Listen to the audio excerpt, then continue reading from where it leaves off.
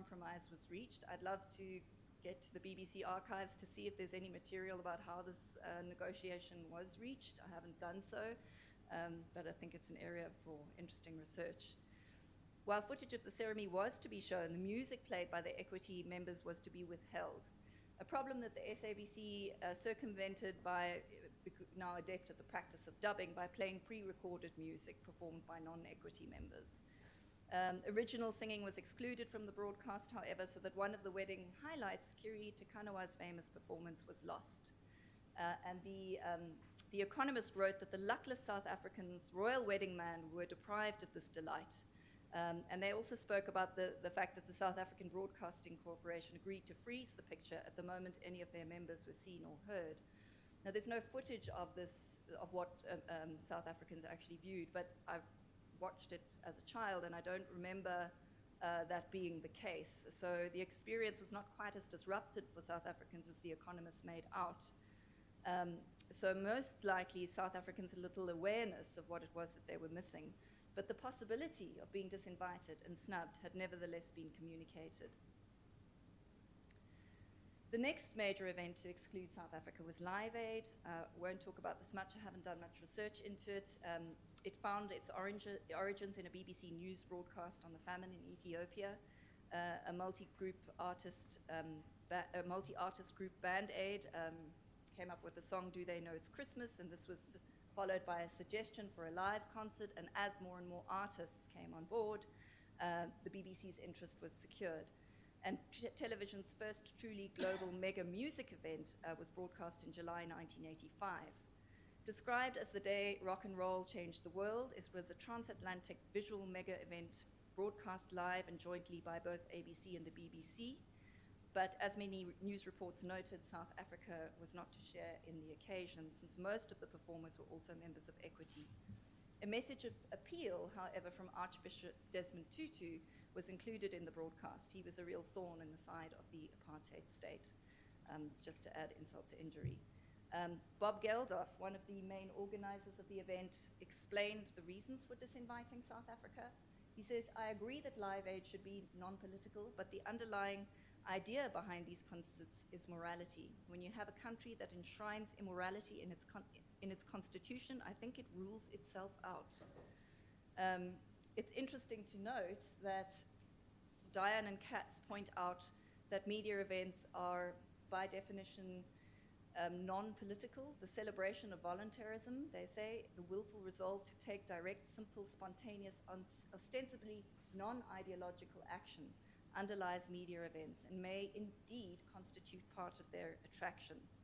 So it's interesting that Geldof inherently seemed to have an awareness of this when he said that he agrees that Live Aid should be non-political, even as he made decisions that were inherently political.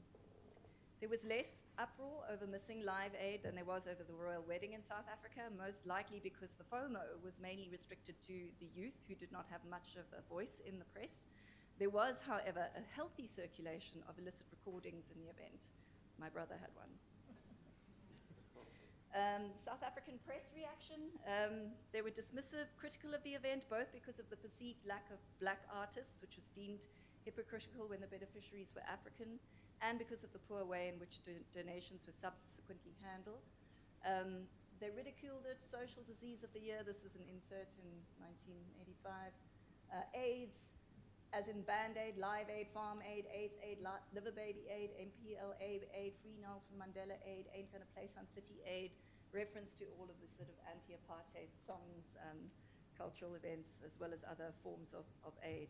How much more can a poor man take? How much more can a poor man give? Time's up. Okay. All right, let me leave that.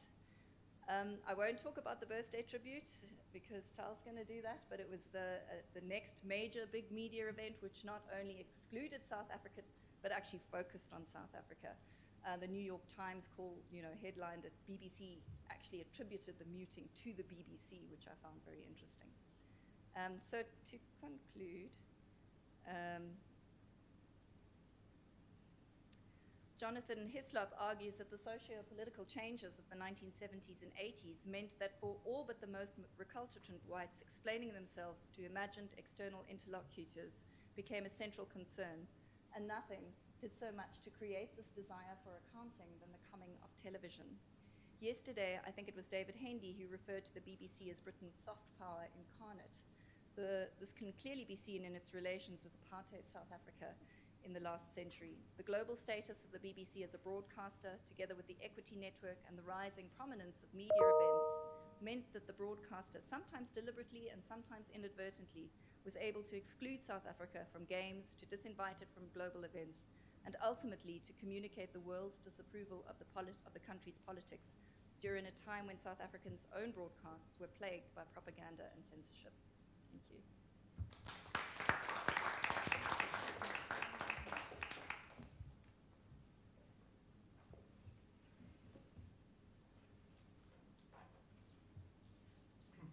Thank you very much. And now to our third and final speaker, Tal Zalmanovich, whom we all know, is a media and cultural historian of modern Britain. She received her PhD in modern European history and gender studies from Rutgers University. Her work focuses on the relationship between British media and transnational networks of activism and solidarity in the 20th century, and is being published in Post-Colonial Studies, Critical Arts, and Safundi. Her current project examines the role of television in the anti-apartheid struggle in Britain. Thank you.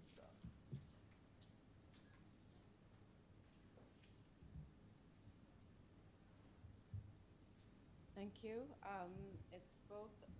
It's actually mainly a pleasure when you organize a conference and you bring the people that your work talks so directly to and builds on. So thank you, Martha. And this, as you will see, is really a continuation or thinking with Martha's ideas. On the 11th of June, 1988, 600 million viewers in 67 countries tuned into the largest global media event on record, the 70th birthday tribute for the imprisoned African National Congress leader Nelson Mandela. The 10-hour megastar multimedia Live Aid-style event, as The Guardian put it, was broadcast live from Wembley Stadium in London, where 70,000 attendees congregated. The spectacular brought together renowned activists and musicians such as Archbishop, Archbishop Desmond Tutu, Simple Minds, and Whitney Houston, making it the high point of a decades-long campaign. Unlike earlier initiatives, the 1988 concert racked in profits from the sales of tickets, merchandise, broadcasting, and photography rights. But beyond the profits for individuals and the charities and organizations involved, the day's ultimate success came on the 11th of February 1990, when the global media captured the walk to freedom of Nelson Mandela, as we can see him here leaving the Victor Verster prison in Cape Town. The footage showed him walking slowly, his right fist raising the Mandela salute, and his left clasped in the hand of his wife, Winnie Masekela Mandela, with a sea of supporters swelling behind them.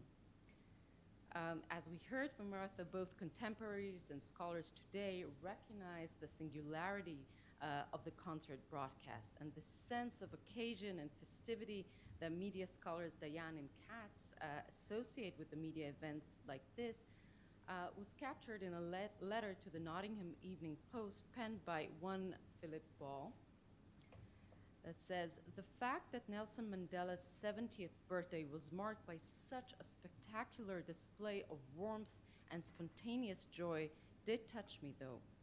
I felt as one with the people in the audience at Wembley. I felt I could tell my grandchildren that I'd been part of a brilliant event. For a minute, I united with people around the world, regardless of politics." Despite being at home, possibly with family members or friends, Ball felt a sense of community with both concert goers and viewers around the world. And his mediated viewing experience did not alienate him. Rather, it narrowed the distance between him and others. It allowed him to imagine an extended connection to a future generation. Television's capacity to transcend place and time opened up an avenue for solidarity with Black South Africans, but also with fellow Britons. In the full chapter in my manuscript, I demonstrate that Mandela's birthday concert functioned as a site of solidarity and inspired political mobilization for spectators at Wembley and at home. The effective structures of television, the power its visual capacity wielded over viewers, and an earlier history of using culture and music in particular for anti-apartheid protests transformed this concert from mere entertainment into a political event capable of generating empathy for South African political prisoners. Like Live Aid, the charity media event that preceded it and to which it was often compared, this concept helps us ask how a media event is situated within larger histories of protest, popular culture, technology, and political change. This, however, was not a charity appeal, and the public was not petitioned for money. Its focus was not humanitarian, but political, a demand to free a political prisoner. Unlike Band-Aid and Live Aid that did not address the structural reasons for the famine in Ethiopia, the concert for Mandela was located within an existing discourse about the evils of apartheid and happened during a political international process to free Mandela. The event was part of the AAM's, the anti-apartheid movement in Britain, educational work and activism, and it launched a 5-week period of events to commemorate Mandela and lobby for his release. I posit thus that the concert's contribution to the struggle against apartheid lay in its invitation to imagine a potential history, a time when Nelson Mandela will be the free leader of South Africa, a potential that began to unfold with Mandela's walk to freedom in February 1990. The impact of the concert reached beyond the struggle against apartheid, as it opened up a potential history for Britain too. As Ball argued, perhaps we can now move tentative steps towards a multicultural society. It may sound idealist, but dreams are made to come true, end of quote. This assessment was, of course, idealist, but speaking the possibility was crucial to acknowledging the legacies of empire and racism in Britain, a conversation that has finally come to the forefront of the field of British studies today. Thus far, scholars have been mostly focused on the analysis of the ways in which organizers, broadcasters, participants, and critics frame the event. And the emphasis has largely been about whether it was a political event at all. As I just explained, I do not question the political nature of this event. Moreover, earlier discussions that debate this, I think, obscure 2 key components: audiences and affect. Audiences were the reason for everybody's involvement in the concert. Apartheid opponents and apologists used the events to woo public opinion to their side. And therefore, viewers' role in and perspective on the event should be central to its analysis. Moreover, as a televised event, it is imperative to consider the medium's qualities at being a visual medium with a capacity for affect, rather than privileging a text-based argument analysis. Of course, both the questions of audiences' reception and emotions are notoriously difficult for historians. So what I propose here is a preliminary exploration of these issues rather than the last word on the topic. The birthday concert grew out of the realization that access to broadcasting media was essential to reaching a vast public. To pursue such an event, the AM engaged a seasoned musical promoter, Tony Hollingsworth, who worked before with the campaign for nuclear disarmament and Amnesty International. Hollingsworth was focused on the profit line and demanded that the broadcast center on Nelson Mandela and be framed as a celebration. Hollingsworth envisioned an emotional event that would tag at viewers' heartstrings rather than induce rage. Looking back, Hollingsworth claimed that this was the hardest thing for the political community to accept. Quote, the idea that this was as soft as a birthday tribute, end of quote. Hollingsworth insisted on partnering with the BBC, the only one, open quote, to carry the respect of the broadcasting community around the world, end of quote. Indeed, it was this cultural clout that was at stake for the BBC. As a public broadcaster, it considered whether the event complied with its charter terms and with one of its core values, impartiality. Conservative politicians challenged the BBC on these accounts, arguing that, quote, apart from being an abuse of license payers' money, it is also in breach of the BBC's charter, end of quote. Some conservative politicians called on the press to boycott the concert and threatened to call for the replacement of BBC governors. Requests of this kind were dressed as a technical critique of contractual obligations rather than support for apartheid. Other objections were framed as concern for the safety of South Africans. The Guardian reported in April 1988 that Tory MPs had accused the BBC of, quote, providing oxygen to a terrorist organization. And as Roberts' work shows, this choice of words was used by the Thatcher's regime to censor the IRA on the BBC and thus created an imaginative link between it and the ANC. The right-wing pressure group, the Freedom Association, had warned that the BBC governors might now have on their conscience the responsibility for the future deaths of innocent men, women, and children from the financial proceedings of a pop concert. The BBC's capacity to fend off criticism ebbed and flowed over the decades. But in the 1980s, as we heard, it was at a low point. After almost a decade of Thatcherite rule, the broadcasting body was visibly bruised, and now new television channels had opened, and Rupert Murdoch's satellite television service posed a new threat. Moreover, the very assumption that public broadcasting was a desirable social good came under attack. But despite the strenuous BBC-government relationship, in 1988, an anti-apartheid worldview was no longer a marginal position, which helped sway the BBC in favor of the broadcast. In addition, the BBC was interested in the imagined audience for this broadcast, young, future license fee payers.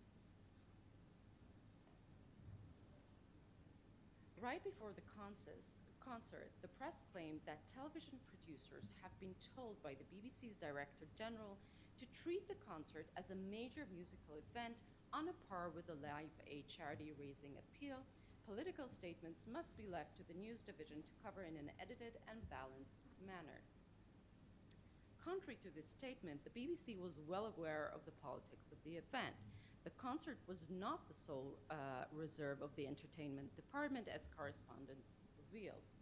The concert was news which produced more news, as well as opportunities for the discussion of apartheid. For example, a few weeks before the concert, Ismail Ayoub, Nelson Mandela's lawyer, and Annie Lennox from the Eurythmics met in London for a press junket covered by various television stations. 2 weeks after the concert, Pop Magazine #1 dedicated 4 pages of its coverage with the title, "The Biggest Birthday Bash Ever." As these examples show, the broadcast locations within a wider junction of politics, culture, protest, and consumption extended the discussion of apartheid to new audiences. The censored American version of the broadcast, which I will not discuss today, has colored the understanding of the Mandela concert as a sellout. The inclusion of American stars added to the accusations about the cynical use of the concert for personal gain and the corruption of its political message by celebrity culture. But as a reader from the Coventry Evening Telegraph wrote, the simplicity of the message, "Free Nelson Mandela," was too pure and too strong to be obscured by cuts in television coverage ordered by the BBC bosses in response to objections by Tory MPs and the South African government. Moreover, despite contemporary and current critique of celebrity culture as a hindrance to politics, The celebrity involvement in the concert produced a curiosity about apartheid and the ways to organize and protest against it. As Lili Chuliaraki demonstrates, by performing empathy, celebrities add an implicit pedagogical dimension to the public sphere, one that engages public sensibilities at the level of the imagination. As communicative figures, celebrities articulate aspirational performances of solidarity, shaping the perception of larger collectives. The joint performance of Peter Gabriel, Simple Minds, and Senegalese musician Youssou N'Dour is a good example. They performed Biko, Gabriel's 1977 anti-apartheid anthem, which decries the murder of Pan-Africanist leader Steve Biko in police custody. The song's memorable chorus, "And the eyes of the world are watching now," echoed over Wembley Stadium, transforming the musical number into a call for action. The set design amplified the message. Behind the musician hung a large banner painted by Mozambican artist Nguene titled "The Eyes of the World." It depicted a collage of African faces, eyes vivid against the red, brown, and black of the painting. The image reinforced the viewer's role as the eyes of the world and their consequent moral duty to speak out. The concert thus offers us to look at political life from the ocular rather than a vocal perspective. And although democracy has been thought of as the amplification of the people's voice, Jeffrey Edward Green reminds us that in the 20th century, it is the eye that might be more appropriately function as a site of popular empowerment. The majority of citizens watch and listen to others who are actively engaged. We are mostly, he says, spectators who relate to politics with their eyes.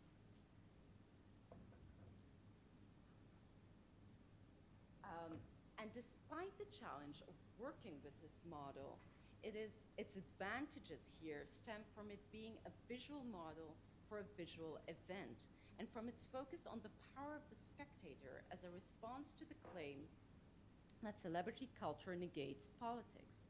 If we elevate spectatorship into the status of a gaze, we recover agency, argues Green. It is the gaze, the hierarchical form of visualization that inspects, observes, and achieves surveillance. Green builds on Hannah Arendt's contention that politics have the capacity to break free from the automatic and repetitive processes of nature, to generate new and historical events in a world otherwise inundated by cyclicality. He argues that the ocular models offers a way of seeing freedom, witnessing political events that are spontaneous, unscripted, and genuine portrayals of historical individuals under conditions of pressure and intensity. And as a political, live, historical event, the audience at the concert engage in an empowered way of looking. Cameras zoomed onto the faces of performers and individuals in the crowd. They picked up on the minutiae of the set design and zoomed out to show the immensity of the crowd in this process. Viewers at home not only the cameras inspected, surveyed, and made meaning of the event. Scholars have suggested that to understand political organizing and activism, we should consider embodied and emotional geographies. Nathan Clow argues that the microscale of bodies, perceptions, and feelings is necessary to understanding larger scale political praxis. The physical proximity of 70,000 bodies singing together at the stadium created affect that in turn produced a sense of solidarity and political curiosity. Moreover, as a medium trading in emotional engagement, television was converse in extending the sense of excitement to viewers at home. As Hans Conray and Martin claim, emotions are one component in which political identity is made and remade, and as such, visceral relations generate the energy necessary for social movement mobilization. Sarah Ahmed's model of affective contagion suggests that emotions are not simply something I or we have. Rather, it is through emotions or how we respond to objects and others that surfaces or boundaries are made. The I and the we are shaped by and even take shape of a contact with others. The heightened emotional reaction that reverberated through the crowd during the concert resulted in what Anne Gibbs describes as contagious feelings. She claims that bodies can catch fire as easily, feelings as easily as catch fire. Affect leaps, from one body to another, evoking tenderness, inciting shame, igniting rage. In these readings, emotions are both the form and the site where political identity is forged, and the sensation of transformation reported by viewers speaks to its emotive power. Television increased this effect by amplifying the tone, the timbre, and the pitch of voice. Of course, not all viewers experience affect in the same way, and we can talk, there's been scholarship showing how each of us understands what we see differently. But I kind of want to conclude by saying that during this 10 hours of broadcast, activists, musicians, comedians, and actors used the stage to activate their viewers. Building on the effective structures of television, they engaged their audiences on an emotional level, nudging them to feel empathy with the incarcerated leader and his people. As important, the concert offered a glimpse of post-apartheid. Viewers gathered at Wembley or at home imagined together a potential history, one in which Nelson Mandela was a free man and apartheid had ended. And the imagining of this future constituted a potent act of solidarity, demonstrating that seeing freedom is a powerful step toward achieving freedom. Thank you.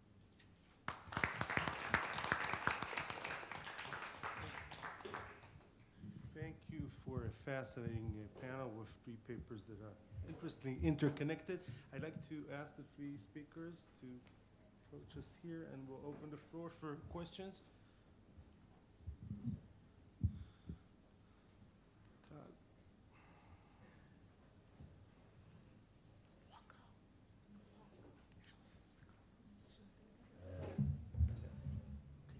Yes, please. Maybe it would be better to use the mic. Yes. Hi.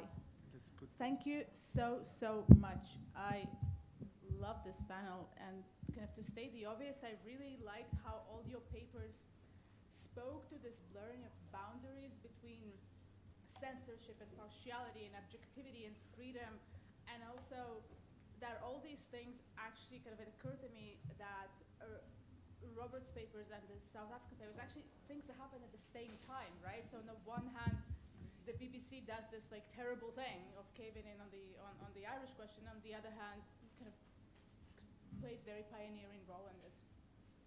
So I just also like the ways in which, the different ways in which the BBC confronted and engaged with these questions was absolutely fascinating.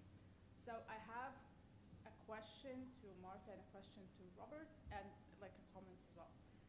So what made me, and I worked quite a lot with questions of censorship and freedom of the press in the Cold War context and how they are received around the world. And so the BBC's, the Thatcher's government decision to impose the censorship and the kind of BBC's agreement, it's just mind-boggling in a sense that it's completely kind of ignoring this larger context and this like 50-year-long conversation about censorship being, you know, the communist thing, that liberal democracy, that distinguish between their freedom, and kind of really the core value of liberal democracies is the freedom of the press, and all these are very latent discussions in kind of the world media conversation. And so against that backdrop, to making that blatant move, I just kind of, I can't make sense of it. It really doesn't make sense. So I wonder if you had anything, if you had any explanation to that. my other question to you, and that here comes the real question, is how did the BBC people kind of grapple with what happened? Are they justifying censorship? Are they silently questioning it? Are they trying, kind of walking between the lines and trying to find the good? Are they ignoring its existence? So if you had any sense of what the kind of how they are responding to this. And for Martha, and that also comes kind of from, you know, being aware of Russia using its news television for the past, how many months are we in? 8 months, and then some years. How come it never occurred to kind of the apartheid authorities that they could bring television in and use it as the propaganda? Like, why did it take them so long, and why did they never see kind of the propaganda, say, brainwashing and regime-justifying potential of this medium? Well, one of the great things about working in the written archive of the BBC at Caversham is looking at how the BBC listening, tried to attack censorship by pointing out the way in which it was being understood throughout the world. And there's just wonderful material that is coming in from especially Britain's Cold War enemies, pointing to the hypocrisy. So there's this wonderful material that, this talk was from a chapter in my recent book about the World Service and what censorship meant to the World Service and how humiliated David Spall was in arguing against it. So there's just a rich amount of material that the Cold War enemies enjoyed ridiculing censorship. But one of the arguments I make in my book is the broadcasting ban in 1988 only made official what had long existed for Northern Ireland. Northern Ireland was always sort of a place apart for not only the BBC, but for Britain. In London, the BBC in Northern Ireland was regarded as the Siberia of the BBC. That's how it was described. Just a place that was incomprehensible. When reporters went out to try and report on the way, on life in Northern Ireland, they were hounded out of the region. So it's, censorship was always there. Sorry, the last part of your question was? So what did people think about censorship? Oh yeah, so journalists were appalled by what was going on. They tried to get around the restrictions by hiring actors like Stephen Ray to mimic what was being said, and it was just absurd. But that became really difficult to do, to go out and find out what Republicans thought about a particular incident. It just became too complicated to try and get an actor into the studio to sort of mouth the words of Jerry Adams or Martin McGuinness. So they actually did push Sinn Féin to the margins, but the party continued to maintain support. In fact, support would grow as the restrictions continued.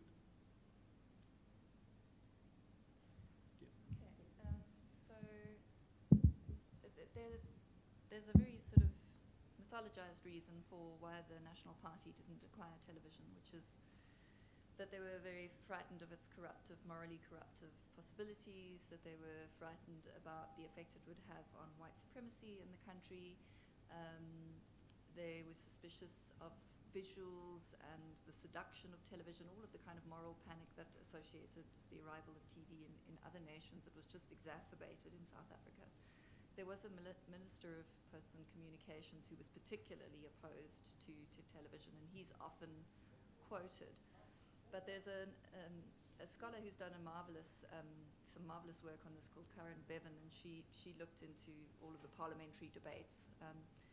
And that was certainly one aspect of it, but it also had to do with South Africa's geography. We have a very sort of varied geography, the expense, the problem of language, cost, expense. So that was another reason. And I think, culturally, television was viewed as something that could either bring in, it could be used for subversive purposes, and was sort of feared that, if it got into the wrong hands. But also they were very suspicious of kind of American capitalism, and it was, you know, the fear of communism on the one hand, fear of excess and capitalism on the other hand. So it was really the moon landing and public outcry about that, but also when satellite TV, when it was, well, if we can't beat them, we're going to have to join them. And then, yeah, I think they did sort of start to see television as potential for propaganda. It was certainly used for, you know, censorship purposes, with a sort of rough public broadcasting model, but state-funded, and news was very much controlled. And even then, there was the reports would, you know, decry the visuals. There should be as much talking head analysis as possible and little visual. And they were very good at animation, though.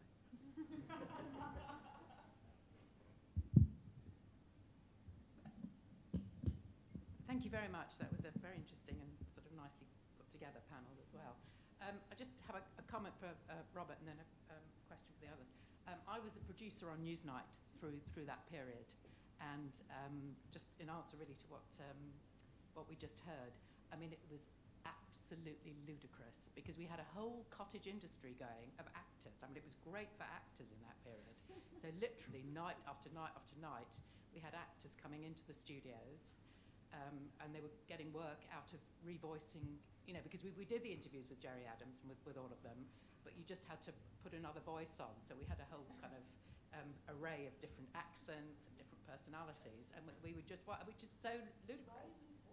Because you were allowed, I don't know if you made this quite clear, you were allowed to use every word they said, but it couldn't be their voice, because the way that the Thatcher government framed it, they didn't think of this when they actually framed it. They said, we want to ban the voices of the baddies, but it was only their voices. So we would sit there and have Jerry Adams doing this, you know, in the vision, and you'd have an actor saying exactly the words that Jerry Adams was saying. So it was the most stupid form of censorship. Yes? Well, we would sometimes get an Irish, we had an array of Irish accents, but, you know, if there wasn't an Irish accent around, you just pick the next, you know, we literally had books full of actors that were ready at the drop of, because these were news broadcaster. The only thing is, of course, you couldn't do anything live, because you had to revoice the act. You couldn't do a live, it stopped you doing a live interview. You always had to, you know, then do it an hour or so before, you pull the actor in, get the script down, and then get them to talk. But, you know, so it was complete, and they were just sort of mouthing that, which is who didn't mind? The band people.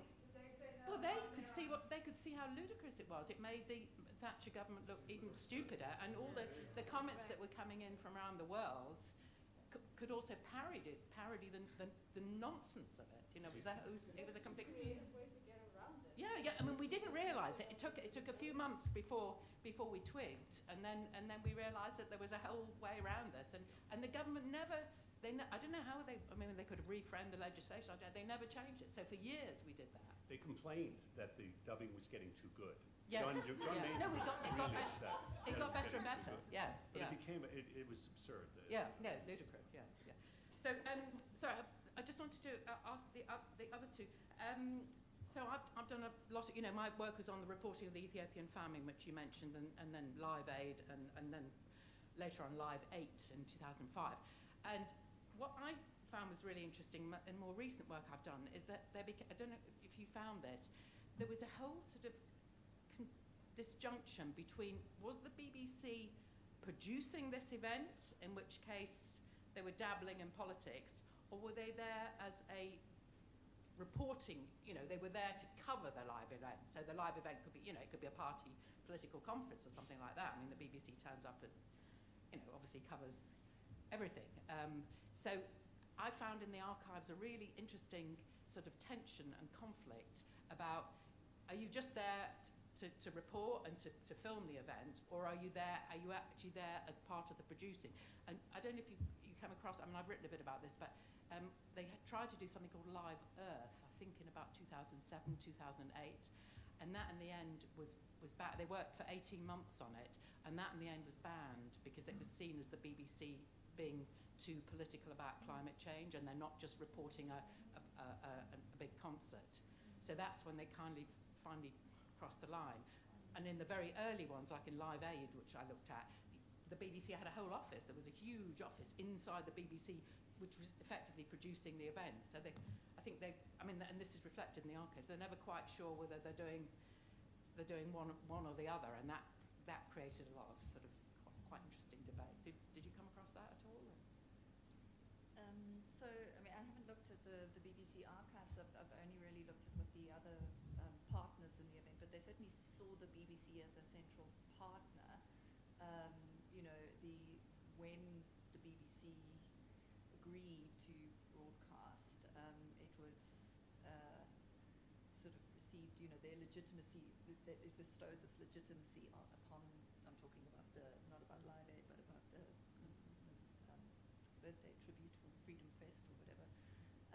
And interestingly, in relation to, there was also, I can't remember who made the point that the BBC needed to rejuvenate its image, and so the concert was kind of seen as a means of doing that. So I don't know how they viewed it in terms of whether it was producing or just platform, but certainly they were spoken about as if they were a stakeholder in the part. They were. I mean, I did see the BBC kind of archive papers, and they are so involved. I mean, they do all the technical side. There's between Tony Hollingsworth and them, there's a whole division of labor and financing, because they paid for a lot of it. They had a lot of people on the ground. They have, I mean, it's not only technical, and that's why I think it's very important for them to keep saying that this is a musical event.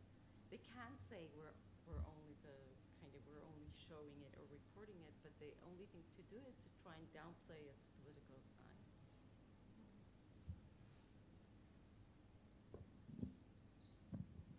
Thanks very much. It's fascinating to hear things about when I was becoming politically aware in the 1980s and 1970s, which I think is indicative of the fact that censorship wasn't working, that the world knew what was happening, which actually is my question, because there was no internet. This was way before the fact that we even knew there was such a thing as a computer or a mobile phone had never been invented yet.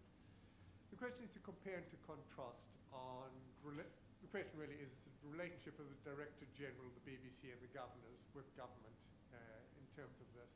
And for question related to this compared contrast and effectiveness to Robert, because it was also Section 31 of the Irish Broadcasting Act, and the RTE had to similarly, but was doing it differently, and there was a different time period as well of the British Act and the Irish Act of actually doing the exact same thing. So the message was getting out. But the question there is really is the relationship of the British government to the Director General and the governors of the BBC in terms of how to implement what was going on there. And the same to Martha and to Tom, is that everybody knew that Margaret Thatcher was 100% anti-Mandela, and the Tory party was saying it's because 800,000 British jobs depend upon it. But the BBC was doing one thing, but there was other media, there was other television stations, there was the press, the paper press. And how was that message getting out? In other words, was the BBC so ineffectual in implementing the censorship across the board or promoting things such as the Mandela concert, but everybody else's opinion was also getting out and the world knew about it? So where was the censorship happening out? You know, how frustrated was government? How frustrated was the BBC Director General? What was the... Thank you. Sorry, is this on?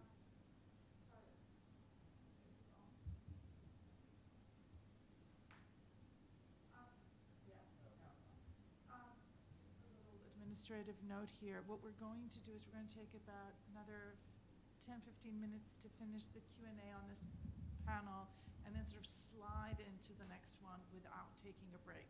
So if people need to go out and use the facilities or get another cup of coffee, you can use the Q&A to kind of do that before we'll begin the next panel at 12:15.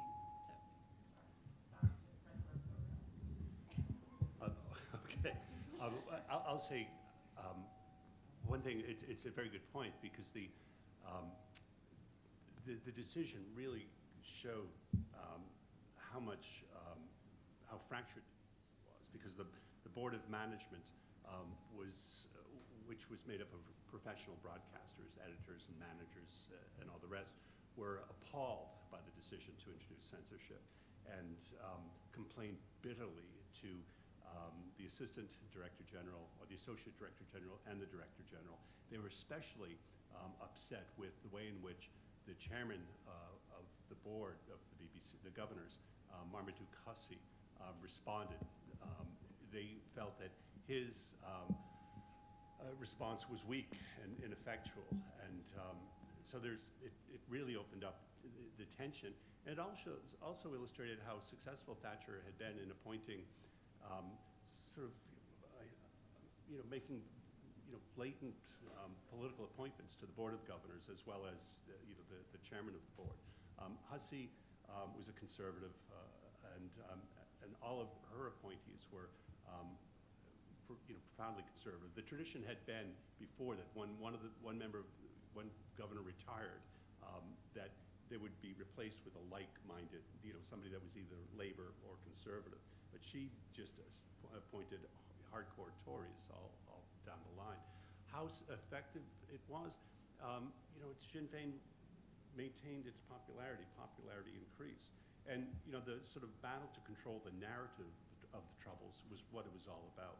And in that respect, the government failed. It really couldn't control the narrative. I mean, the BBC continued to be subversive as far as she was concerned. One thing about, again, the remembering kind of the larger context of the time, and again, this comes at the end of a decade of, again, the changing of the people sitting on the Board of Governors, this changing of the concept that these should be professionals and not people that are associated with a certain parties, or erosion of all sorts of earlier conventions, but also budget cuts, the license fee or whatever the budget has to every 10-year or whatever be renewed, and it wasn't renewed, giving Rupert Murdoch the entry into the UK in the way it did, and to satellite, de facto saying that there was a new, more competition in town with a smaller budget, which made that budget even smaller than what it was. So there was all these ways of kind of decreasing power. That said, I don't think at this point Margaret Thatcher was against Nelson Mandela. She was against sanctioning apartheid, and these were two different things, which makes, again, this concert a bit special in the way that it is not as controversial as it might maybe sound, and it's the implication, the actual down the road may be different, but at that moment of negotiations, it's not as kind of big deal. Yes. This is a question of, it's sort of about the visuality. You talked about the way in which the visuality was accomplishing certain kinds of things that orality couldn't. But part of what struck me also, which kind of was connected to the question of, was this concert experienced as a BBC production, or was it experienced as something that was being filmed by second order, the BBC? Is that there's a kind of, that one of the things that happens, one of the things that happens when you have visual and oral together is that you can't multitask. So it seems in striking contrast with the people who are gathered in the plaza listening to radio. You can't multitask in the same way if it's visually happening and orally happening. But also that there is a kind of continuity between the experience of being an audience and the experience of that's being represented too, that the visuality and the orality create it as a kind of coming together event. So, which was part of what, so was it necessary that it was visual, that the visuality, or that the visuality was added to the orality and therefore created a sense of togetherness in the audience that might not have been there if you could listen as you did something else to the radio? I think the visuals were very important, and not only the visual, but the fact that it was a televised event. And again, kind of going back to this idea of a media event and a televised media event. I think that's kind of part of the definition of, of what it kind of, to have this mobilizing power. I absolutely think it was part of its affect.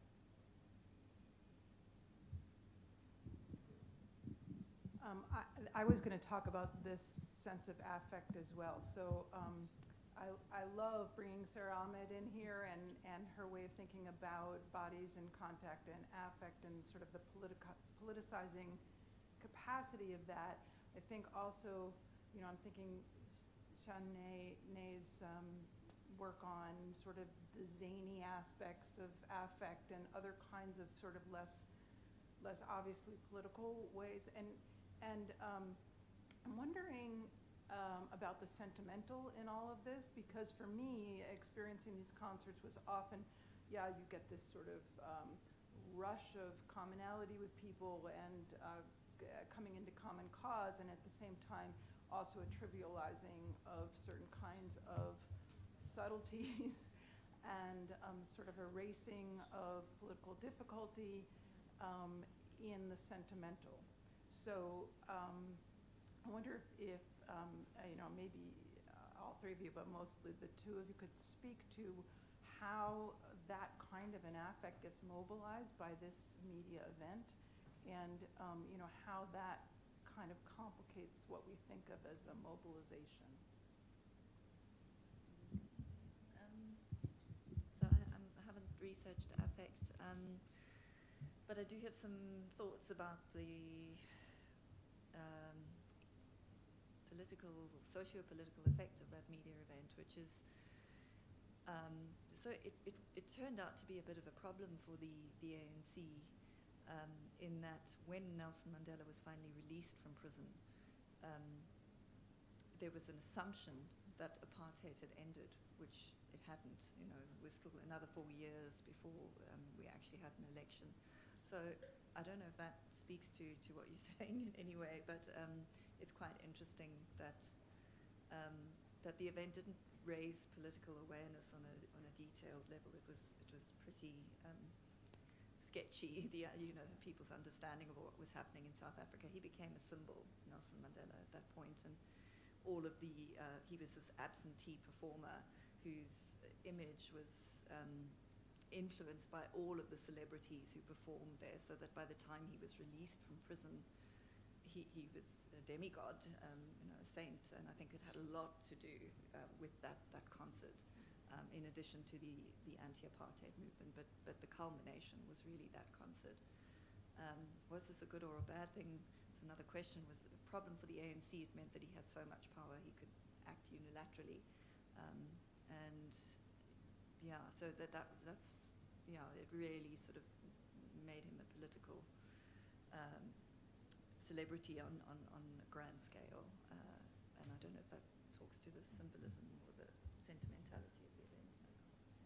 You probably have. Yeah, thanks. No, it's really an interesting comment, and it goes back to this critique of that, or the first compromise that the AM had to make, and that was to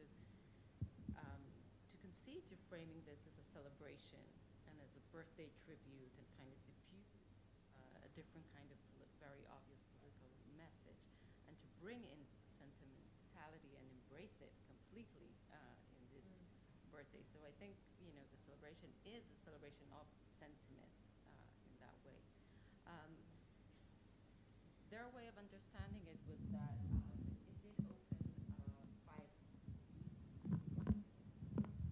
period of activism here on the ground, marching, demonstrations, etc., that had a more kind of obvious, I guess, political or hard-edged political side to it. And if it's any kind of indication that the membership in the AM had doubled within the 2 months after the concert.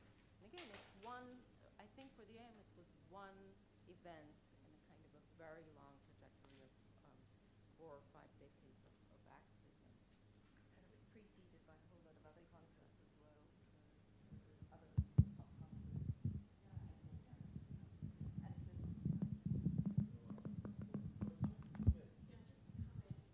Firstly, apologies for joining this discussion late.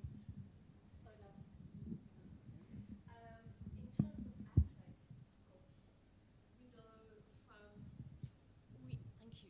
we know from a lot of research that has been done on the Mandela concert that in a sense, the hagiography of Mandela was a direct response, and you may have already noted this, right, to a very different set of affective imperatives around the prominence of Stephen Biko and mourning as affect in that context. So I think there is a kind of darker layer here that can be set against the euphoric and sanctifying effects of the concert.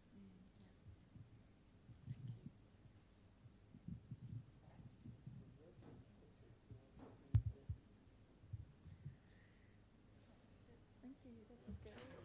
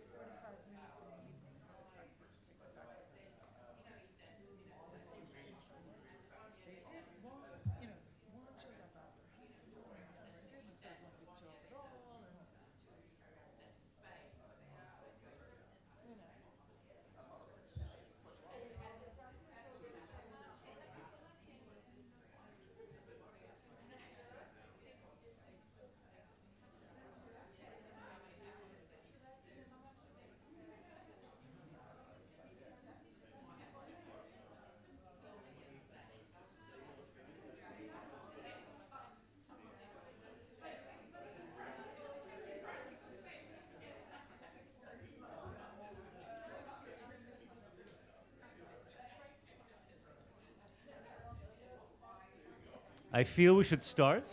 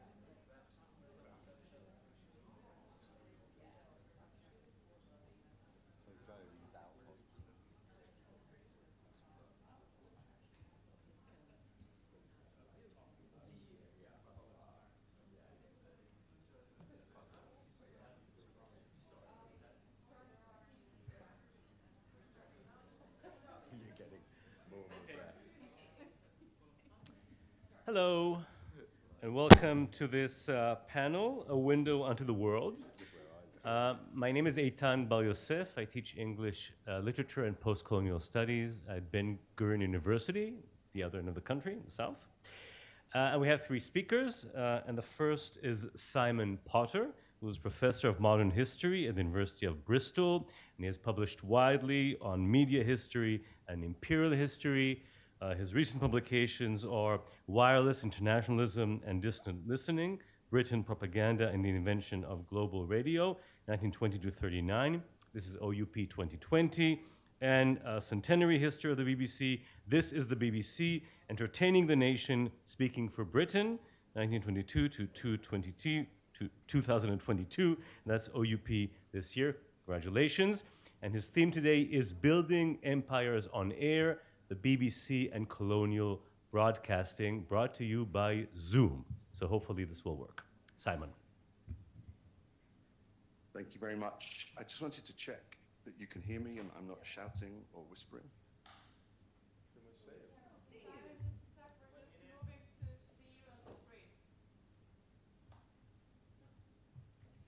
Also should be sharing my screen, but I don't know if you can see that. There we go.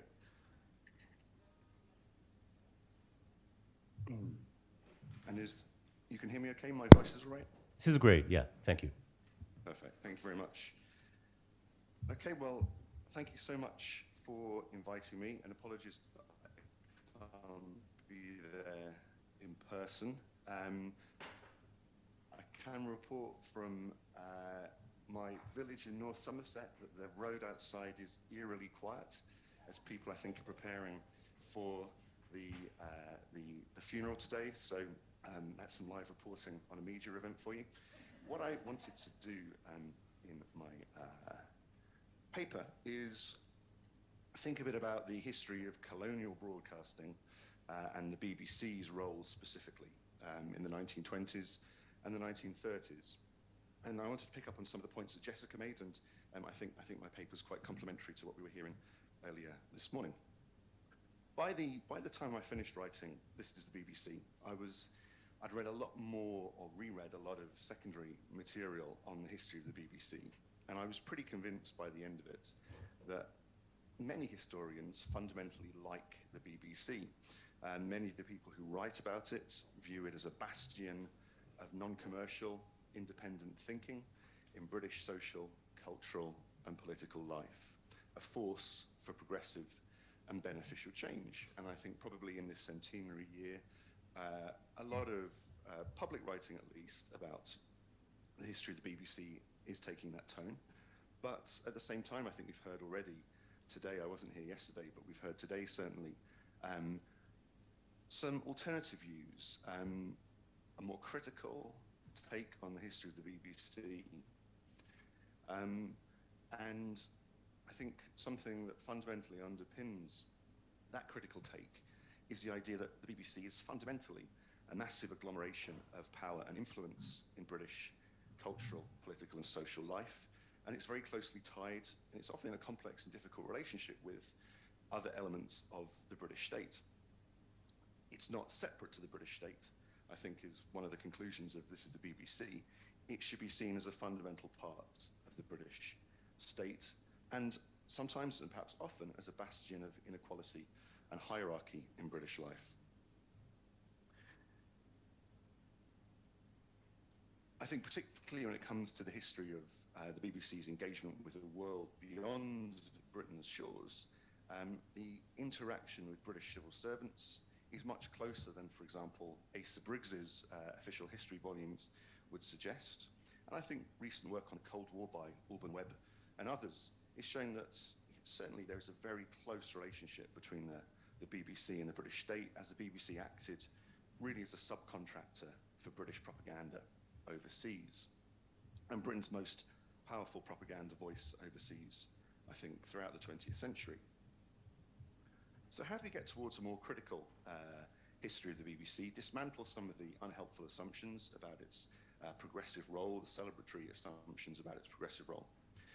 As Jessica said earlier, decolonizing the history of the BBC is a crucial aspect of this drive. And one way of doing that, I think there are at least three things I want to think about briefly before getting into the meat of my paper. One of the key ways we want to do this is to think about histories of race and the BBC's domestic programming. And here we can see there's a more critical history which has emerged, associated with the work of people like Gavin Schaffer, Daryl Newton, and Christine Grandy, that looks at the BBC's role in promoting contemporary inequalities, reinforcing contemporary inequalities and hierarchies of race in British society. I think one of the things that historians of international broadcasting really need to do is interact with that history and think about how the artificial boundary between the histories of British domestic broadcasting and British international broadcasting can start to be broken down, and how we can see the role of the BBC in promoting hierarchy and inequalities at home and overseas can really be seen in the same analytical frame. Another way of doing it, and this is here's my Parkinson-style interview plug for my book, The Wireless World, co-written book, which just came out last week. Another way of, I think, trying to decolonize and decenter, words used by Jessica, the history of the BBC, is to push the BBC to the margins in global histories and transnational histories of broadcasting, and think much more about histories of broadcasting in and from the global south. So that's what we try and do in The Wireless World. It's an ongoing project, it needs a lot more work, and I think closer links with scholars of international broadcasting working in the global south is a crucial aspect of that future work. Finally, getting on to what I want to talk about today, I think a third key way of decolonizing the history of the BBC is to look at the colonial history of the BBC, look at what the BBC does to promote imperial identities, promote imperial unity for much of the 20th century. And here another book I've written called Broadcasting Empire looks in particular at the role of the BBC in attempting to reinforce a white, diasporic British world connecting the UK with Canada, Australia, New Zealand, and South Africa. And I've looked at that in my Broadcasting Empire book, and the limits and partial dismantlement of that role in the later 20th century. In the 1920s and 1930s, the BBC is also involved in attempts to promote colonial broadcasting in Africa and Asia in particular. And I want to focus on that today. And look at the 1920s and 1930s. In some ways, we could see this as a prelude to the history of the BBC in colonial development in the 1940s and the 1950s, And Caroline Ritter's written about some of the aspects of this recently in her book, really showing how in the post-war years, the BBC plays a very significant role in attempts to entrench British ideas about broadcasting and using broadcasting as a tool of colonial development, and also to support British military counterinsurgency campaigns in places like Malaya. And there's a really close relationship between the BBC, the Colonial Office, and later the Foreign and Commonwealth Office in this regard.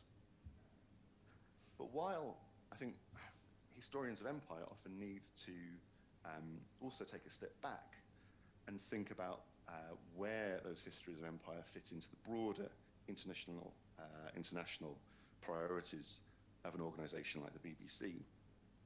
And from my perspective, I think it's clear that the BBC has a hierarchy when it comes to the importance it attributes, the relative significance it attributes to different places and to different functions. During the Second World War, broadcasting to fascist and occupied Europe was obviously the priority. Similarly, during the Cold War, using radio to pierce the Iron Curtain became the main focus of the BBC's international activities. More broadly, there's a continuity that collaboration with other European broadcasters, notably through the International Broadcasting Union and later the European Broadcasting Union, is another consistent priority. I look at that in my book, Wireless Internationalism. Close behind the European aspect of the BBC's activities is its desire to collaborate with American broadcasters and to reach audiences in the US. Next, I think perhaps comes this idea of using radio to promote a white British diaspora, a British world.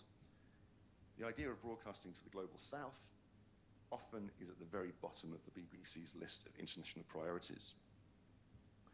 Why is that? Racism, I think, is clearly one of the reasons. Many BBC staff and British officials believe that a white British world or even an English-speaking world is much more important to the BBC and to Britain than the colonial empire. Global economic inequalities and hierarchies are also clearly significant factors, and they have very important knock-on effects. The wider inequalities within the British imperial world mean that poverty and income inequality mean that very few potential listeners in the global south had the disposable income to buy radio receiving sets, and that doesn't really change until the transistor revolution of the 1960s. Poverty and inequality on a global scale also means that in many parts of the British Empire in Africa and Asia, related technologies and infrastructures required for radio listening, electricity supplies, access to batteries, servicing facilities for receiving sets are simply not available. Puts real practical barriers on listening. What I want to talk about today is that some of the attempts that the BBC leads to try and devote state resources to improving access to radio in Africa and Asia. This clearly is something that the BBC sees as an important initiative in the 1930s. But again, I'd argue progress on that front and the sort of the transformation of radio into what contemporaries call a tool of advanced colonial administration is again hobbled by the impact of the global economic crisis and the unavailability of funds to devote for colonial broadcasting. So I think again, coming back to, for example, Asa Briggs's official histories of the BBC, you get the sense that when it comes to international broadcasting and imperial broadcasting in the 1930s, Britain leads the way and the BBC leads the way. I'd argue that's very much not the case, that the BBC's attempts to promote colonial broadcasting in the 20s and 30s are limited and largely unsuccessful. And again, that should help us understand perhaps how to decenter and combat some of the celebratory aspects of the BBC's centenary as we look at re-evaluating its history. So, I've got about 10 minutes left, I think. And what I want to focus on is the slow pace of the development of broadcasting in the British Empire in the 1920s and 30s.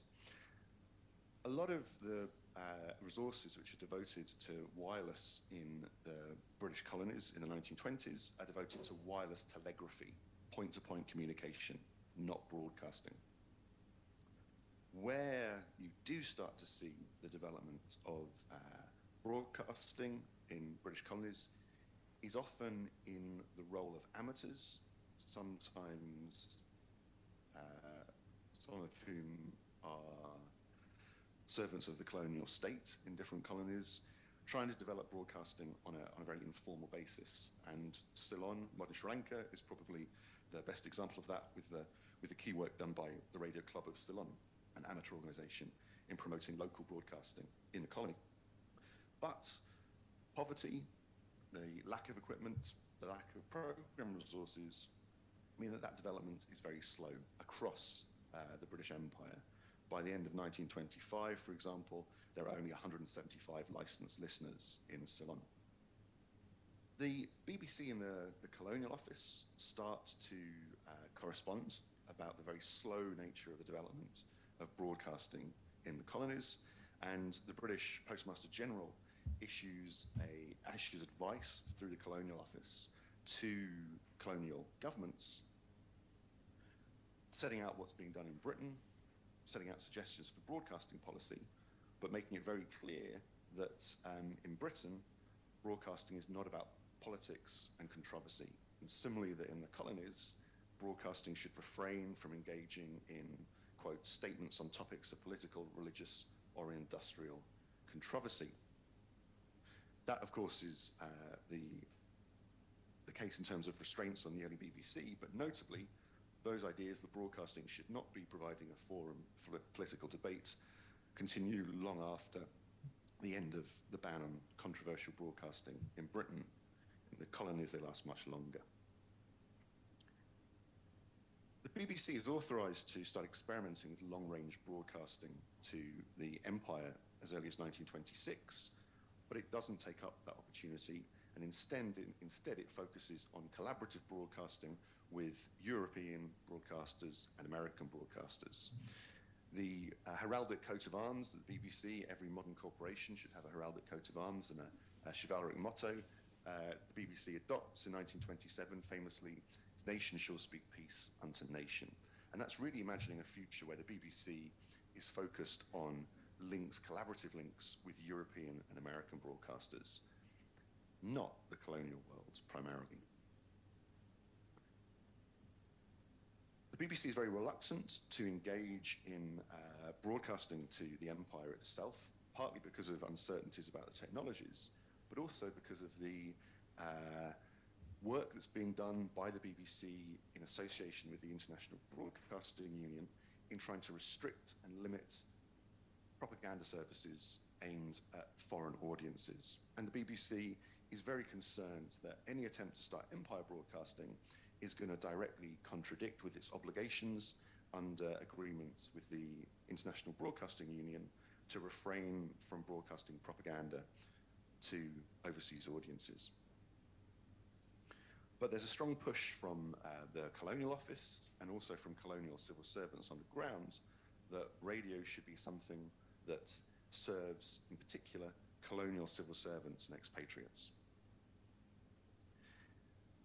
So the BBC ends up starting the Empire Service, which is primarily aimed at what is called in the BBC's own documentation as, quotes, the white population of territories under the British flag. So the Empire Service of the BBC launches in 1932, explicitly aimed at a white expatriate audience. It's not to serve colonial listeners, African and Asian colonial listeners. You get very I hate using this word, celebratory accounts at the time of the Empire Service and its crucial role in connecting up the British Empire. This is the BBC's Christmas card from 1936 with a classic British imperial pink map of British world power, but centered on the BBC's long-range transmitters at Daventry in Northamptonshire. So it's literally the BBC and Daventry at the center of the world in this image. But that fanfare, that idea of a BBC Empire service reaching out to unite the entire British Empire is, I think, much more illusory than it is a statement of reality. The BBC's transmitters are much less powerful than would be required to reliably serve overseas audiences. Also, the program budget of the Empire Service is tiny until the later 1930s. Crucially, many colonial listeners cannot pick up BBC programs. And the BBC quickly realizes that it's devoting significant and growing resources to the Empire Service, and that there might actually be very few listeners. And when it starts to survey the number of potential listeners to this Empire Service, it starts to come to the conclusion that maybe that audience is possibly measured in the low hundreds of thousands. So it's putting on this huge broadcasting service, growing broadcasting service for an audience the size of a small town spread across the world. So you see then a massive drive from within the BBC, significant drive within the BBC, to persuade the Colonial Office to get colonial states to buy into broadcasting and to support colonial broadcasting, and also perhaps to unlock British funds to promote colonial broadcasting. And I don't really have time to go into this here, but you see a series of reports issued by the BBC, sent out to colonial governments by the Colonial Office, and culminating in the Plymouth Report of 1936, which promotes the idea that colonial broadcasting should be, in the words of the report, a tool of advanced administration, and that typically colonial states should directly control local broadcasting in order to promote basic education, practical education, to promote also support and loyalty to the colonial state, and that colonial broadcasting should, as a result, typically be under the direct control of the colonial states, rather than introducing any sort of BBC model of chartered public broadcasting under some form of remote state control. So colonial broadcasting is perceived of by the BBC and the Colonial Office as being something very different from broadcasting in Britain. Part of that is a drive to improve access to radio in the colonies, but also to limit how the choices that can be made by listeners.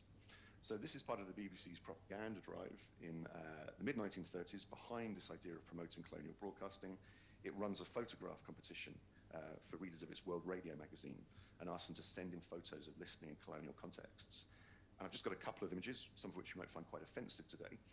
What they do is juxtapose typically all the photographs, I think that's, or many of the photographs which are ultimately printed, juxtapose modernity of radio with the primitivism of colonial settings. And it's this idea of broadcasting as bringing colonial modernity, the colonial state and this new technology, colonial broadcasting and the BBC together, bringing new aspects of modernity to colonial settings.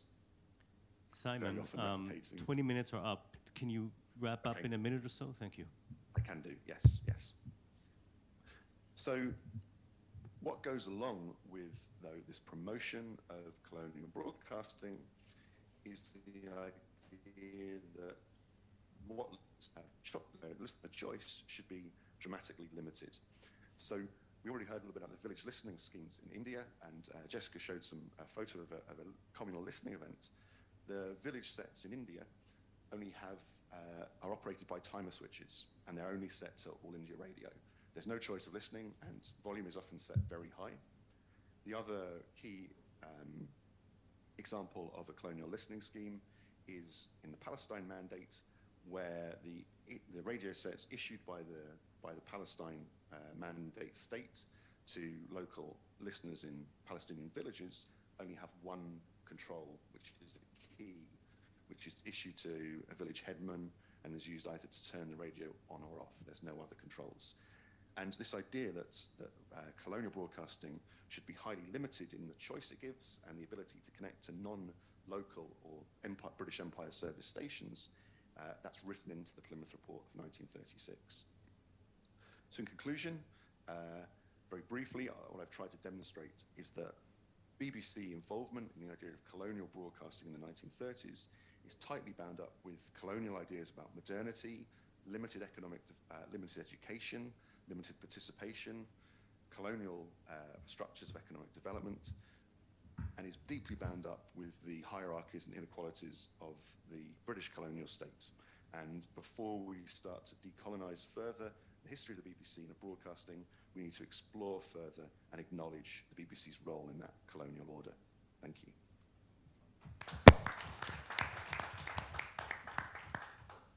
Thank you very much, Simon. Our second speaker is Suzanne Franks, who is a former BBC TV broadcaster who is now Professor of Journalism at City University of London. She served as head of the journalism department until 2019. Her books include Africa's Media Image in the 21st Century and Reporting Disasters, Famine, Aid, Politics, and the Media, based on her research about the BBC broadcasting of Ethiopia in 1984. And her theme today is comparing BBC post-colonial reporting in India with Africa, nuanced attention and sensitivity versus disinterest and ignorance. So, Suzanne.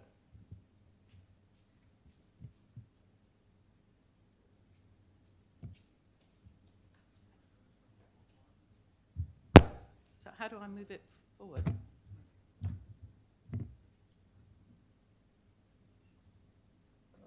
Is it this? Presentation Haifa, yeah. Yeah. How do I move it forward? Yeah. The arrow on here? No, on the remote. On the remote? Where's it gone?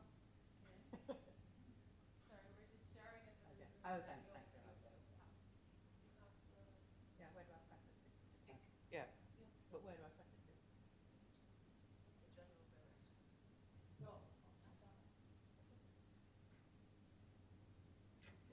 We can try, but I think it might be because of the sharing.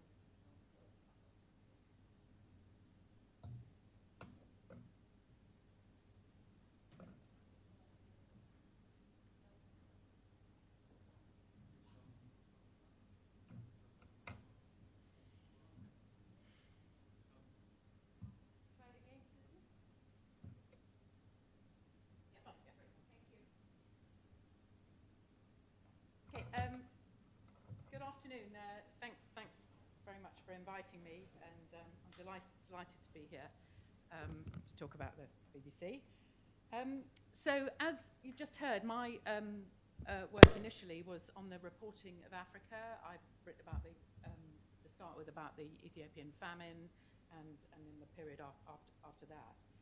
And it's evident to anybody who does any work on that topic that the BBC reporting in that period, sort of the 70s and 80s, which I was looking at, is an extreme version of the sort of heart of darkness tropes. It's all about either celebrity or sort of poverty, or a bit of wildlife thrown in, but it's very, very stereotyped and very little kind of nuanced understanding as Africa as a kind of normal place where normal things happen. And I became more and more, engaged in that, and from having got there through the BBC reporting. I don't know if any of you have come across this article. I mean, this kind of symbolised it for you. I'm sure lots of you heard it, but it's the most popular article ever in Granta magazine by this wonderful Kenyan writer, Benjamin Wainaina. Always use the word Africa or darkness or safari in your title. Subtitles may include the words Zanzibar, Maasai, Zulu, Zambezi, Congo, Nile, Big Sky, Shadow, Drum, Sun, or Bygone. Also useful are words such as guerrilla, timeless, primordial, and tribal. Note that people means Africans who are not black, while the people means black Africans. Never have a picture of a well-adjusted African on the cover of your book or in it, unless that African has won the Nobel Prize. An AK-47, prominent ribs, naked breasts, use these. If you must include an African, make sure you get one in Maasai, Zulu, or Dogon dress. In your text, treat Africa as if it were one country.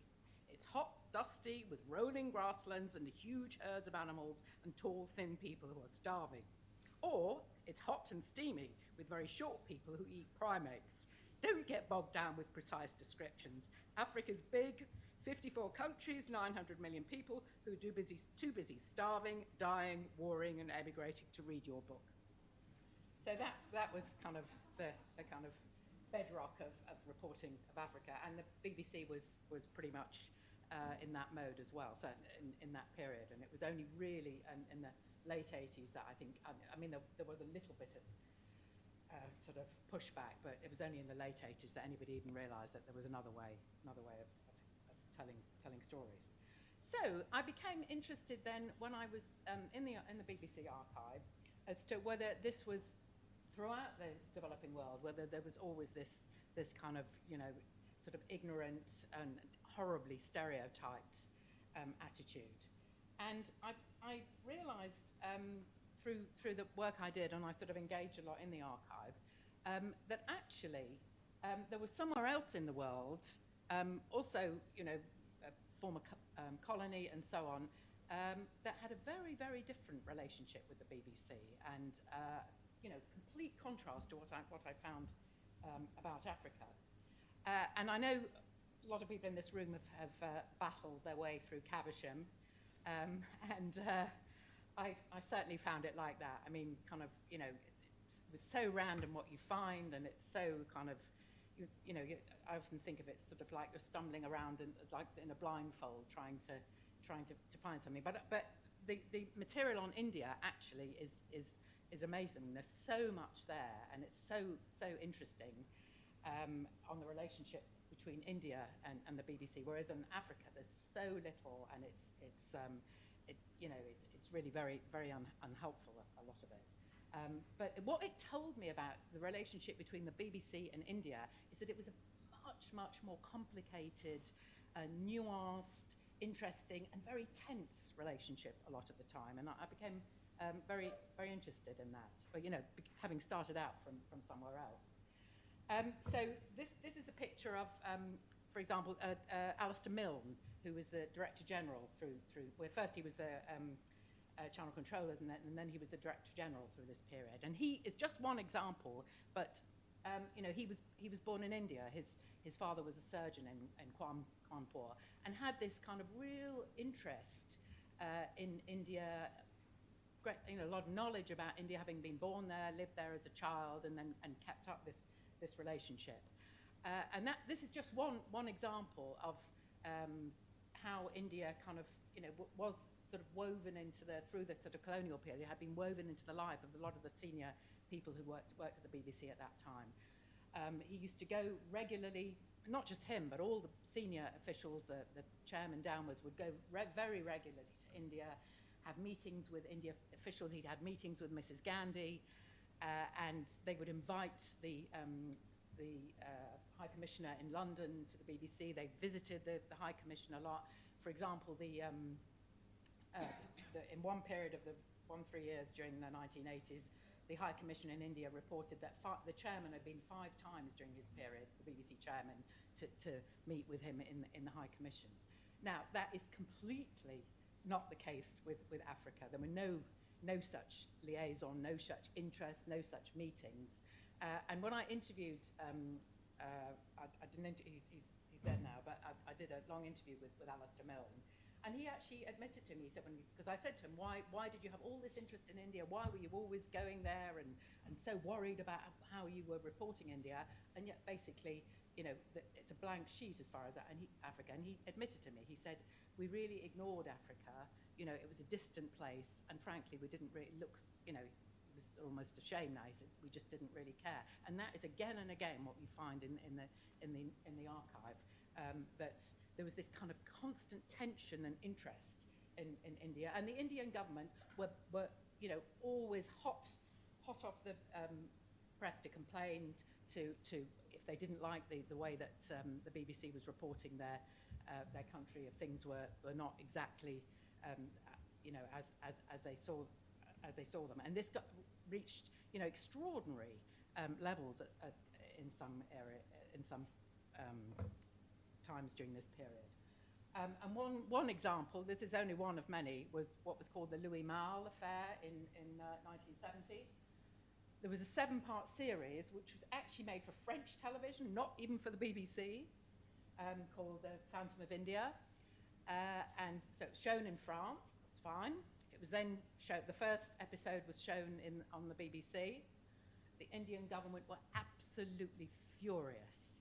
And they said, how dare you show such a sort of horrible stereotype portrayal of our country. And they insisted that it be banned forthwith and the next 6 episodes not be shown. The BBC sort of tried to placate things, but they weren't going to suddenly ban it. And sure enough, the Indian government threw out the BBC correspondent. They shut down the office in Delhi for 18 months as a punishment for the BBC showing this program. And yet it had been shown on French TV, and nobody batted an eyelid. And it was a French, it wasn't even a BBC production. So that is just one example of this sort of extreme concern and attention that was paid to how the India was portrayed by the BBC. And when the Deputy Foreign Minister in India was asked about, why do you care so much about how, what the BBC does and what's shown in Britain, and and actually it's a French film, he said, well, sensitivities are much more marked in India about the British press and media.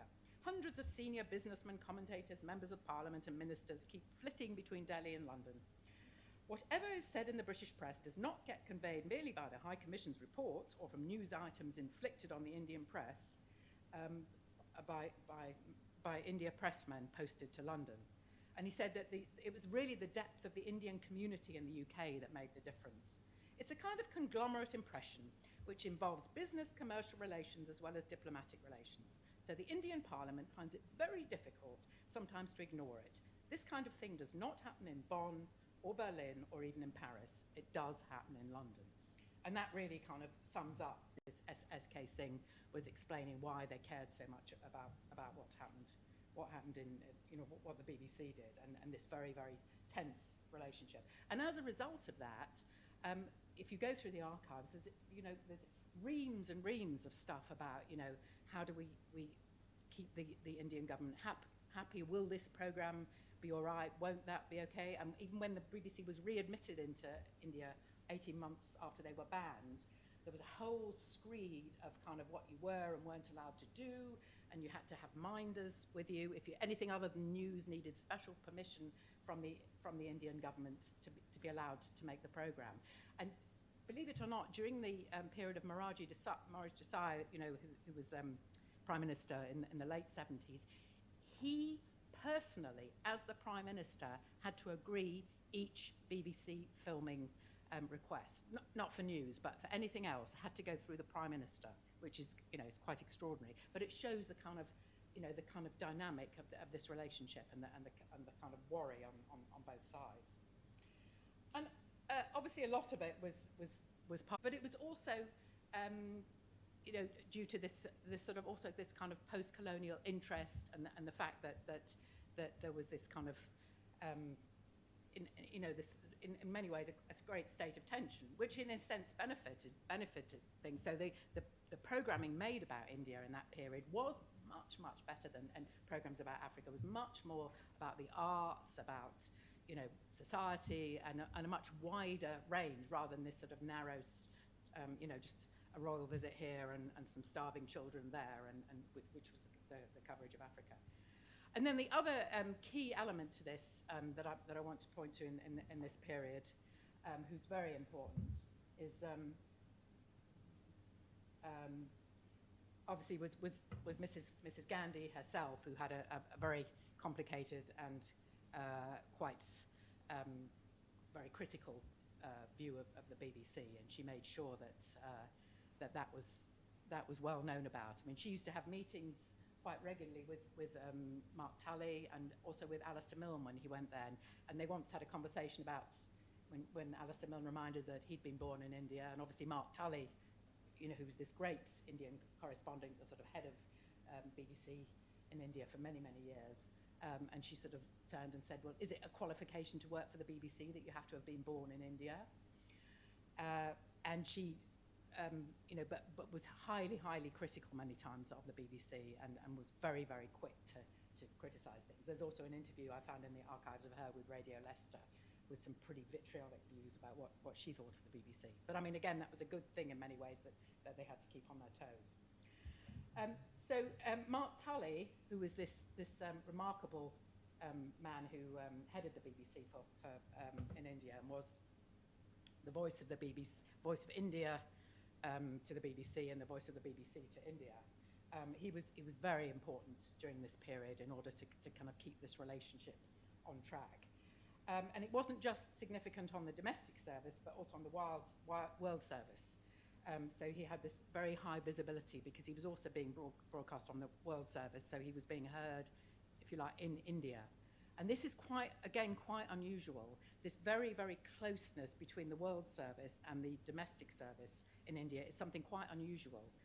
And in contrast, again, in Africa, the world service and the domestic, and what was shown on BBC domestic television had, there was no meeting of minds at all. So I'll say that this expertise within Bush House infused the domestic radio and television service output on India. And the depth of this relationship was so different from other parts of the developing world, where domestic services were really unaffected by the concerns of the world service. And sometimes this relationship manifested itself in particular concrete outcomes in the case of India. So during the Indo-Pakistan War in 1971, Bush House broadcast daily late-night news bulletins on Radio 4, on the domestic radio, providing vital information for all the Hindi, Urdu, Bengali-speaking communities in the UK via the domestic network. And at the same time, the vernacular programming included news originating from Bush House, and that used to go out in the local radio stations, which obviously later on developed into all the other community radio and TV services. And I interviewed one of the heads of the African service at that time, and he said how very special he could see this relationship was between the BBC external services and domestic services. And there was no cross-fertilization like that between the African service and the domestic news, he said. And he said how the domestic service of the BBC just lost interest in Africa after the euphoria of independence, along with the majority of the UK press, who couldn't really be bothered. And he said how Mark Tully was this fantastic bridge between the two services, and that he brought a great deal of understanding into the domestic news operation, and that's this interplay between diaspora audiences, Indian authorities, and the BBC hierarchy. So just to finish, I want to talk a bit about this sort of matrix of domestic and overseas. So never was the BBC more indivisible than in the case of India. On the one hand, there were this links through the correspondent, Indian audiences, and this informed the overall coverage. And I just want to give some examples now of where this interplay really kind of came into sharp focus. So Mark Tully said to me that local Indians would often pick up on something they didn't like through there was a magazine which the High Commission brought out for NRIs, non-resident Indians in the UK, and there was always a section in that on press and broadcasting. And he said sometimes there would be that local Indians would pick up on something they didn't like and some objection, and he said it took very little to light a bonfire back in India. So if somebody knew an MP in India, some Indian in the UK, then all manner of trouble would start.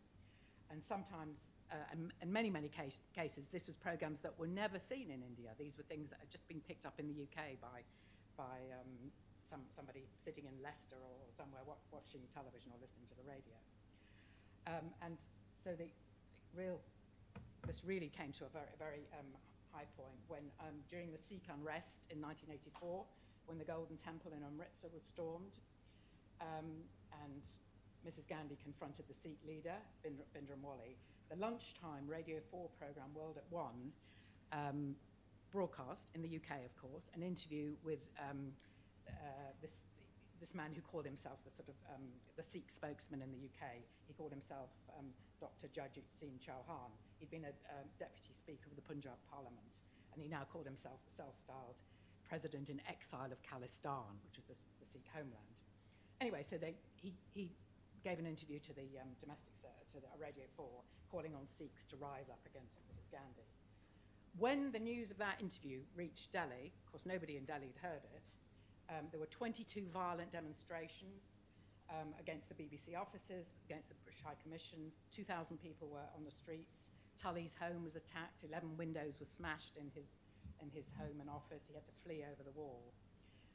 And Austin Cart, then head of the World Service, said this extraordinary reaction underlines the indivisibility of the BBC in Indian eyes, that you can broadcast something locally in the UK, and that's what happens in India. And then this was even more the case when Mrs. Gandhi was, a bit later that year, Mrs. Gandhi was assassinated by her Sikh bodyguard. And there was an interview also with Chauhan, just on, not even on national radio, just on Radio London. All hell broke loose. And there was, again, violence well, there was violence anyway, but I mean, there was absolute fury and anger at the BBC for interviewing this man on BBC London. And also, interestingly enough, because of today, I'm going to mention this, in the aftermath of the assassination, there were also some news pictures were shown on BBC TV in the UK of Sikhs rejoicing in the streets of Southall, Sikhs rejoicing at Mrs. Gandhi's death, also obviously going back to the Golden Temple uprising. And Mrs. Thatcher was very angry about that. She wrote a letter to the BBC governors saying that very damaging, totally unrepresentative. I don't question the BBC's editorial independence. I'd be failing in my duty if I didn't remind you of the responsibility that goes with your independence. And then even the Queen made known her concerns about this. There was a private lunch, and one of the natural history producers from Bristol, Mike Andrews, had gone to, the Queen used to hold these lunches of interesting people. Anyway, she then, the Queen said at the lunch that transmitting these pictures of Sikhs in Southall was wicked. And he went back and wrote a little note for his bosses, and I found that in the archive about the Queen's opinion of these pictures. So it's quite interesting that this sort of dynamic of real care and attention and concern, is something that obviously was never modelled in other parts of the world. And so just to finish, I thought of that as it's a really interesting way. It's a kind of, in a pre-internet age, you already had a kind of the implications of viral reporting. So in a way, this domestic community, the Indian community in the UK, was acting as a kind of pre-internet source. So the minute something they didn't like happened, it flashed back to India. India was up in arms. Indians on the streets. The government was up in arms. And so, in a sense, we had a vision of what it's like to be a viral, viral sensation long before the internet age. And just finally, to comment on what Mark Tully said, because he was broadcasting. Obviously, when he broadcast on the external services, it was heard here, where he was around him. They could immediately pick up what he was saying. But when he was broadcasting back to the UK, he assumed they weren't, it was a double standard, that they weren't actually, the people he reported about weren't hearing about that. And I did a long interview with him, and he said I'll just finish with a quote from him about this kind of dynamic of broadcasting locally and back to the UK. He said, when I was broadcasting to India, my God, it kept you on your toes. Countless times I had to answer for what I broadcast to Indians. I was on a tightrope, writing for an Indian audience, but not to please them. In that case, of course, I'd have had the World Service on my back, so I had to justify what I said locally. I had to be well informed. If I said something which caused offence, I made bloody sure it was right. It was a very good discipline as a broadcaster. If I was only worrying about the audience back in the UK, the prime concern was making the story interesting. All the minute checks by the Eastern Service meant it had to be well informed, and the desire was only to get things right. They weren't concerned if a story was sexy. Their only interest was hard news.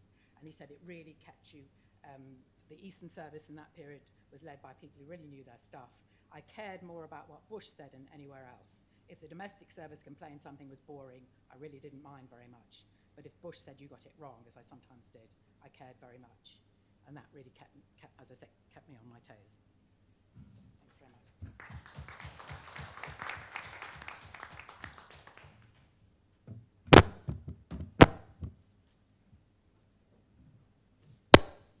Thank you very much. Our final speaker is Jennifer Lewin, who is a lecturer in the Department of English Language and Literature here at the University of Haifa, a researcher and teacher of early modern poetry as well as academic writing. She has published numerous articles and an essay collection, and her theme today is imaginative sympathy in William Empson's career as BBC Chinese editor.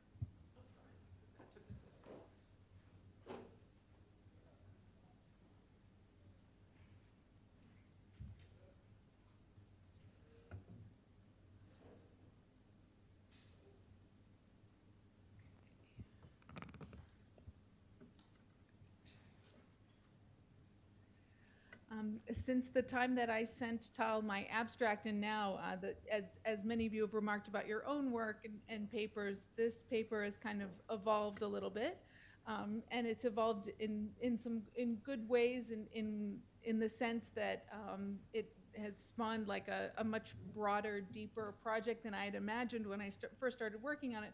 On the other hand, I think if I were to have change the title, I would have changed it slightly to say imaginative sympathy, William Empson's definitions of his mission as BBC Chinese editor. So I'm more concerned, in other words, with how Empson perceived himself as doing work for the BBC in the war years, what his self-definitions look like as he wrote to the BBC to insist on getting to do the kind of coverage of World War II that he thought was so important. And I'll kind of describe where the larger project is going as well, too.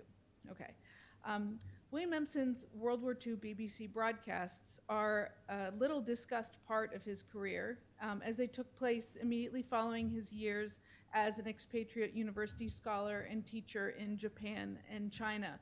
As some of you probably already know, he famously goes to China goes to Japan first and then to China to teach English, and brings with him tennis shoes and a lemon, and that's all. And his hope was to be able to, recall and find copies of, once he got there, all of the literature that he was going to teach, and also kind of cope with issues of translation, and learn the local languages as well, and kind of work in a very basic way to achieve the teaching of English and English literature in Japan and China. So the work he did in order to make these BBC broadcasts happen, I want to argue, offer a glimpse at his attempt at creating a nuanced picture of wartime life in both Asia and the West. And as these regions' governments and populations grew even further apart ideologically, to say the least, Empson's desperation to find a common language to be a BBC reporter, both broadcasting to China and Japan, and about China and Japan to British audiences, that desperation grew. It found its most powerful expression in his appeals to the BBC itself, in his letters asking to broadcast these programs. And the content of the programs that he wanted to show were basically arguments for a kind of mutual understanding, or mutual understanding of the nuances of language that he hoped would bring these cultures together, and to a greater understanding of both of each other, of China and Japan towards each other, and the British. So it was an idealistic project. It was a very naive project in many ways, but it was one that he really thought was going to foster, if not generate, kind of world peace, and even go so far as to end the fighting in the wars, because he thought that if his audiences could understand more about language, they could understand more about each other, and kind of stop stop hating each other. So looking at the kind of frenetic pace of and the content of the letters that he wrote to the BBC in the early 40s is the larger project. I was hoping to be able to quote from some of those to you today, but I need permission from the heirs, which I've been assured is forthcoming, but I haven't gotten yet, in order to do that. So I spent much of August in the archives at the Houghton Library at Harvard University, where all those letters are. And it's been really exciting to be working in them and to see what he's doing. And so I'm bringing you guys some of the conclusions from that, but not some of the content, unfortunately. The title Imaginative Sympathy borrows a phrase from John Haffenden's biography of Empson, which remains the most comprehensive treatment, of course, of this period of his life and career. And a fuller reassessment of the role of his BBC years, which were essentially from 1941 and his most intense involvement, 42, 43, through the post-war years, 47 and 48, I think is in order. So for those of you guys who need a little short refresher on who William Empson was, I'll just offer the reminder, of course, that his most celebrated book, 7 Types of Ambiguity, which started off as an essay in a college tutorial and then kind of blossomed into a book which became a very important part of formalist criticism and close reading movement in the first half of the 20th century. Had first appeared in 1930 and was, by the time he starts to apply for programmer for the BBC, had become standard reading for all bright undergraduates in Britain and in the US, if not always for their teachers. His poems had appeared in 1935, and he reads a lot of his poetry aloud on the BBC, both at the invitation of George Orwell and others in the Voice series and in another series, and so on. 1935 was also the year of his second critical collection called Some Versions of Pastoral, which itself was as influential as 7 Types of Ambiguity was, quoting from Frank Kermode's analysis of it, that has stronger political undertones. With the publication, as Kermode writes, in 1940 of his second volume of verse called The Gathering Storm, he could claim considerable eminence and originality as both poet and critic.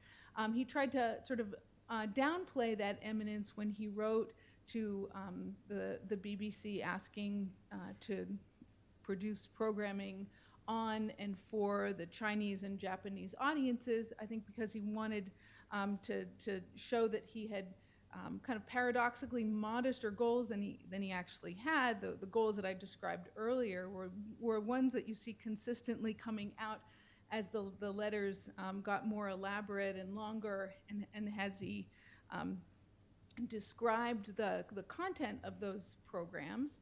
But at the beginning of the letters, he wanted to kind of appear to be very modest. Because of the teaching that he did in Japan and China, he really did have firsthand access to those cultures with an eye towards what the university student bodies there were learning on a wider scale from their other courses, what he wanted them to learn about and from their courses in English, and about really British culture became very, very important to him. His witness to the rise of fascism, to the rise of communism, and to the collaboration between the Nazis and the Japanese, of course, were really important parts of what he thought he could bring to his wartime efforts at the BBC. And his witnessing of these moments in history from those countries, I think, also was something that he wanted to integrate into his kind of reintegration into British society when he comes back to London in 1941.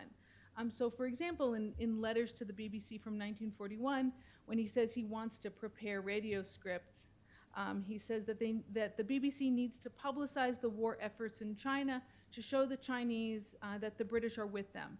And not only that the British are and the Chinese have a lot in common in terms of like common humanity and sense of themselves as a people and sense of themselves as communities and nations, but that they can kind of understand each other as peoples who are fighting against common enemy should be able to they should be able to understand each other better, and that the BBC is kind of not publicizing what's going on in China, tells the Chinese that they're not important to the British war effort. Later on, he described those efforts himself in kind of in a cynical way by calling it the, quote, liar's school. And he, as John Haffenden put it in his biography, that Empson exhausted himself in his effort to maintain both shortwave radio broadcasts to China and the propaganda features for the home audience, that these efforts were so effective that a Nazi propagandist named Hans Fritzsch dubbed him the curly-headed Jew. So he got called a curly-headed Jew for the success with which he created these efforts. Nonetheless, this definition of himself as someone who was again hoping to bring these cultures to greater understanding of each other through sort of more nuanced understanding of how English works, I think brought him great respect by Frank Kermode, where the eccentricities of his career and some of his beliefs about John Donne and John Milton, if not William Shakespeare, didn't earn him that respect from critics like Kermode. And so quoting from Kermode about those years, I think, which I'll do now, shows that Empson's efforts to achieve a kind of collaboration between those university audiences of students and the ones who were about to become his students as he moved into university life in the English department at University of Sheffield, which he was about to join, that those efforts were kind of finding common ground among students to talk about English. So Kermode writes that he considered Empson, quote, a worker, and his work at the BBC was done with serious purpose. He competed resourcefully for space in broadcasts designed for China or meant to explain China to the British. The strong views that he had brought home on the China situation were unlikely to be pleasing to his superiors.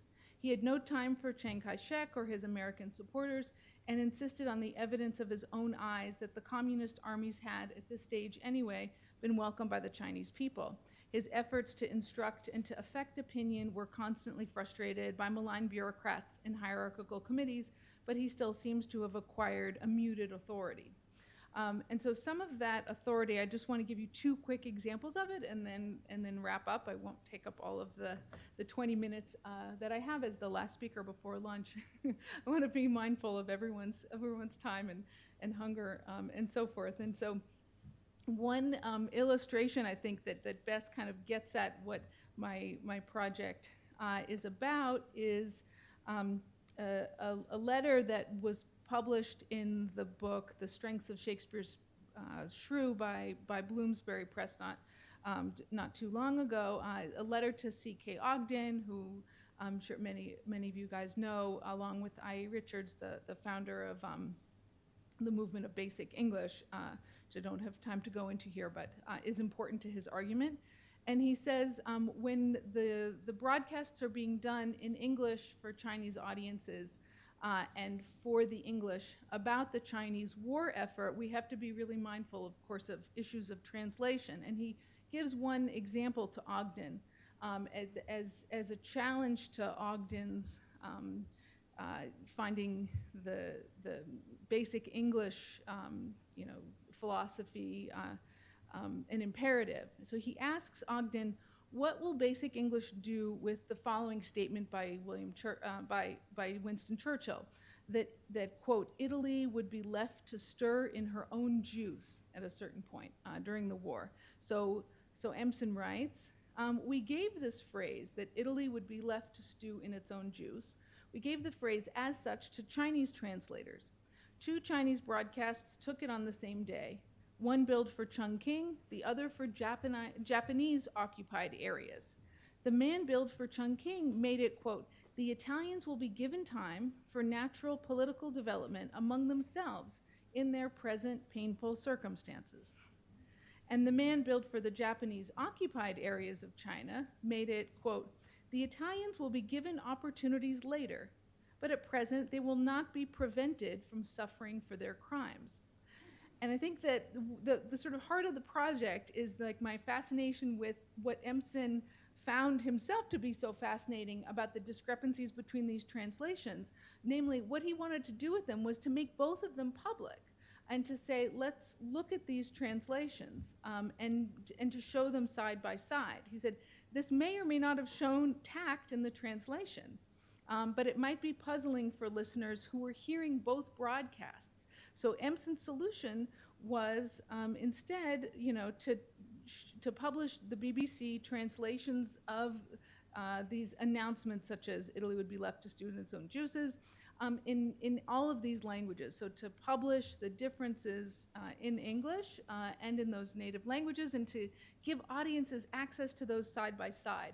He said, quote, I think it would be of linguistic interest, which shows how I think partly modest, but partly, very, very careful about his political interests and his ultimately his kind of faith in his audiences and their ability to be able to think about language and the effectiveness of knowing what's going on in terms of translation, in terms of giving the audiences the power to understand and the power to really interpret those decisions that are being made by the broadcasting service. He wanted audiences and readers to be able to experience those for themselves. And so Empson's project, I think, is part of the project that some of you guys have been talking about here, of asserting the constructedness of cultural history and talking about broadcast history as constructed and constructing certain kinds of realities for their audiences, whether it's radio or later television or others. Instead of viewing this with an eye on those whose versions of history that Empson disagreed with, he argues instead for the place, at least at the BBC, of openness about this position. He didn't win this fight, but you see him going through all of the aspects of the arguments in the letters.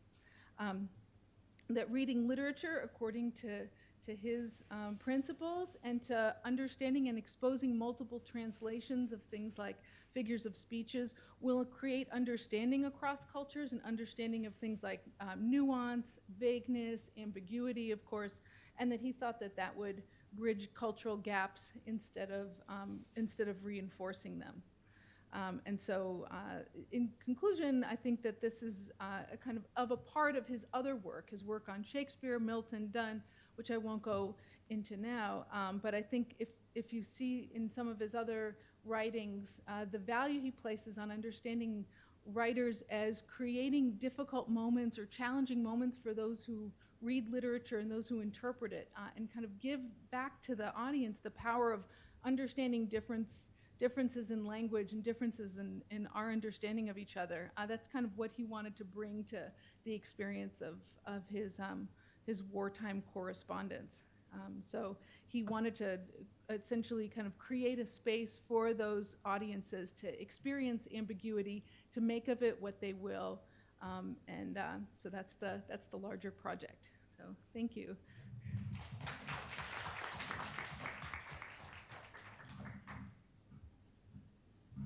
Okay, thank you very much. Three very interesting papers allowing us to think about different ways of the BBC and cultural national linguistic gaps. So very interesting. What we'll do now is we'll collect questions and comments and then let each of the participants respond by order. So yes, so Ayelet. Hi. Thank you for these three really interesting papers, and I want to make a couple of observations that I would be interested in hearing what you think, and some of it is sort of holdover from the last panel. And one of those things I think is the relationship between Indira Gandhi and Margaret Thatcher, right? The way that Thatcher admired Indira Gandhi, sought advice from her, even though ostensibly they were on the opposite sides of the political. So Gandhi was ostensibly on the left, and Thatcher was not ostensibly, but actually on the right.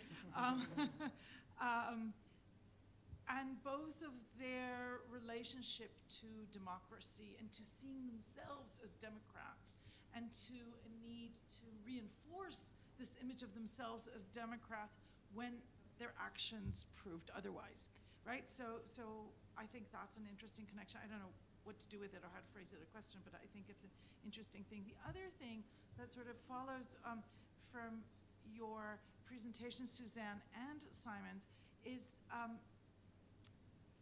that sort of the outsized presence of the British Raj, not only in the history of the BBC, but in the history of empire, right? And sometimes it's a default for empire.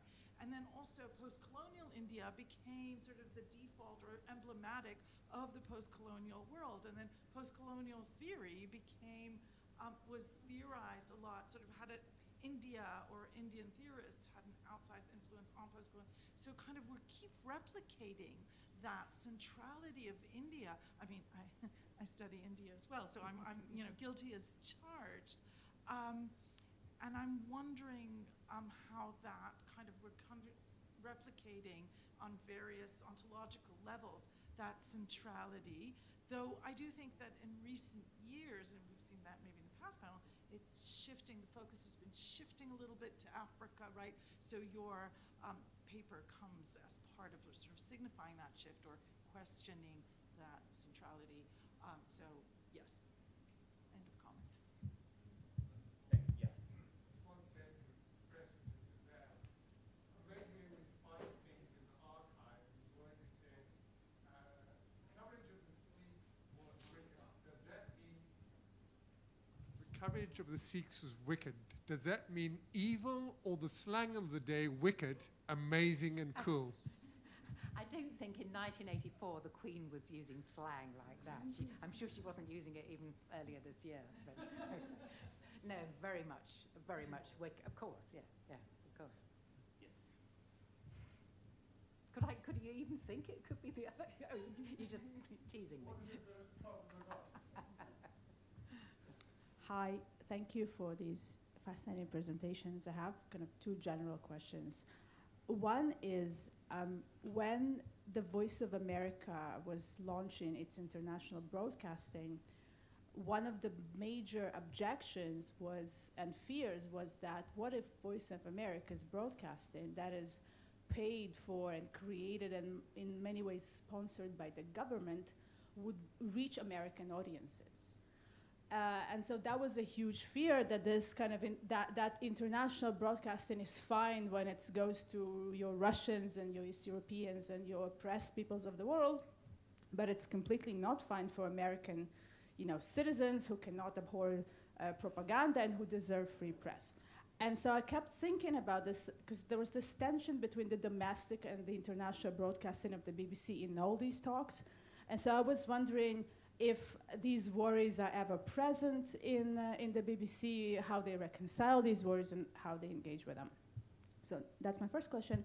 And second, and that also ties to Jessica's keynote this morning, it seems to me that a large presence in this room is the BBC archive, right? How we navigate the BBC archive, the way it is disorganized, and what kind of voices and viewpoints it gives us access to.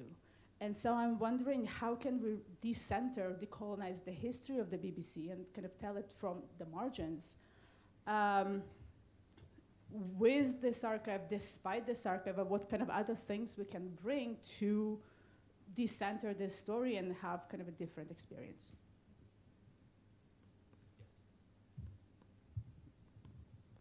To what, I don't know if it's on, it is? Oh, to what extent do you think, a sort of broad general question, to what extent do you think the BBC's conundrum, the situation it finds itself in, particularly post-war, like your phrase, twisting in a wind, is a consequence, perhaps inadvertently, that it finds itself at the center of empire, in terms of the British colonial empire,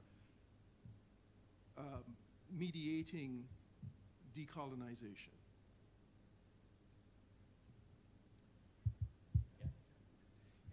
Actually, my question is completely connected with the two previous ones. Oh, okay. Is it, can you hear? Is it on? Yeah. Yeah. No worries, thank you. No, it's just, my question is basically connected and articulated with the two previous ones. It's about the decolonizing the history of BBC as a task. It seems that there is a kind of methodological challenge in it, which is on one hand, of course, show the extent to which the BBC is integrated to broader British propaganda apparatus and agencies and institutions on one hand, but also allowing space to look at the agency of some of the, for example, of the peripheral intellectuals working for the World Service, who, many of whom are pushing back, exploring their limits and boundaries, doing things that are far beyond British interests in, covert ways. So how do you, and there are some resonances of this methodological challenge in your papers and also in your talk. So how do you address that methodological challenge in your work? And of course, thinking about Simon's most recent publications too.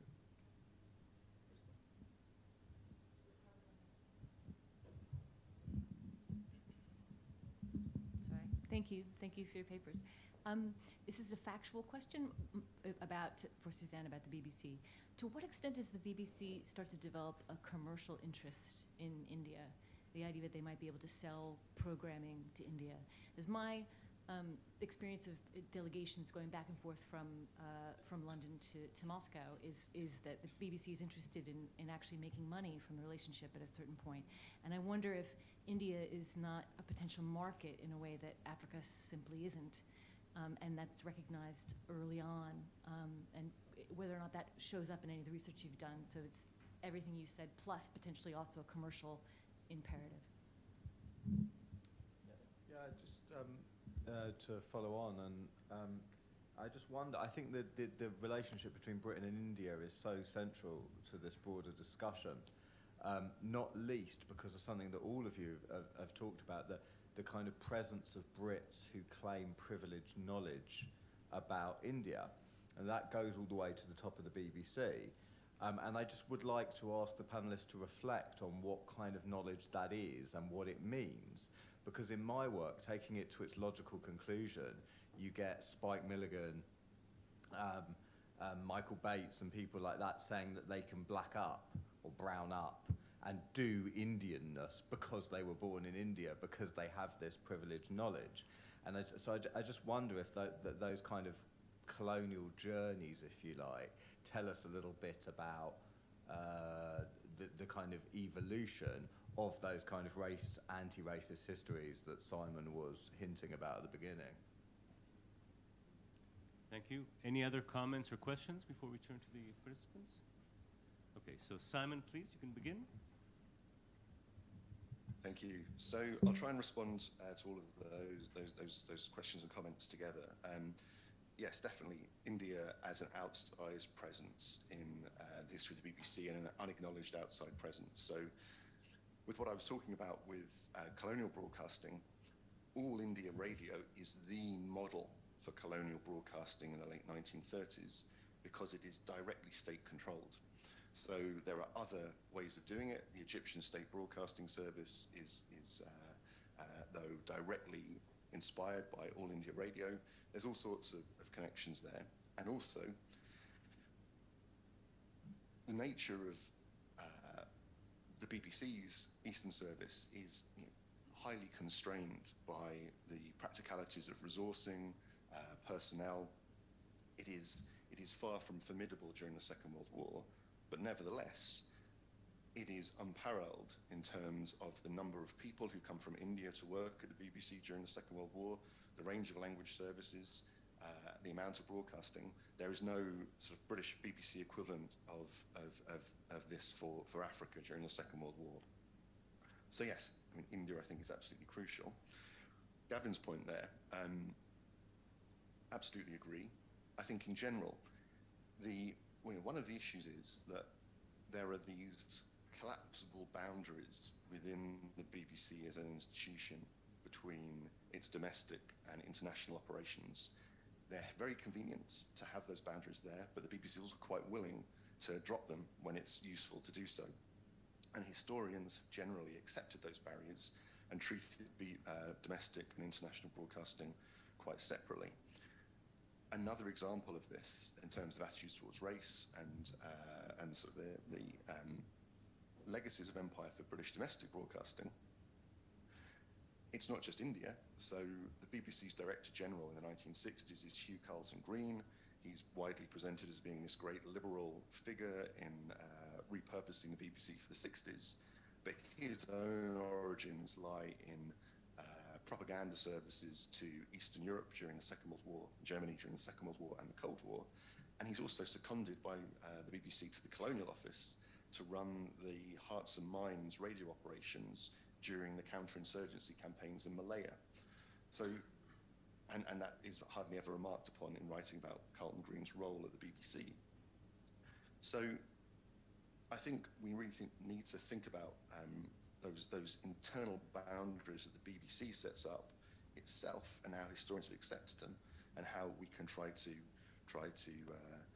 collapse them. The point about decentering the BBC archive, I was at and I think some of the other people here were at the BBC at 100 event at Bradford last week. One of the announcements that was made there was that the BBC is going to be digitising the monitoring reports that it has and the digest of world broadcasts. Fantastic. If you want to decenter the BBC archive, you've got this fantastic resource that shows the BBC listening to broadcasters all around the world and recording what they say. Great. But the BBC is doing this with a private partner, and it's going to be behind a commercial paywall. And precisely the academics who need to access this in countries where these are reports of broadcasts from countries outside of Britain, and they're trapped in a BBC archive. They're a virtual archive of broadcasting from other parts of the world, but they're going to be behind a paywall. So I don't think that's going to be much use in this work of decentering the BBC archive. And I think finally, the issue of individuals working for the World Service. Again, at the 100 Years conference in Bradford last week, we had someone from the BBC who said, well, you know, I view my job looking for what broadcasting is lacking in other parts of the world and providing it. And I'm sure that's how many people who've worked for BBC external services all throughout the last 70 years, 80 years have seen their role. But that doesn't detract from the fact that BBC external services are the key means of projecting British soft power and propaganda to audiences all around the world. So we have to take those individuals' views seriously of what they do in external broadcasting, but at the same time, not accept them as the definitive statement on the role of the BBC. Thank you very much, Simon. Suzanne? Thank you very much. So, Kirsten, your question about the commercial interest. Yes, I think you're right. Yeah, towards the end of the period, there was beginnings of when BBC Enterprise was being set up. There were hints of that. The only direct thing I found was a conversation between Mrs. Gandhi and Alistair Milne about Yes Minister, that there'd been a delay on the kind of availability of Yes Minister in India, and she was very upset about that.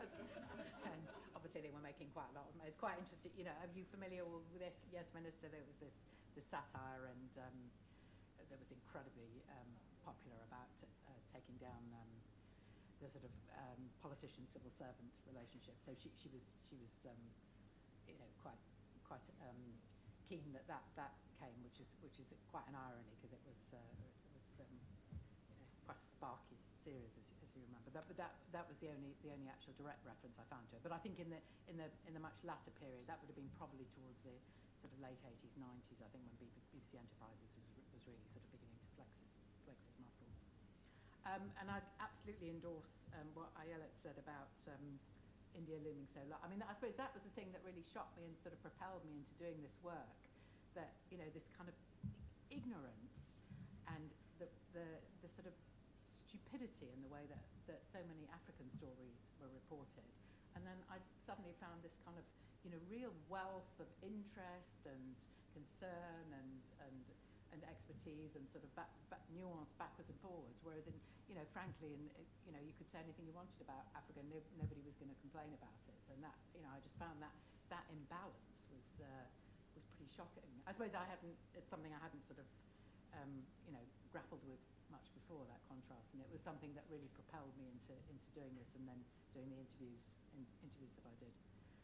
I don't know, I'll probably should, you go next,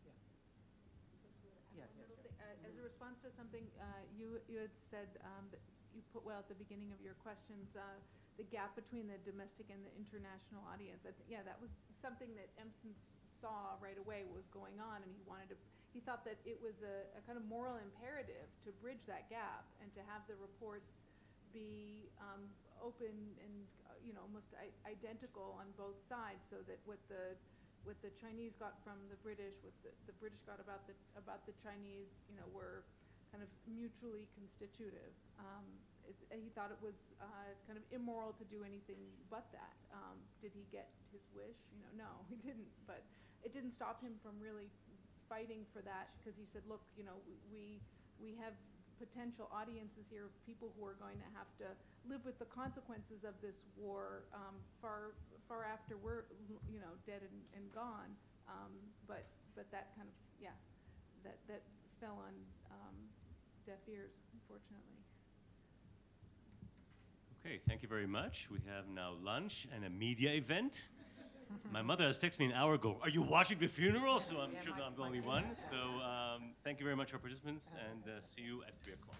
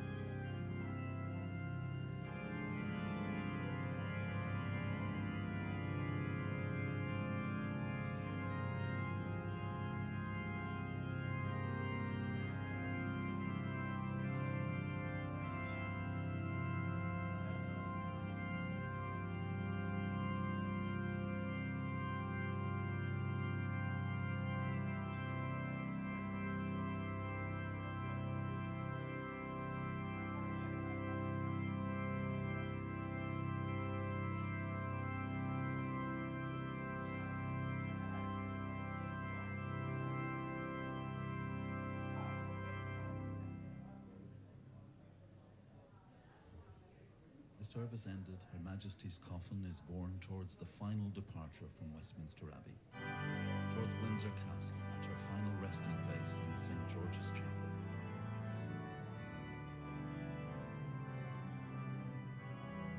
This moment recalls the words of a writer commemorated at Poets' Corner here in the Abbey, a former poet laureate, Sir William Wordsworth. Yet shall some tribute of regret be paid when her long life hath reached its final day. Men are we and must grieve when even the shade of that which once was great is passed away.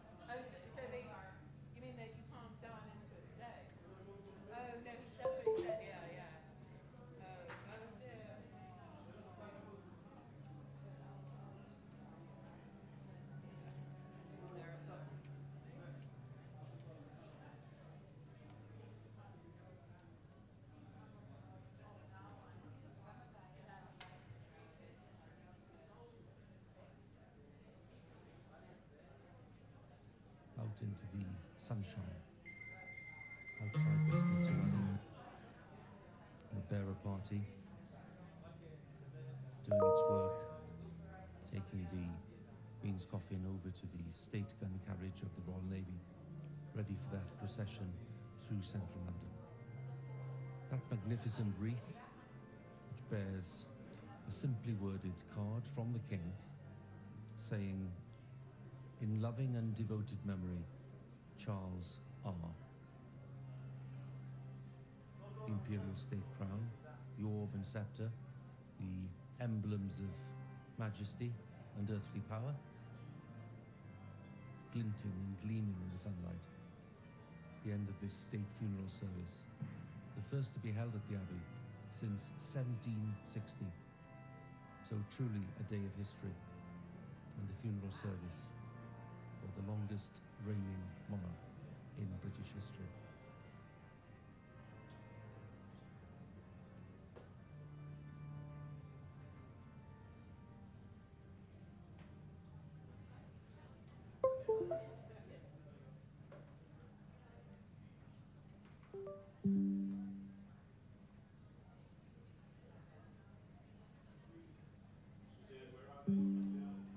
So they've just come out of the Abbey, and they're outside the front of Westminster Abbey, and they've got the gun carriage, and they're going to walk all the way to Afar corner now, and then they put an hour after that. So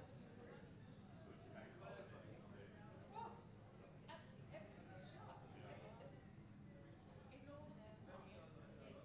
wreath itself, according to the king's wishes, containing flowers and foliage, cut from the gardens of Buckingham Palace, Clarence House, and Highgrove House.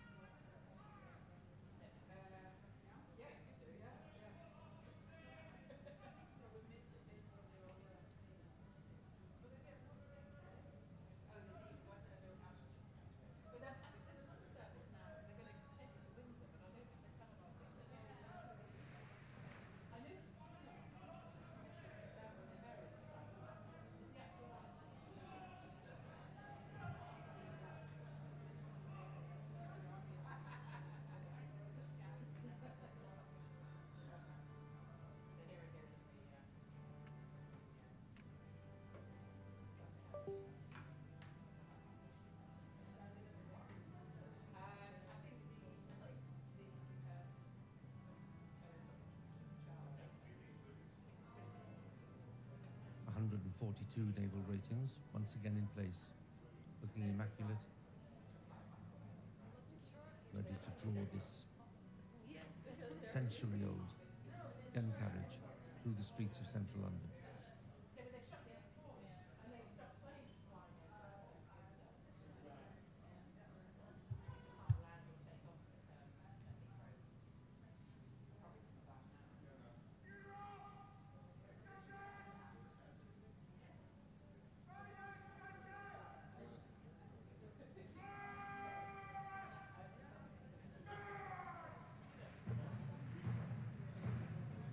The order given by the Garrison Sergeant Major Andrew Stokes.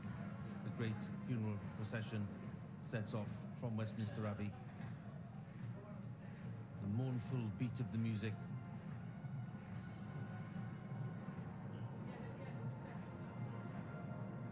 And the Queen's final progress through the heart of London, the city of her birth, gets underway.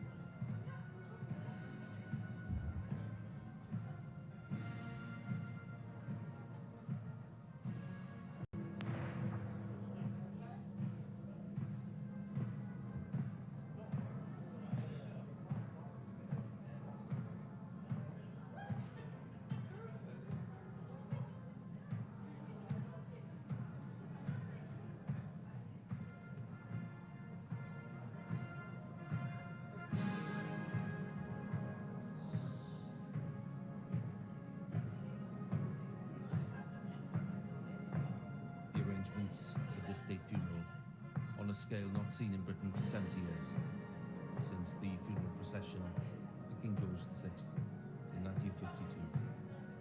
More than 3,000 military personnel taking part, along with representatives of civilian organizations.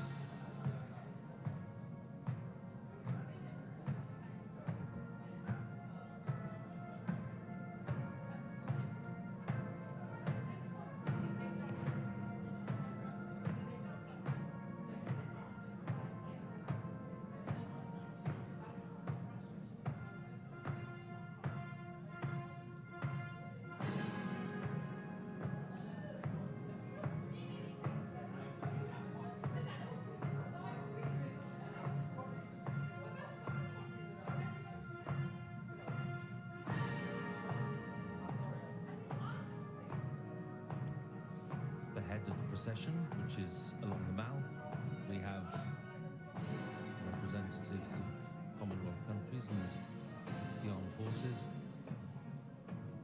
led by the Mounties, the Canadian Mounted Police.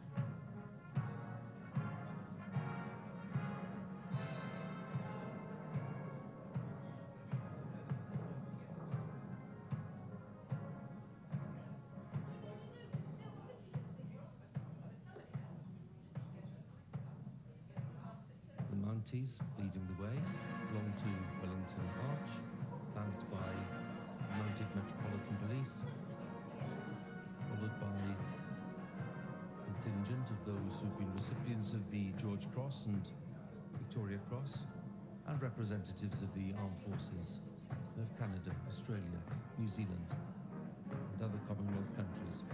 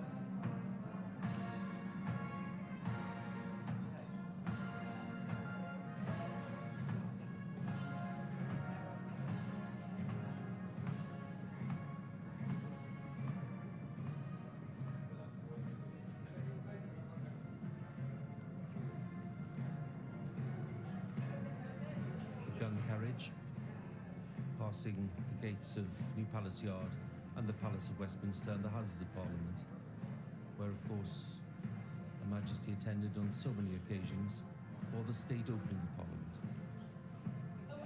And all of this happening under the steady gaze of Sir Winston Churchill, dominating this part of Parliament Square. Queen's first Prime Minister, the young Queen, who expressed her debt of gratitude to the older man for the guidance that he gave in those first few years of the reign.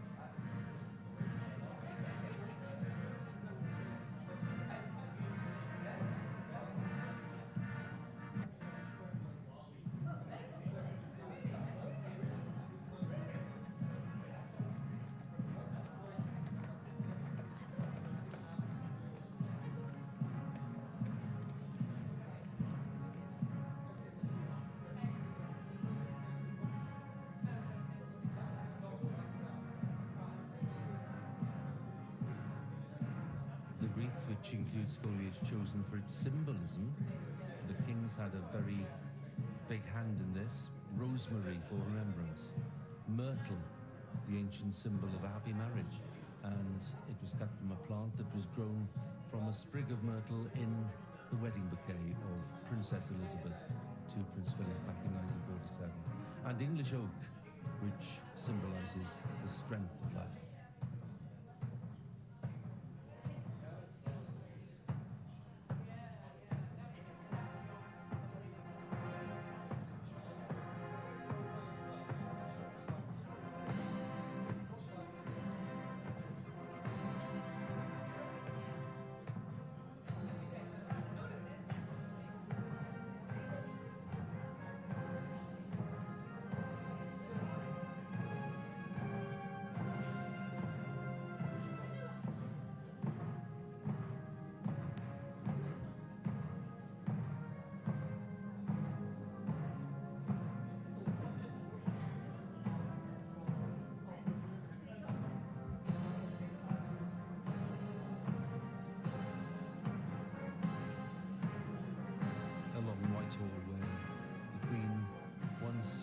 described her joy when she mingled with the crowds on VE Day in 1945, and where throughout her years as sovereign, she led the nation in November on Remembrance Sunday, placing her wreath at the cenotaph and pausing to remember those lost in conflicts in the service of their country.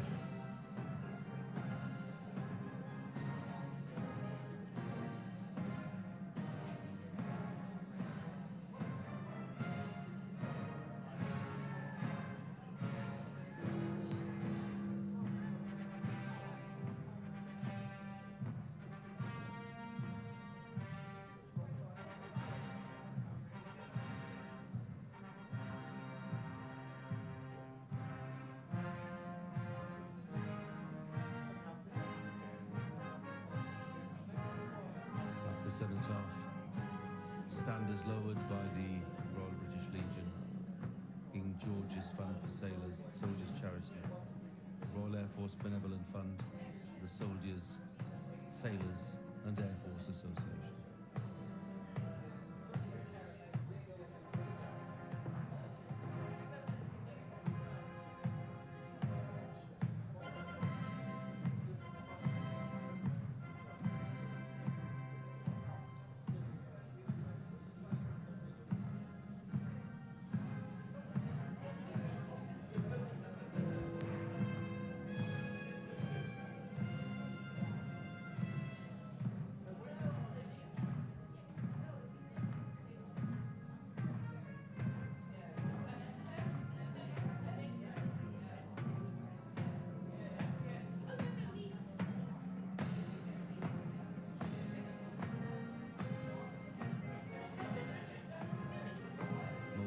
Solemnity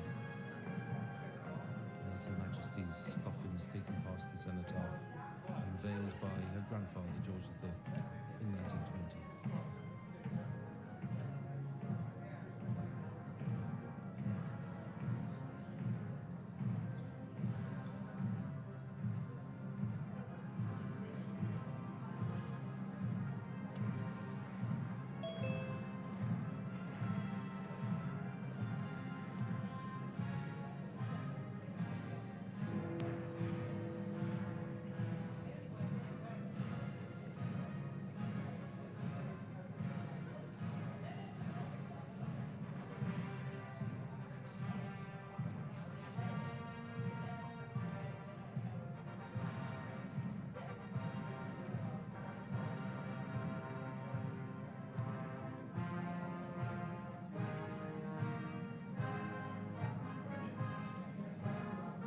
Some sense of the building scale of this funeral procession.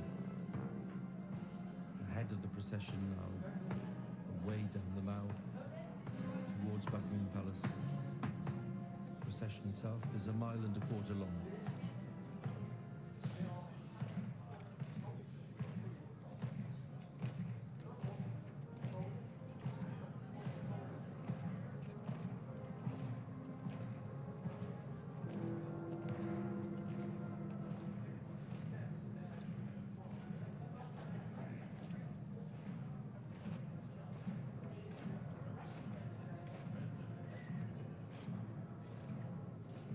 Representatives here, the Royal Air Force, Royal Navy and the Army.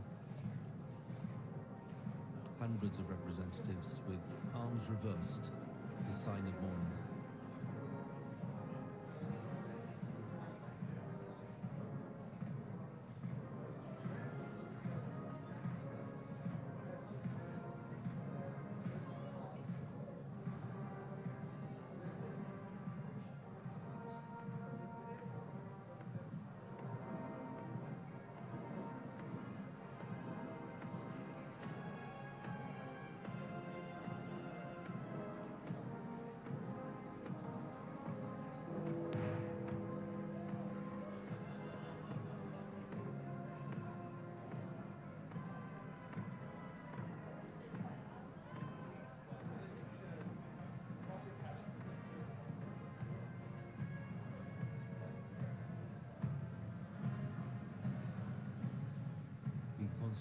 Princess of Wales,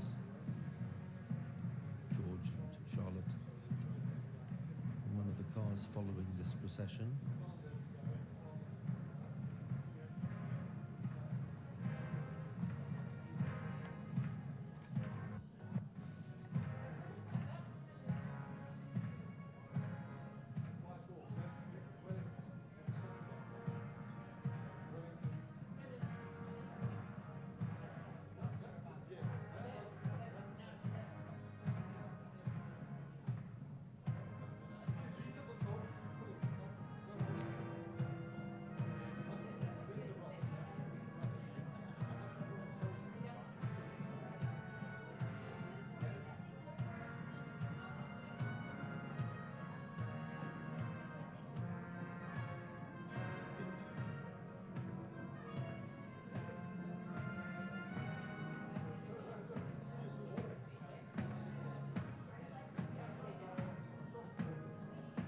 What a majestic sight. The sun has come out, making the colours so vibrant. On the Mall, looking up to Admiralty Arch, the scene, of course, every year of the happy event of the birthday parade, the Queen's parade on the official birthday. Today it's an opportunity to escort Her Majesty one last time along the Mall and past the London home of Buckingham Palace.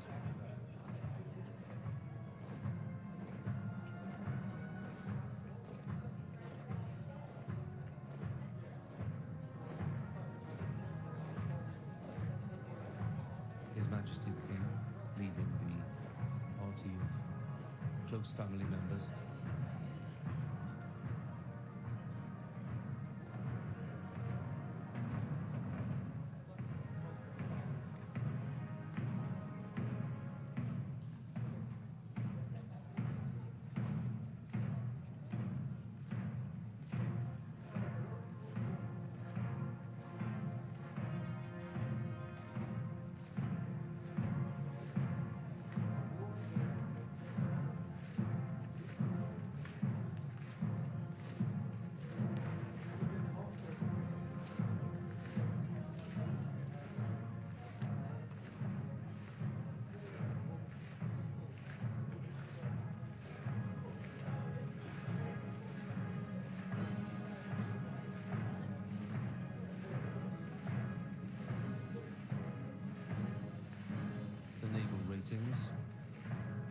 Gently turning towards the entrance to Horse Guards and the narrow archway which will lead onto the parade ground.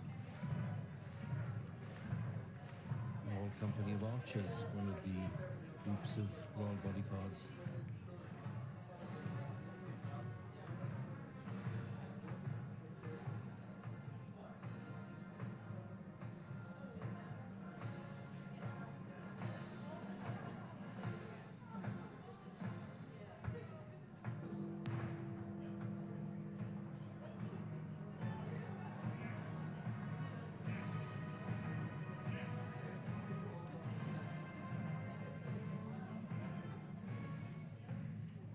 Horse Guards Arch, which is still officially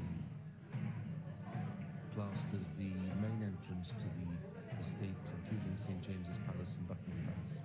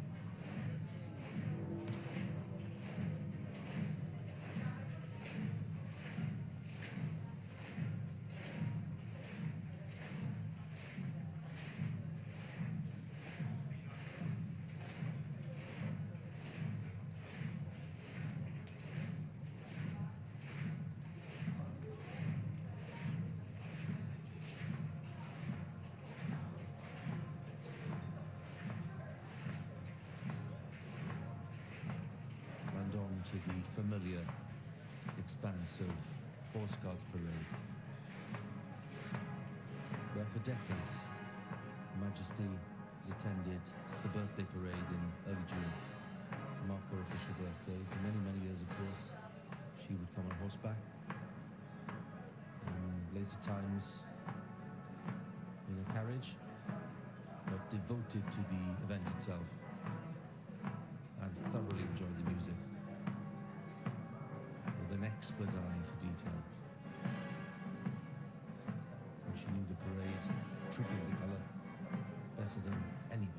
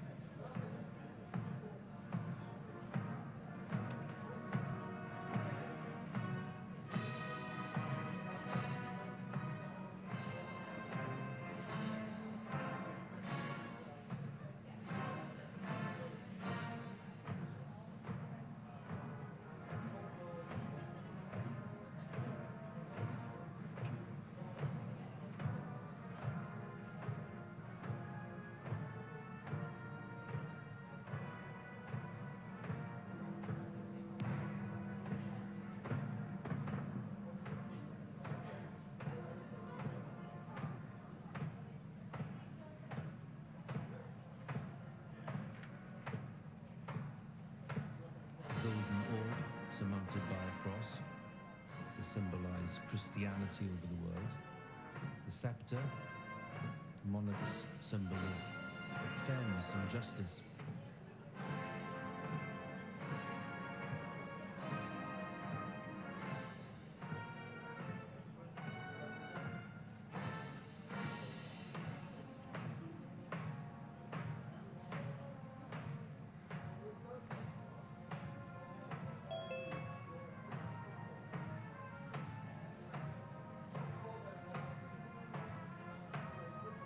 Heading towards the Guards Memorial, and then gently turning to the right, to head for the Mall, and that final approach to Buckingham Palace.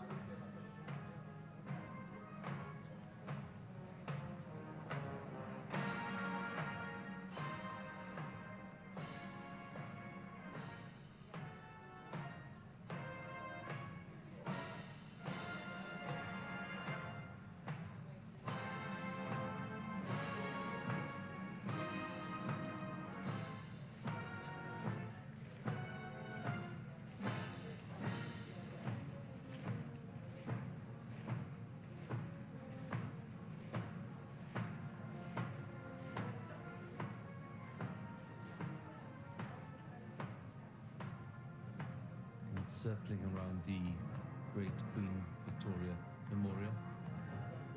The Royal Air Force there played such an important part, of course, in the events of the 8th of September and later, bringing the Queen back to London from Scotland. The Queen's body was accompanied by the Princess Royal. The Royal Air Force flew Her Majesty back to RAF Northolt.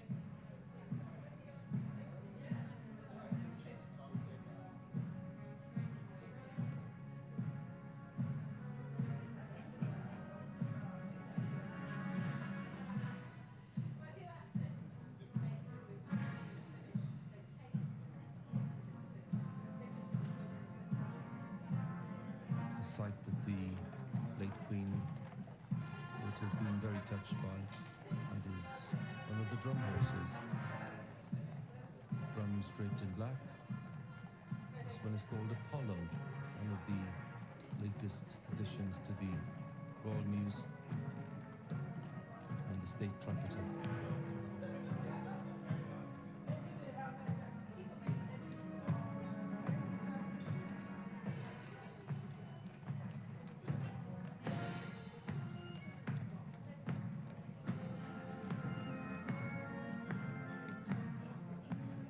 General commanding the Household Division, Major General Christopher Gica, was in charge of all the troops on board today, thousands of them.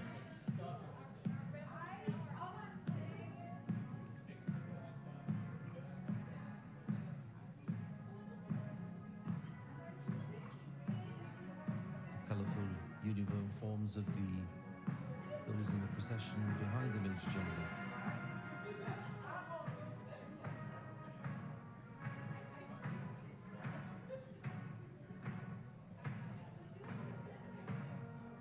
The Sovereign's escort, Household Cavalry, the Blues and Royals.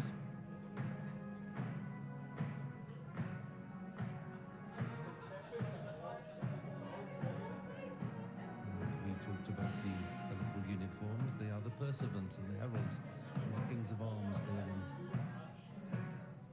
authority when it comes to heraldic matters. We saw them present at the Accession Council and at the State Opening of Parliament and other important events to do with the state and the crown.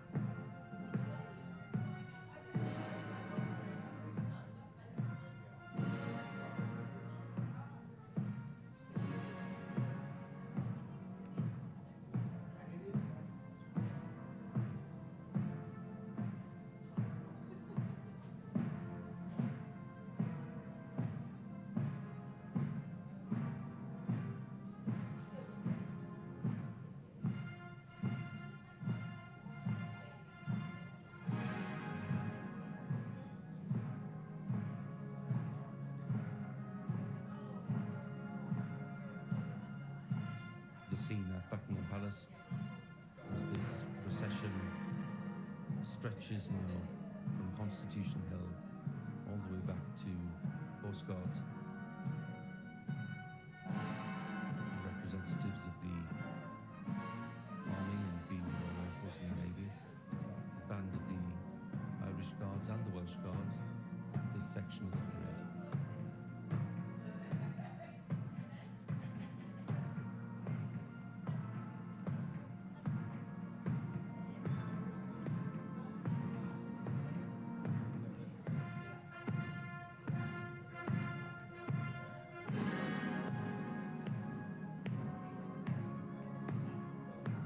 Procession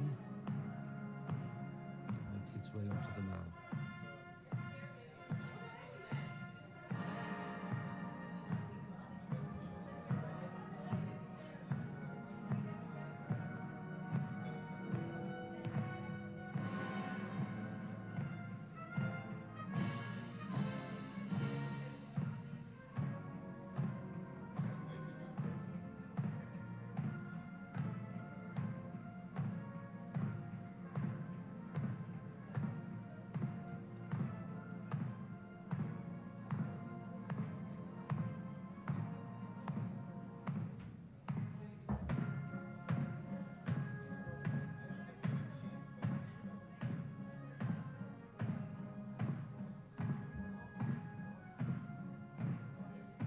Consort, pointing out some of the elements of the procession to Prince George and Princess Charlotte, and the Princess of Wales looking on.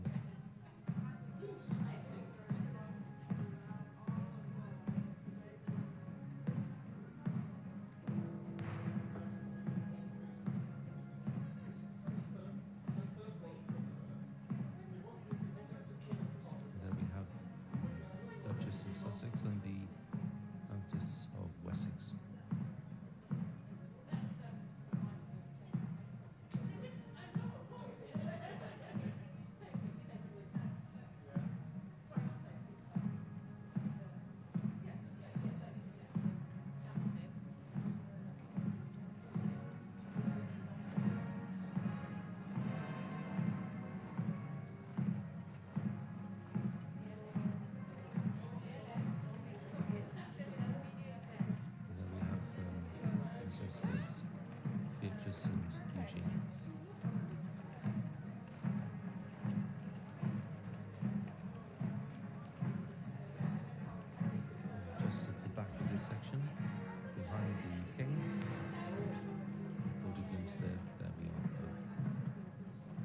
Sussex, Princess Royal, and her husband Vice Admiral Timothy Lawrence, Duke of York, Gloucester, Peter Phillips.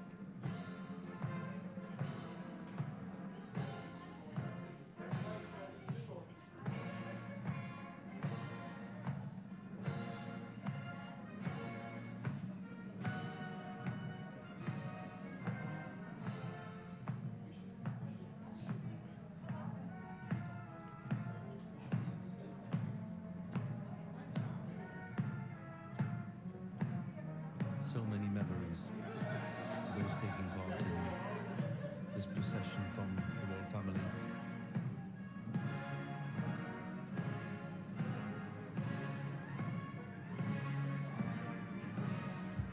And there we are, Queen Elizabeth, Queen Mother, who died 20 years ago, and King George VI, who died a relatively young man in his 50s. In 1952, of course, in that the Queen came to the throne at the age of 25, and no question that King George VI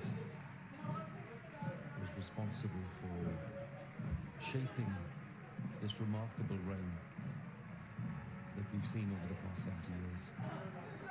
Because Queen Elizabeth II has reigned very much within the parameters set for her by their father. A very close bond between them, as indeed there was between the Queen and her mother.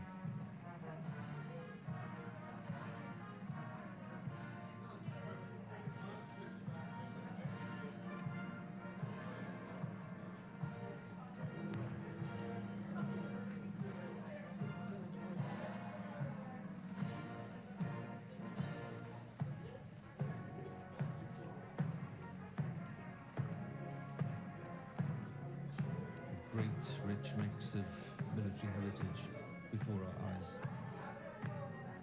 Royal Marines, armed forces from the Commonwealth countries, the Household Cavalry,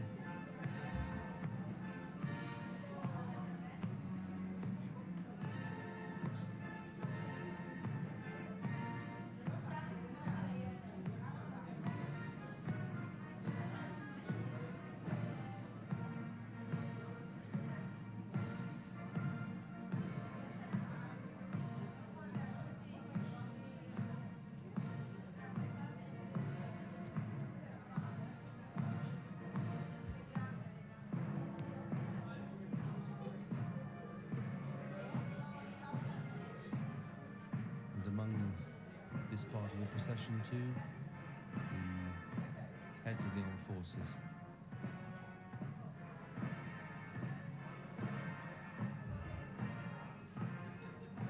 And we spoke this morning to Admiral Tony Radican, who's head of all the armed forces, and his hope that this procession would be impeccable and a fitting tribute to Her late Majesty. And I don't think anyone would question that.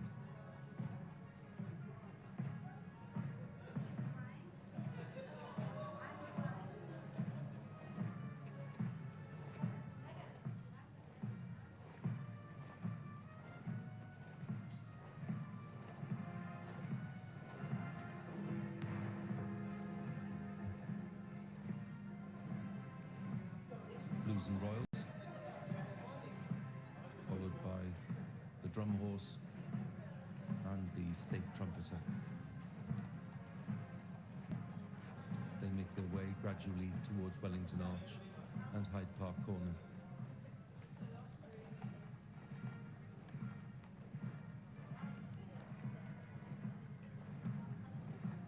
And there we have the Commonwealth Memorial Gates with the flames. We see the procession making its way towards this part of central London, which is near the gardens of Buckingham Palace, and what is normally a very busy section of Hyde Park Corner. Today it's solemn and silent with this funeral procession for the late Queen.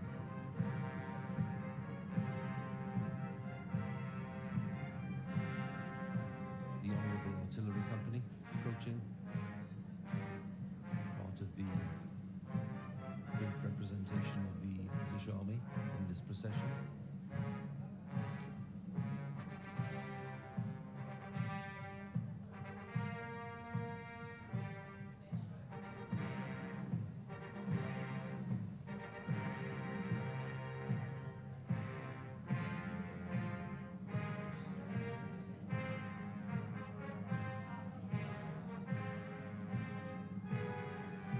Flanking the Queen's coffin. On either side we have the bearer party from Hi, the everyone. Queen's Company. Dror, First who's Battalion Grenadier also a Guards, photographer, and with the distinctive suggested white that we plumes, might the want to have a gentlemen group at arms, photograph here, not with, with this in the background, not the funeral. equally Um, distinctive in their So Tudor if everyone would uniform. kind of come up The to Yeoman of the here, Guard. and then we can have like our little group photo.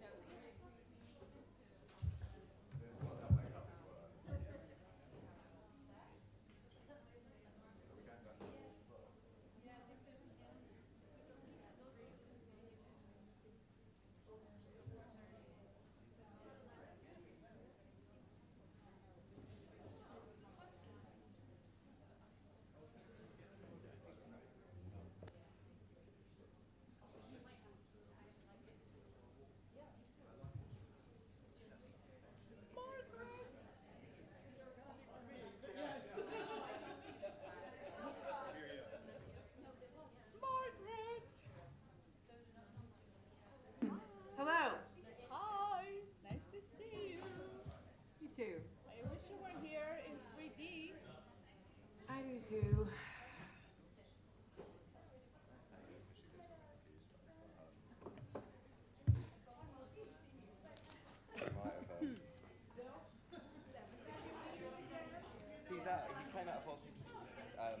He came out of hospital and they, you know, well, you know our health service as well as me. They said bring him back if he struggles to breathe again. So a doctor, they gave him steroids, like a steroid. I haven't spoken to my wife. I don't know if it was a steroid injection or a steroid, whatever. But they gave him a steroid thing and sent him home. And apparently he's a bit sorry for himself, but he's home. Yeah. But it's like, I don't know anything about croup, but it's like he's got a lot of symptoms. Like my wife says he's got a temperature and he, you know, is tired. Is it? No, but how long does it last?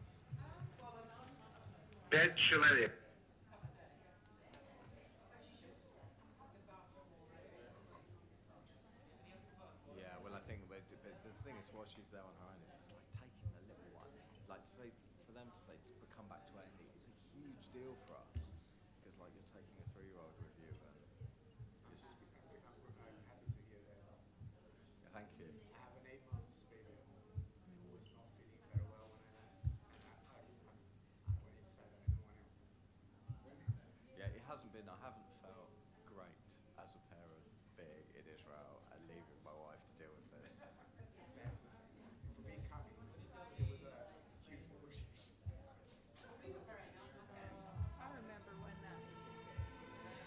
my daughter's 31 now.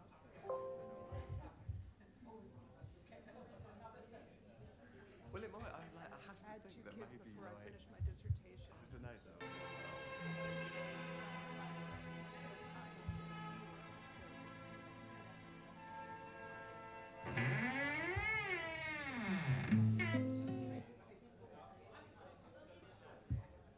Well, it's interesting because since we've had the little one, that one that got ill, I basically parent.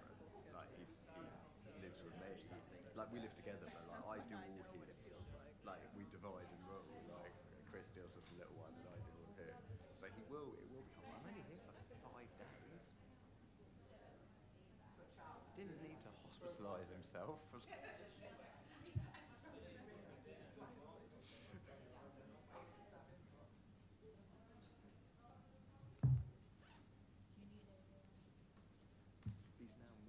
now more likely to get the Israeli football that he asked for because he had no chance of getting that, and now he has a large chance of getting that if I can find one. Hi, my name is Dina Feinberg. I'm a senior lecturer in modern history at City University of London. Very, very pleased to be here and to chair this amazing session on broadcasting war, featuring many friends. I'm going to go ahead and introduce all our speakers one after another, so that there will be minimum interruption in the flow of the panel, and afterwards, after they're done, we're going to take questions. So our first speaker is Kristen Roth-I, who is Associate Professor of Modern Russian History at the UCL School of Slavonic and East European Studies. Kristen is the author of the award-winning book, Moscow Primetime, How the Soviet Union Built the Media Empire That Lost the Cultural Cold War, Cornell University Press, 2011. Between 2014 and 2019, Kristen was part of the AHRC Socialism Goes Global research team, and part of that work, she edited a collective volume titled Socialist Internationalism and the Gritty Politics of the Particular, Second, Third World Spaces in the Cold War, forthcoming with Bloomsbury next year. Our second speaker is Professor Glenn Segel, who is a visiting professor and research fellow in the Department of Political Studies and Governance at the University of the Free State, South Africa. Also a visiting scholar in the Department of Political Science, Niger Delta University in Nigeria, and a research fellow at the Esri Center for Iran and Gulf States Research here at the University of Haifa. He also holds the rank of Brigadier General in reserves and is the expert of NATO SDO. Our final speaker, joining us from Alabama, Margaret Peacock is an associate professor of media and propaganda history at the University of Alabama. She specializes in Soviet and Middle Eastern Cold War history and published a lot on these topics, among others, including her book, Innocent Weapons, The Soviet and American Politics of Childhood in the Cold War. Came out with University of North Carolina Press in 2015. Her next book, Voices Carry, Propaganda, Arab Nationalism, and the Cold War in the Middle East, 1945-1967, is nearing completion and is much anticipated. So here we are, broadcasting war.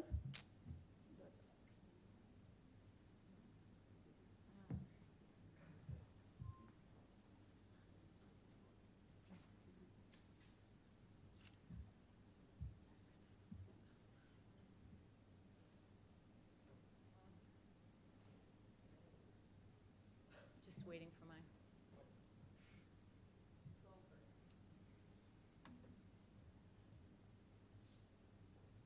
There we go. Thanks very much, everyone. It's wonderful to be here. Thank you for inviting me. I've already learned so much. It's been a delight. For Russian-speaking people of a certain age, the name and patronymic Anatoly Maximovich Goldberg has a particular resonance. And Anatoly Maximovich is Anatole Goldberg, the legendary political commentator of the BBC Russian service from its inception in 1946 until his death in 1982.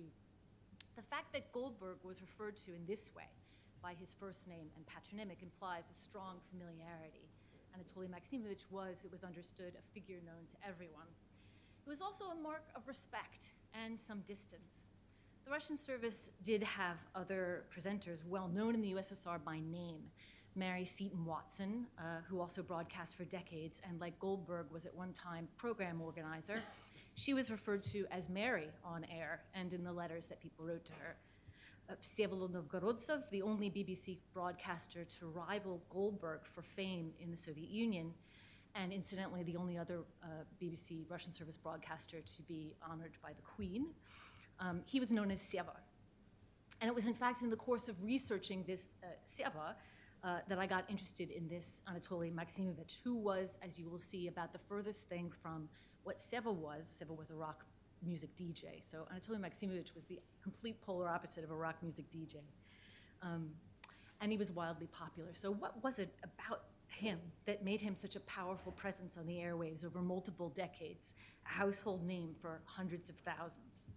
What I'd like to present to you today are the very, very first strands of my research that were inspired, in fact, by this conference. And I look forward to your comments.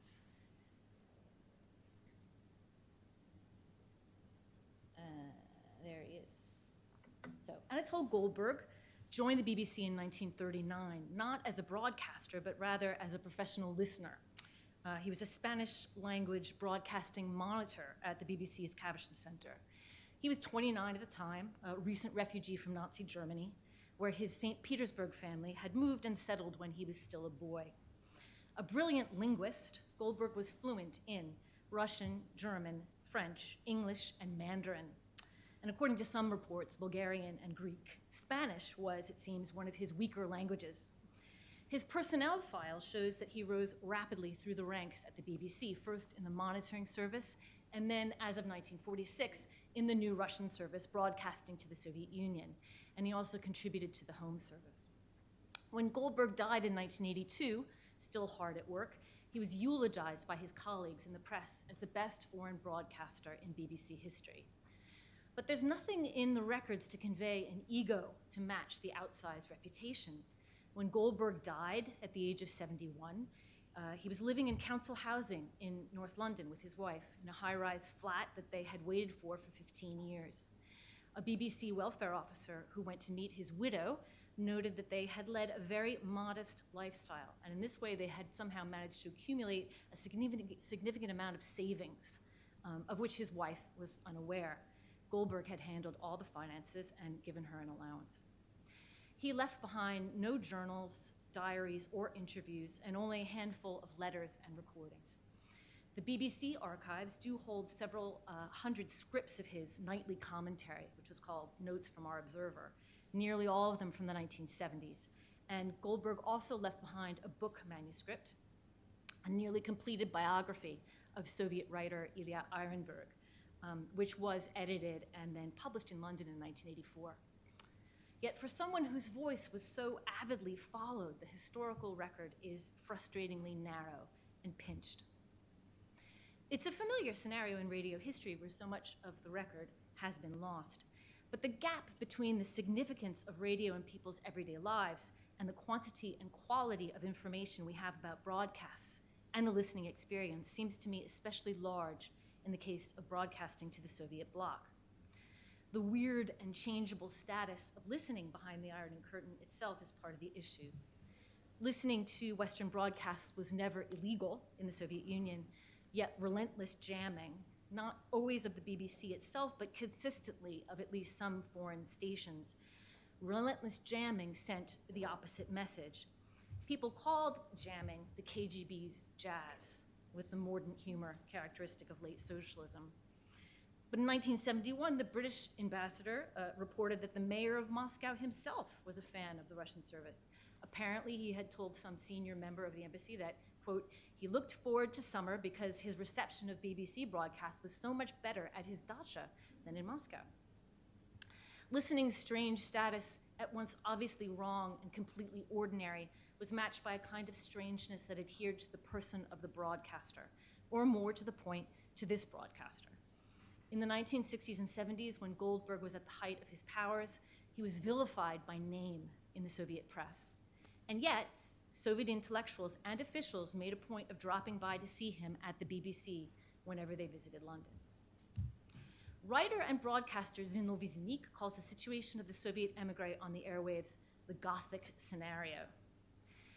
Zinik left the Soviet Union in the late 70s. As a writer and a human being, he wrote, broadcasting was the only way for me to talk to those I left behind in Russia. My friends were the hub of the universe for me, and it was for them I would broadcast. Bodily, I was here in London, but my voice and my soul was with them in Moscow. A perfect Gothic scenario. Goldberg's situation was different than Zinik's, having left the Soviet Union as a child. But his place in Soviet culture and society had its own connection to the Gothic, to secrecy and indeterminacy, the familiar, the unfamiliar, yet strangely familiar, even perhaps to a kind of haunting. Alexander Galich, Soviet poet and troubadour, expressed the special kind of intimacy and longing associated with Goldberg in this short song that I would like to play a clip for you from the early 1970s.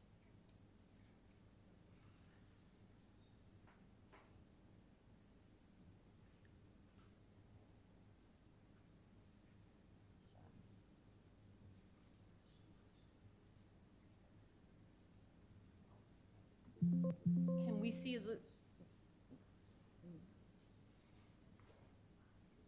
Yes. But can we see the screen with the words? Well...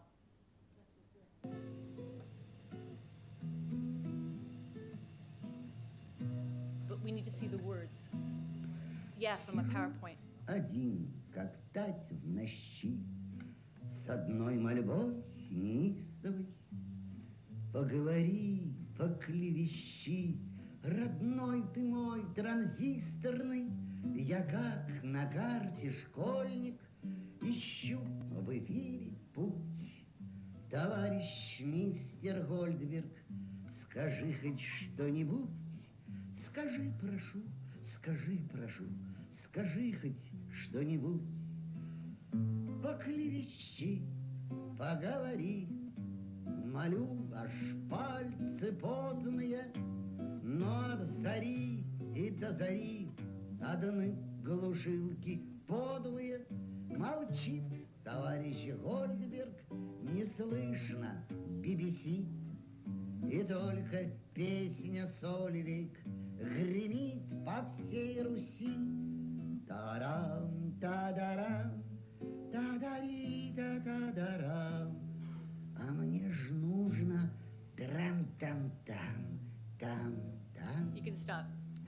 Я раз 500 сказал говно. Я проклял небо су... Excellent, thank you.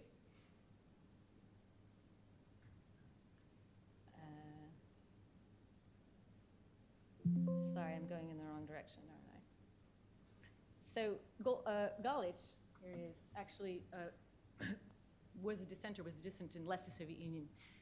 And here he is singing to the Russian section in 1974, so the BBC Russian section. I like to imagine that he was singing that song. I don't know, it's just a photo I found in the Russian service archives. In 1957, Anatol Goldberg visited the Soviet Union with a delegation from the BBC sent to visit the country's broadcasting facilities. It was his first visit since 1930, and he was, at the time, the Russian services program organizer. In a short report on the Soviet scene he wrote at the trip's end, he emphasized social stability, no signs of revolutionary enthusiasm, as he remembered having seen among the youth of 1930. No visible signs of satisfaction, he wrote.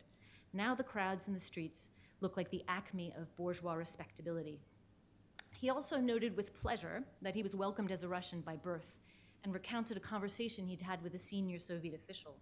She'd asked him how it felt to be back in the country of his birth. I had the impression she was trying to find out tactfully whether I might not wish to return to Russia for good, reported Goldberg. She refused to believe I merely found it interesting to see the country again, enlarged on the subject of motherland, which she said must mean something to any man, and ended by saying, look at yourself. You speak Russian like a Russian. You are a Russian.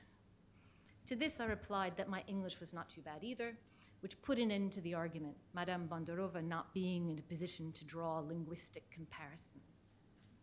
The passage, although written in English, is a good reflection of what we might call the classic Goldberg style. Listener letters and other sources that mention Goldberg often refer to his calm and to his clarity. Some people also connect these qualities to his vocal performance in Russian, which I'll come to later. The calm, business-like tone of the talks by your observer seems to me an example of reasonableness and objectivity, wrote one listener in a letter to Bush House in 1965. Writing in his diary in the 1970s, journalist and dissident Mark Popovsky praised Goldberg's, quote, machine-like clarity, which was, he says, at the same time always warmed by restrained, strong emotion. Goldberg's vignette about the radio official also reveals another key dimension of the Goldberg style, his quiet humor and slightly formal, gentlemanly tone. Madame Bondorova not being in a position to draw linguistic comparisons. Notes from our observer was a personal essay in the sense that he did not shy away from the first person singular, but it conveyed nothing of Goldberg's personal life. Soviet listeners had no idea who Anatoly Maximovich was, that he'd been born in St. Petersburg, that he was fluent in so many languages. They know him chiefly as the observer, and the observer was their sensible and pleasant and opinionated contemporary in London. Goldberg's speaking voice was integral to the observer's reasonable persona. To his junior colleagues at the BBC in the 1970s, like Seva Novgorodtsev, Goldberg was a typical BBC traditionalist and a revered figure. They claimed that he wore the formal suits that you saw in that photo and sometimes bow ties when recording because he thought it helped to give him a proper tone. That might be, but at that point, Goldberg was already in his 60s, and it doesn't strike me as requiring any particular explanation that a man in his 60s would wear a suit and tie to work. What drew their attention, I think, and what drew the attention of listeners was his delivery and how perfectly it matched his text. Goldberg did not have a classically radiophonic voice. One of his colleagues described it as rather squeaky and nasal. I'm not sure I agree, and you'll hear for yourself in a moment. His surely wasn't a deep or a rich voice, but it was a characterful one, calm and composed with exemplary diction, is serious and cerebral, but with frequent notes of playfulness. Although obviously a native speaker and a very good writer, Goldberg sometimes used words or phrasing in Russian that struck the contemporary Soviet ear as old-fashioned. So now if we could hear from the second clip, I'm going to play you a little bit of Goldberg from 1979, again in Russian without a translation. However.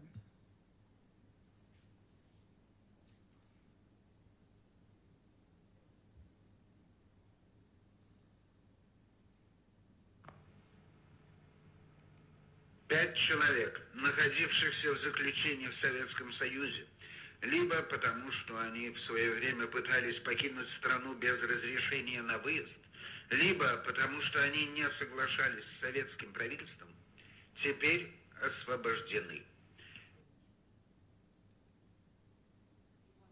Play a little bit more if you don't mind.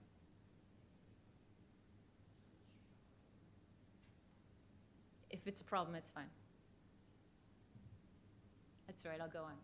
Это, на мой взгляд, важнее всего. Все остальное имеет лишь второстепенное значение. Освобожденные представляют различные оттенки инакомыслия. Александр Гинзбург, добивавшийся уважения прав человека в Советском Союзе, еврейские активисты Дымшиц и Кузнецов, Валентин Мороз, украинский националист, Георгий... Thank you. I realize it's difficult, very difficult in a foreign language to tell whether somebody sounds playful or cerebral or anything else.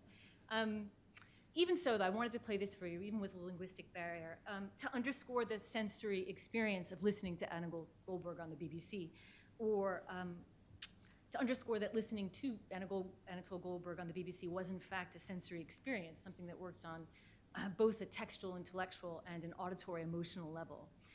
It's also very important to remember that sometimes people would have had to bushwhack their way through the auditory weeds of jamming to get to his voice. Listening was a process that asked something of you and gave something to you. And Goldberg asked something of you and gave something to you. What was it? Well, information and ideas, that much is obvious. Goldberg's broadcast distributed facts along with his and others' perspectives on those facts that Soviet media did not.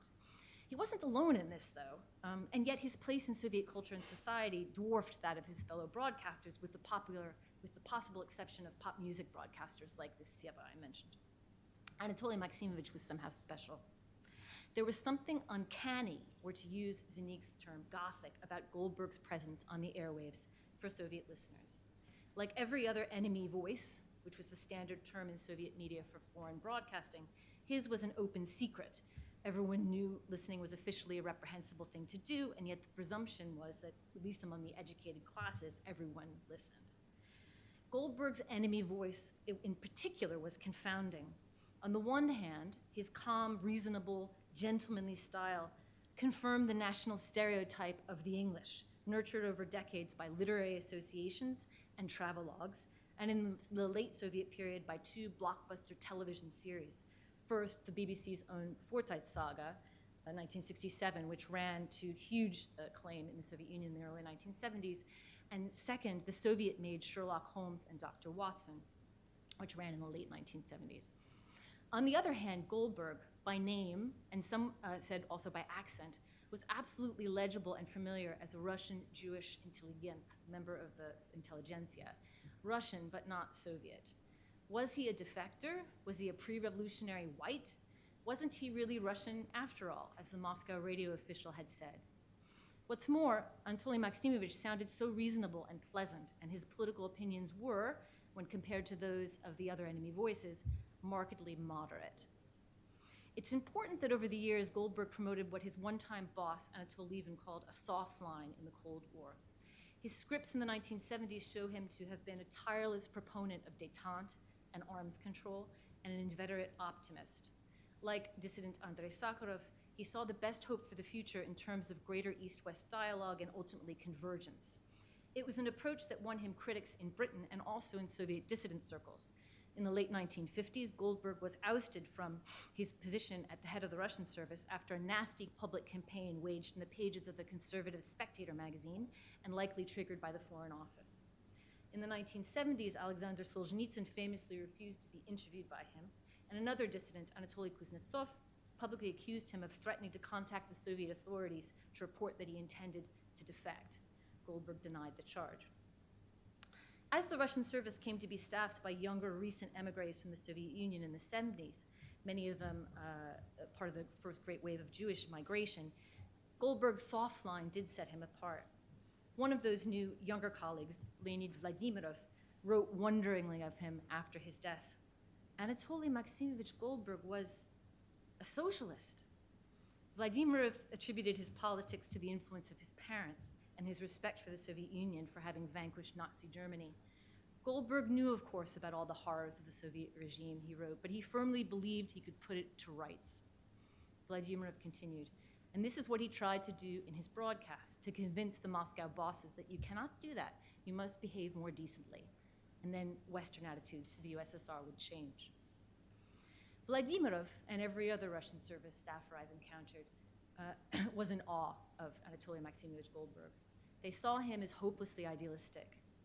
Is it not this idealism, this endlessly glass half full hopefulness about the Soviet Union, a good part of what made Goldberg such an uncanny voice in Soviet listeners' ears? Other broadcasters and guests voiced broadly similar political views over the years, to be sure, but Goldberg's longevity and his uncanny ability to be both and, nash and ni nash, ours and not ours in Russian, our person and not our person, made him distinctive. He was Russian, but from some other indeterminate time and place of Russianness. He was also very much an Englishman in a Soviet fantasy way, English the way the English were meant to be. To recognize that in oral experience, to know it through your ears, was an affirmation of your own better self. Goldberg flattered his listeners by addressing them as if they too were reasonable people, as if they were people with power, also misplaced perhaps in time and space. The Goldberg effect was uncanny and went unmatched in Soviet Cold War airwaves. Thank you.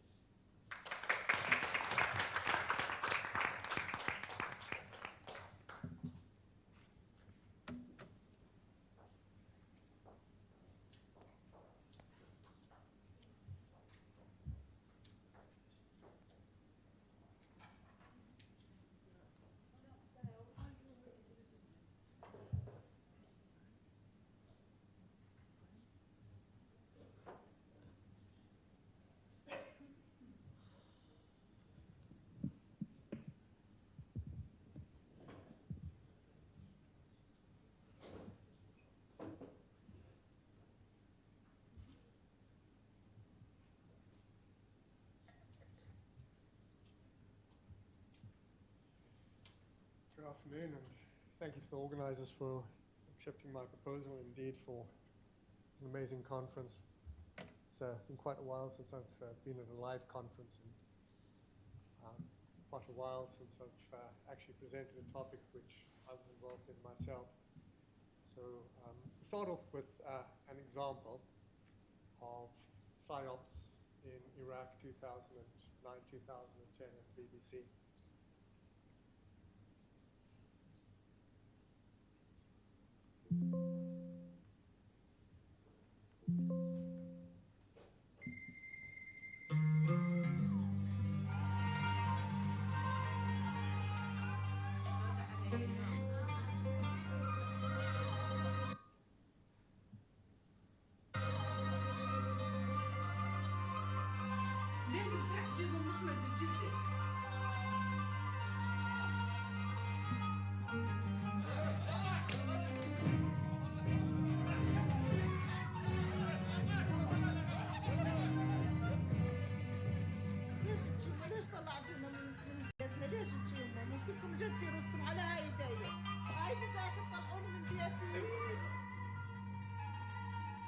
ما يدمر مجتمعك يدمر مستقبلك.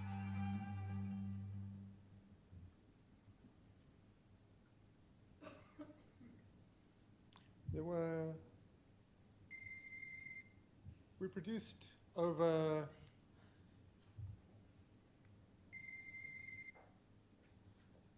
over 5,000 of those video clips, which were broadcast on different TV channels. Essentially, the broadcasting entity, whatever it is, whatever media it is, conveys a message. And the message can be something which a journalist gathers by asking questions, or it can be something provided, such as a press briefing. And this is how we actually managed to sell our products to various television stations, radio stations, and the printed media to convey a message. And we had a massive budget, and it was done. So I'm going to go through the story of how it was done. When I say the BBC is not independent, I mean that the people working at the BBC and the governors and the Director General are very patriotic. And when your country is at war for the last 100 years, we have seen that one does what one can for one's country. And in this instance, when I say not independent, I mean that willingly the BBC participated in a war effort because they were patriotic.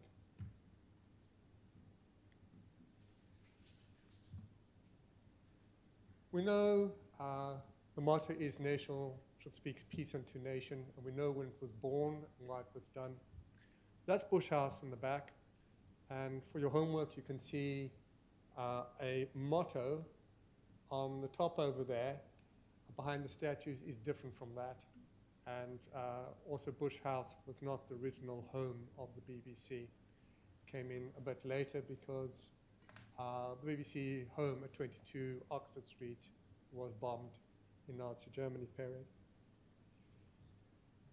Looking forward as to understand a bit of the history of the BBC at war is at the bottom end in the Aldwych is where the Bush House is, which you saw. But if you had to go up Kingsway and cross Russell Square, you'll come to another building. And it's very important to understand that route as well, because underneath Kingsway was the World War II telephone exchange.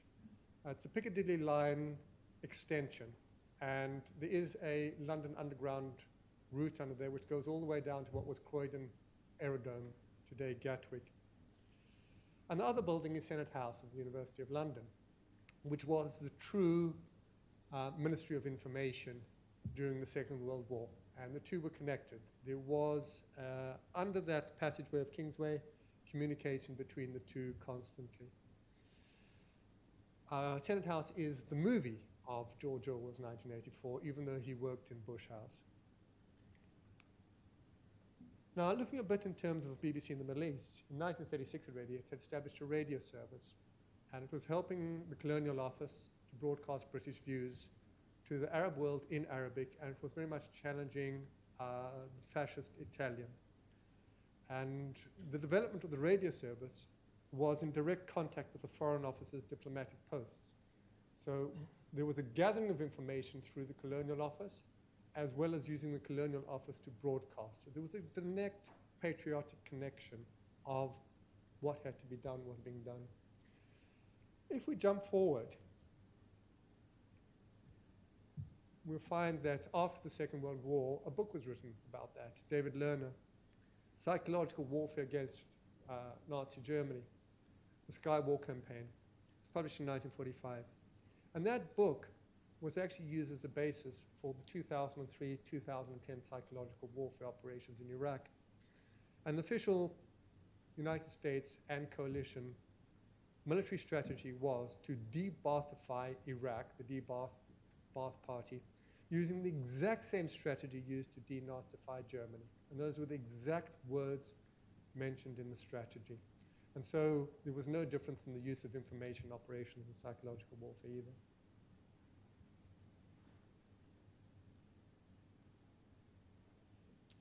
So it's not surprising that after the first Gulf War, and it's very interesting to see actually, because although technology existed for a BBC World Service in television in 1968 already, it didn't actually start until 1991. So the World Service or Foreign Service was radio only, and only in 1991 they began to think about a TV World Service. Ironically, after the end of the Cold War and the first Gulf War. But it was only really in 1994 that BBC Arabic television was launched, and we have to see with who was the partner, Saudi Arabia, and why. And it was pulled off the air in 96 because Saudi Arabia was very critical of the panorama. So we have to see a direct link, who is the ally of Britain and who is it being used for. The channel came back on air, totally different in 2008, and by 2009 was broadcasting fully.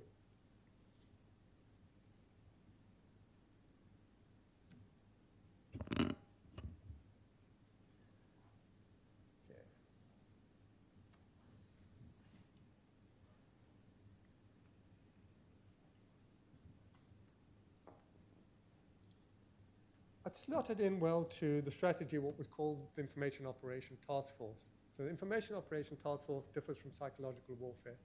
Psychological warfare is very much a type of warfare which we call the gray area of influencing people. Information operations is actually to provide news. It has to provide the same way as a news operation works. And I was responsible, I was commander-in-chief of that operation for 7 years from 2003 to 2010 and lived in Baghdad during that period. The BBC, like we mentioned, only came in 2009. So this was a late entry into that.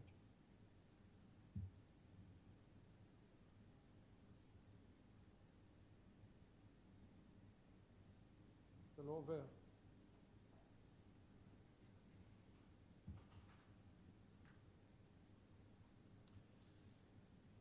So we were actually using the entire operation from 2003, but I'd just like to delve now into the BBC part of things from 2009. When the BBC Arabic TV station came in 2008, it was number 27 out of 30. But by 2010 was the third most popular after Al Jazeera and Al Arabiya. So it played a very important role, it progressively became to play that important role.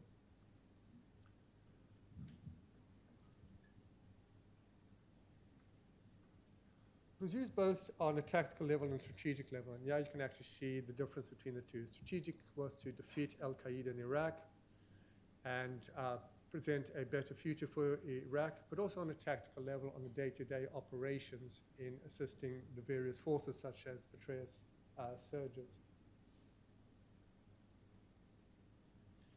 Very important to understand this is the second line theme. So it was conveying a message. Reveal the disgust of Al-Qaeda. Iraq chooses life. Al-Qaeda has become what it rages against, death. Hand in hand, not gun in hand. And you have to feel secure about what to do. And if we look at the bottom line, we can see different TV clips and adverts which were actually presented to do that. Very important here is the black line, shape expectations, generate change, focus forward, which is delivering the message, and the green, which was actually the television clips. So there was create the behavior, present framing the choice, force the choice, and reinforce the choice. And that is exactly like any marketing campaign of any product. You have Coca-Cola and Pepsi-Cola, frame the choice. Force the choice. You will like Coca-Cola better because of this. And then you continue to reinforce the choice once your market has been established. So what you're looking at there is no difference from any type of marketing campaign for any product. And the product here was to break the continuum of violence between Sunni and Shia, so that the American president could exit in honor. No other reason. It wasn't to win the war, it wasn't to get the Sunni to win or the Shia to win, it was to enable the American president to leave in honor and reduce that continuum of violence. That was the mission, and I had $500 million per year to do that. Where did the BBC come into this picture? As we mentioned, everybody has a target audience and everybody has an audience. Most of the people who were watching the BBC of 30 different television stations were the Kurds and the Shia elite. The Sunni were watching Al Jazeera, but we also broadcast on Al Jazeera. Al Arabiya was more the Shiites. And every station that we broadcast on, we had to have a different version of what we were broadcasting because the audience had to identify with it. We had to have a different voiceover because the audience had to identify with it. It had to be filmed in a different neighborhood which the person would identify with. So the product which we're using on the BBC was to the Kurds and Shia elites. So it was a totally different product, but the message was being conveyed was the same.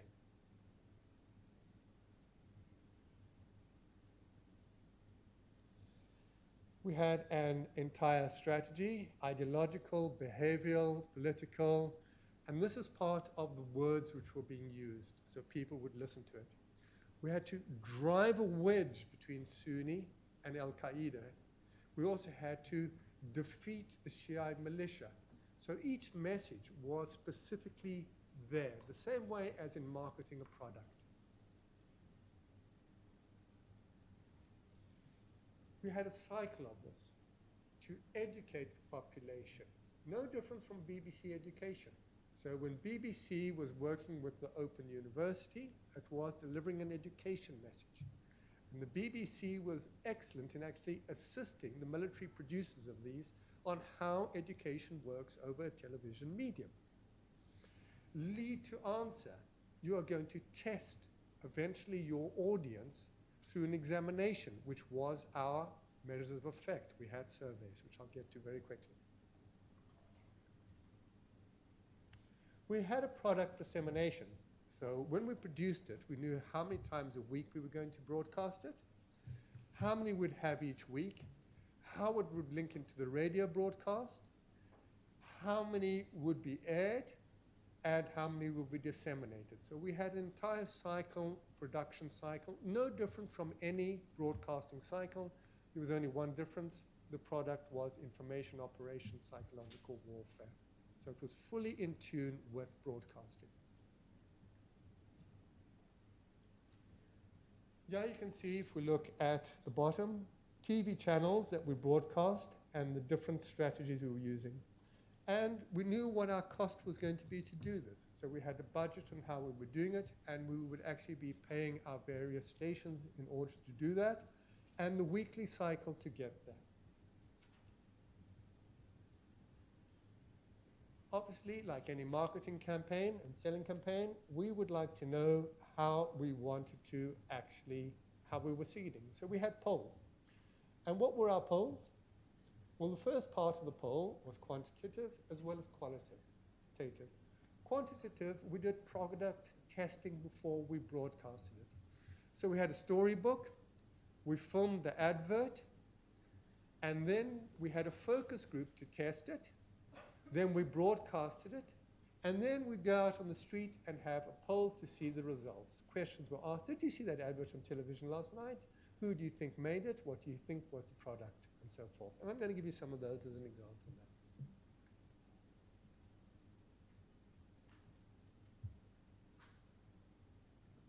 So this was the area we're covering, for example, in Baghdad. We were doing a monthly, so from this one now, of 5,354 in all different areas. Focus was in the urban areas. So we knew exactly where we were looking at and where we had to improve, which we, in many cases, for example, for the BBC, was the north, which was the Kurds. And the intellectuals in the Shia were in Basra in the south, as a result of the survey. And now we can see how effective we were. So we can see the change that we had on a weekly or monthly basis. So this is a monthly change, which we had a shift progressively, and you can see the plus 22, plus 28, plus 23, plus 19, as each product was being disseminated. And armed groups, government of exact, who do you think, and so forth. So we could change our product to suit what the reality on the ground was.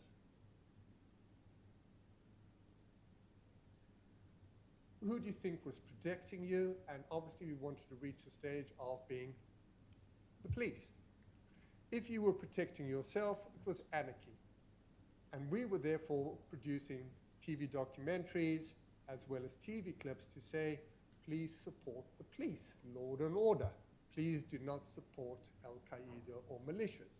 And this worked hand in hand, tactically on the ground with the military and the police who were creating that law and order. More the same. And yeah, we were actually focusing on the various TV clips to see which were the most effective in terms of the statistics. So the blue one, the advert I saw, made me feel Al-Qaeda should leave Iraq, and progressively, this is a period of a certain 9 months, we had moved from 68 to 86, and red, the ad made me feel that Al-Qaeda criminals are losing, we're also moving up in that direction. So we found that we were being very, very successful in terms of doing that. Now at this point you should be asking, who is doing this? Well, I'm there, the bearded guy on the left-hand side, and the right-hand side, for all of those who are British, you will definitely recognize him. It's a bit of an old picture because he's in politics now, but that's the Right Honourable Nadim Zahavi. Chancellor of the Duchy of Lancaster and Minister for Intergovernmental Affairs and Minister for Equalities. And born in Baghdad, a Kurd. And he was doing all the surveys for us because at the time he was founder and owner of a public opinion survey company called YouGov. So YouGov was our contractor for all the statistics of the feedback, and the BBC was one of the 30 channels which we're using for broadcast. So here we can see just a bit of an insight on how patriotic a company is in delivering the message for the country, and how patriotic an individual is. Now I'm just going to show you one more video clip and then I'm finished. So.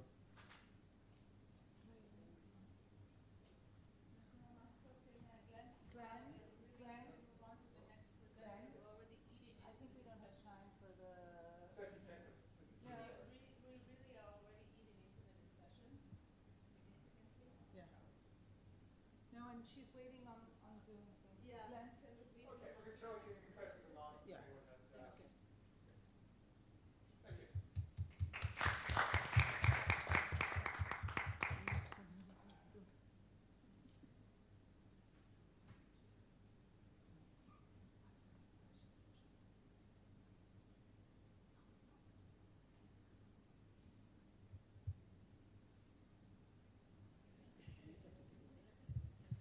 Hi, Margaret. Hi, can you unmute yourself and we're ready to listen to your... Hi, sorry. Is it my turn? Yes. Okay, sorry, my apologies. I was trying to make my slideshow work. And for whatever reason, I can't seem to get the screen to work, to function correctly, but I'll figure it out. But I'm so sorry that I can't be there with you guys. It was a long trip to get there, but most critically, I actually am just now getting over COVID.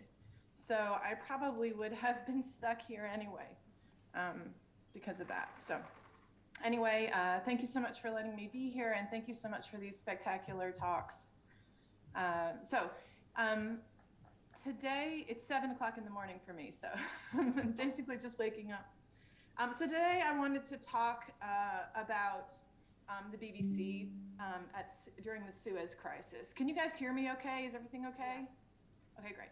So I wanted to talk today about the BBC and the Suez Crisis. And let me see if I can share my screen so that you can see my handy slideshow.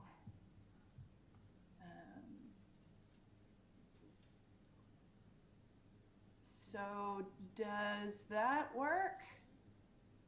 Is that working?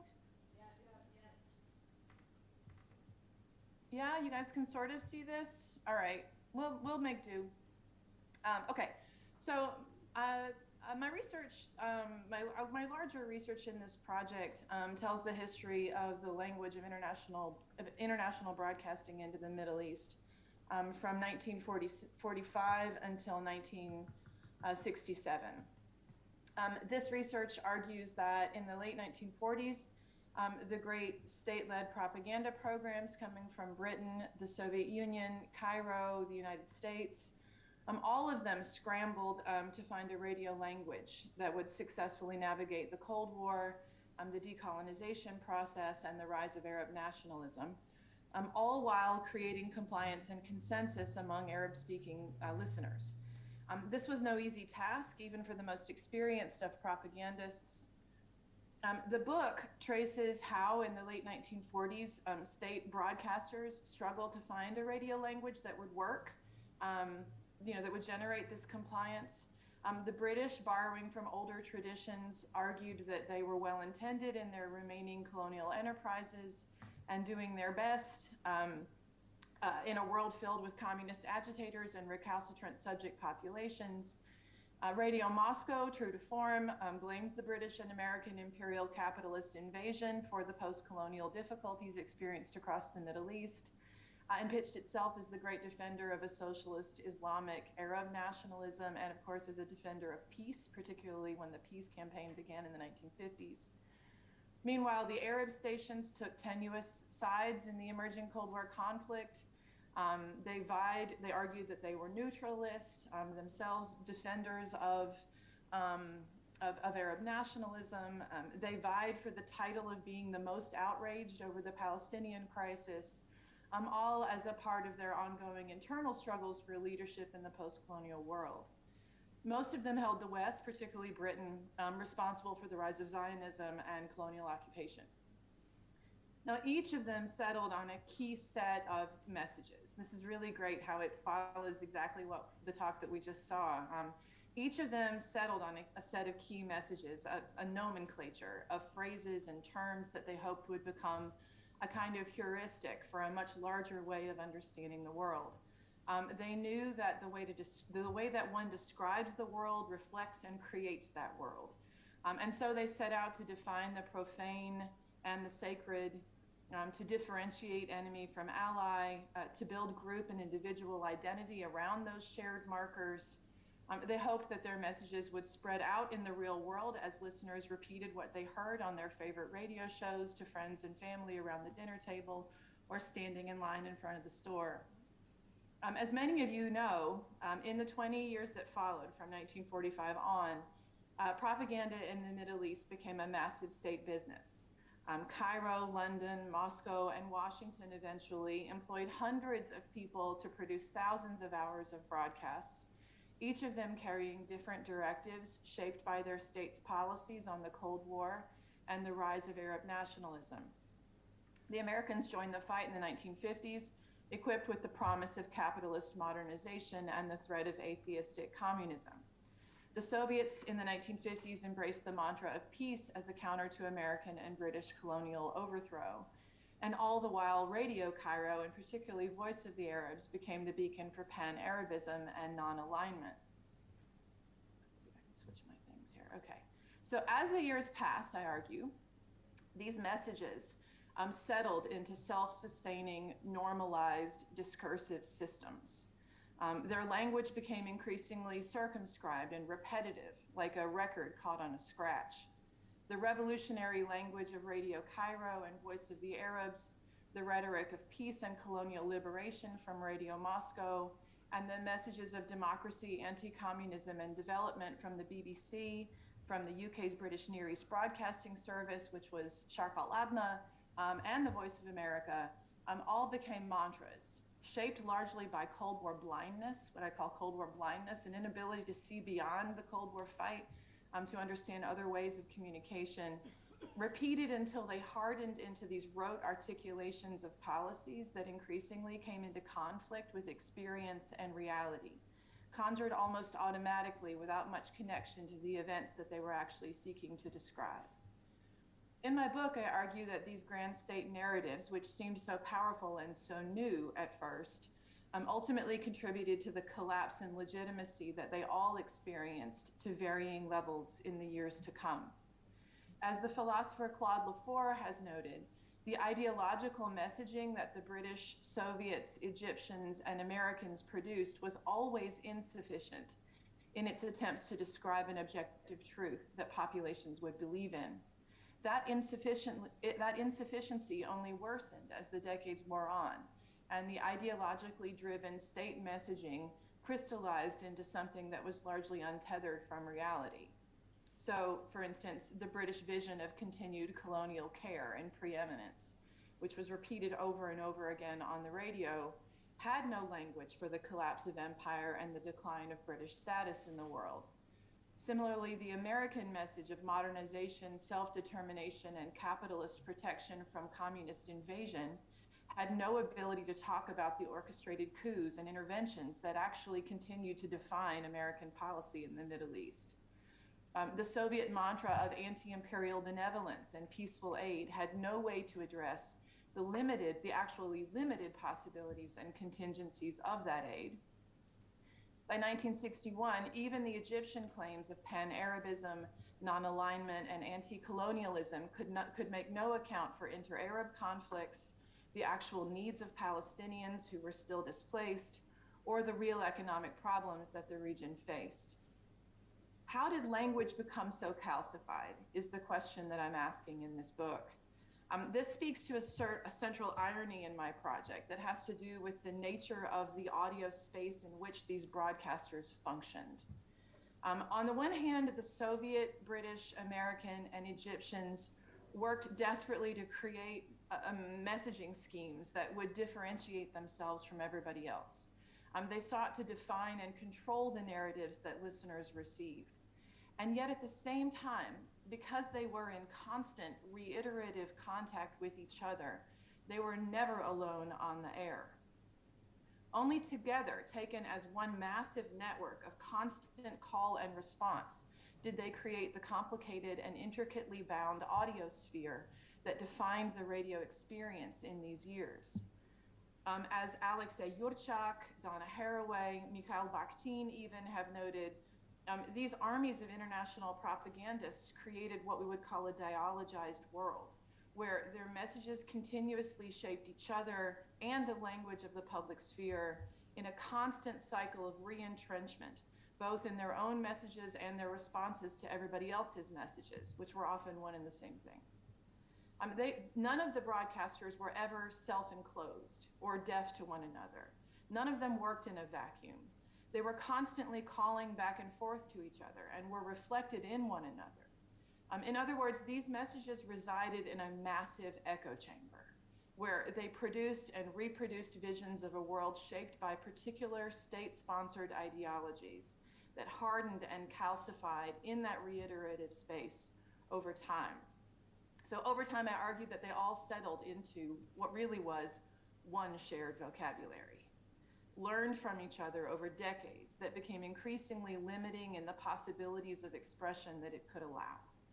So ironically, in their attempts to create unique messaging that would separate themselves from their enemies, because they were always in dialogue and in response to each other, they regressed to one language that ultimately faltered most profoundly in its ability to present a unique voice.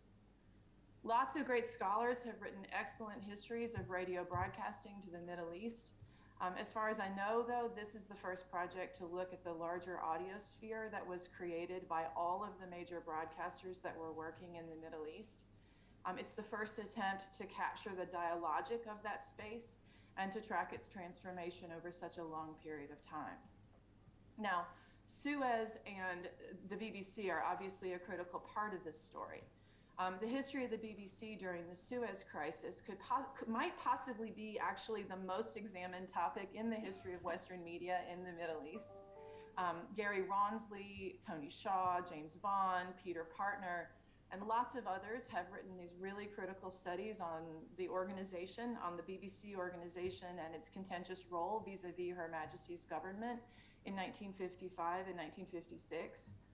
They argue presciently, accurately, that despite the BBC's attestations of being independent from government control, Whitehall actually held tremendous sway over what the BBC said over the air. The BBC had spent the bulk of the 1950s supporting the British anti-communist crusade and the Baghdad Pact. This isn't to say that Whitehall was happy with the BBC. As Tony Shaw has noted, there was probably nothing that the BBC could have said in 1956 that would have satisfied Anthony Eden. He was really always frustrated with the BBC. And definitely the BBC declared their independence repeatedly in their Arabic broadcasts with programs entitled, The Relationship Between the Press, the Government, and the People, which ran with regularity as early as 1952. That story ran constantly since 1952. They took this message so seriously, the BBC did, that they sent repeated letters and transcripts of broadcasts on the topic of their independence to local Arab radio stations in the hope that they would also broadcast the stories. But of course, that was a part of the message. Nonetheless, the Prime Minister and the Foreign Office worked very diligently to muzzle the BBC, particularly their external service to the Arab-speaking world. In September 1956, Eden authorized the formation of a committee led by R.A. Butler to review the BBC's Arabic broadcasting after concluding that it had not been sufficiently aggressive and loyal to the nation. The committee slashed the government's budget for the BBC by £1 million. Later, they actually dropped it to £500,000. Historians have wondered what kind of a slap on the wrist that could have possibly been for the BBC. But they did require the appointment of a foreign office liaison to advise the BBC from that point on. So to that extent, Her Majesty's government had a win. Rumors abounded that we now know to be untrue, that Eden had actually given instructions to take over the BBC entirely. It didn't happen. It was just a fun BBC rumor that was spreading around the water cooler.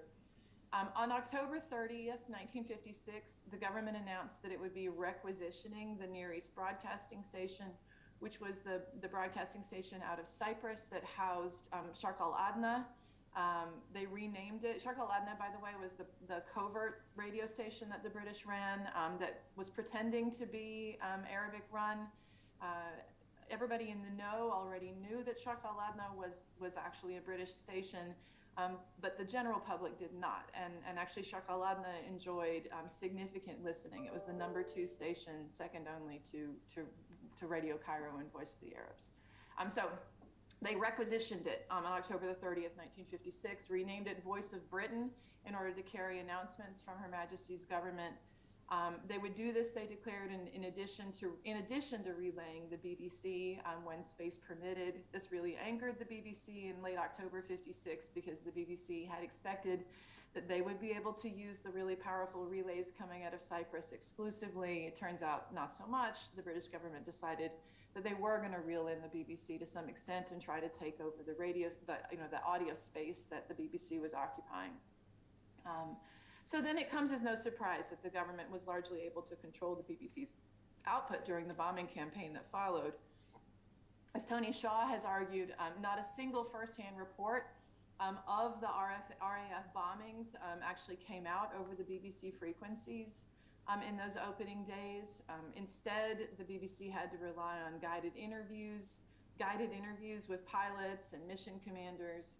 The BBC did attempt to push back periodically, as when they famously gave airspace to Hugh Gateskill, who was the leader of the Labour Party, to lodge his opposition to the invasion just a couple of days after Eden had given a very stirring justification for the invasion across the British airwaves. So there was some pushback.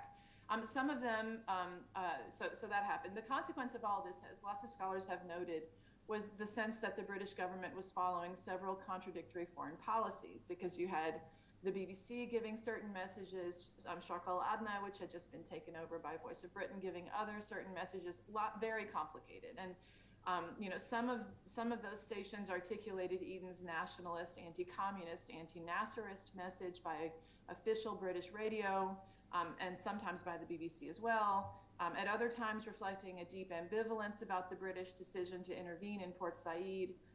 So this ambiguity only worsened as evidence of the British, French, and Israeli conspiracy came to light. Okay, so that's the sort of the standard history.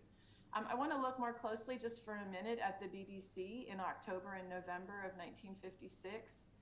When you look at this, it becomes really clear that even the BBC had become wrapped up in particular historical narratives about how to talk about the crisis and how to articulate what was going on to subject populations, to listening populations. I mean, it's also clear how the broadcasters are all talking to each other over the air. So I'll just walk you through a day. This is October the 30th, 1956. So right before the chaos has begun. At 6:30 a.m., Cairo radio broadcasts news that Egyptian officers are reporting to their units that the Israeli plan for a major advance into Egyptian territory had failed. We know that that's not true. Meanwhile, Israeli radio is broadcasting stories of Egyptian commando units spreading terror in Israel by indiscriminate murder, laying mines, and sabotage. They announced that they crossed into the Egyptian frontier the previous night and were advancing towards the Suez Canal. So there's two completely different stories being pitched depending on how you tune your radio.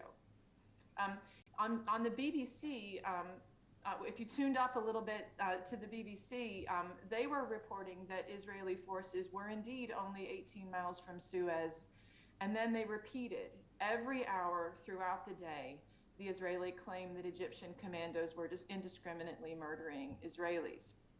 As the announcer put it, the BBC announcer put it, for several weeks during the Suez dispute, the commando units had ceased operations. But with the Security Council debate ended, Colonel Nasser has felt himself free to order them to resume their activities. Within the past week, Israel has lost 14 killed and wounded from mines laid by commandos. In direct contravention to the armistice agreement and with the support of the Soviet Union, Colonel Nasser has emphasized once more that Egypt continues to maintain a state of war with Israel. So you can see how in this tiny little snippet, the BBC is absolutely supporting the British narrative. They're also weaving into the story the anti-communist message, even though in fact, right, the Soviets had not, or absolutely not involved in supporting they were supporting the Egyptians and their pushback of the Israelis, but so were the Americans. Interestingly, I didn't put this in the clip, but after this, actually in this same story, in the same day in this same story, the BBC then turned to give a whole story on how Americans were evacuating out of Said and out of Egypt, out of Port Said and out of Egypt. It was only a story about American evacuations, with no talk at all about British evacuations out of Egypt, as a way to give the impression that the Americans were actually behind the invasion, were the ones who felt themselves to be most at risk, and the Americans were the ones who were fleeing. So the BBC in particular, does a very good job of throwing both the Soviets and the Americans under the bus in explaining why Suez is happening. Interestingly, what I want to get at here, though, is how the extent to which the BBC is absolutely responding to what they're hearing getting said over the air by Radio Moscow and by the Cairo radio, by Voice of the Arabs in particular, and Ahmed Said, who's the famous Egyptian broadcaster who's working the airwaves like a master in 1956. So in the end, the BBC was the only actually the only aspect of the British broadcasting program that came out alive from these days. Voice of Britain ends up being shut down. Sharq al-Adna ends up being exposed. The BBC does end up taking over those relays in Cyprus and becomes the major British voice in the Middle East for a long time. Eventually, the British will turn to the IRD, the Information Research Department, to create a whole massive anti-communist Leviathan program in Arabic in the Middle East. And it was the Suez Crisis that ironically cemented the BBC's position and power within the otherwise humiliated Eden government. Now, if there's one takeaway that I have to offer at this conference today, it is that we need to push ourselves to think about radio and media not as a field that can be studied by looking at one organization that exists in a vacuum, sort of looking just at the voices of one organization without thinking about the ways that it's interacting with everybody else. By 1956, the BBC Arabic service was spending the majority of its time reacting to and engaging with the voices that it was hearing on the radio. I mean, we know this was the case because the BBC monitoring service and the FBIS, the Foreign Broadcast Information Service run by the American CIA, were frantically understaffed all the time because of the amount of recording and listening they were having to do. It was never the BBC, just like all the rest of them, was never an organization that stood apart from the others, stood apart from Radio Cairo or Radio Moscow or the Voice of America for that matter. It was a part of an audiosphere, and it was experienced as a part of an audiosphere for listeners who turned on the radio, as a voice that sat right alongside the other voices coming from other places, all of them in constant conversation with each other. All right, that's it. Thank you so much. I'll unshare my screen. I can figure out how to do that. You'd think after years of doing Zoom, we could all figure these things out more easily, but no. There we go. Thank you so much to our presenters. Kristen and Glenn, would you like to come forward? And then Margaret's royal presence behind you.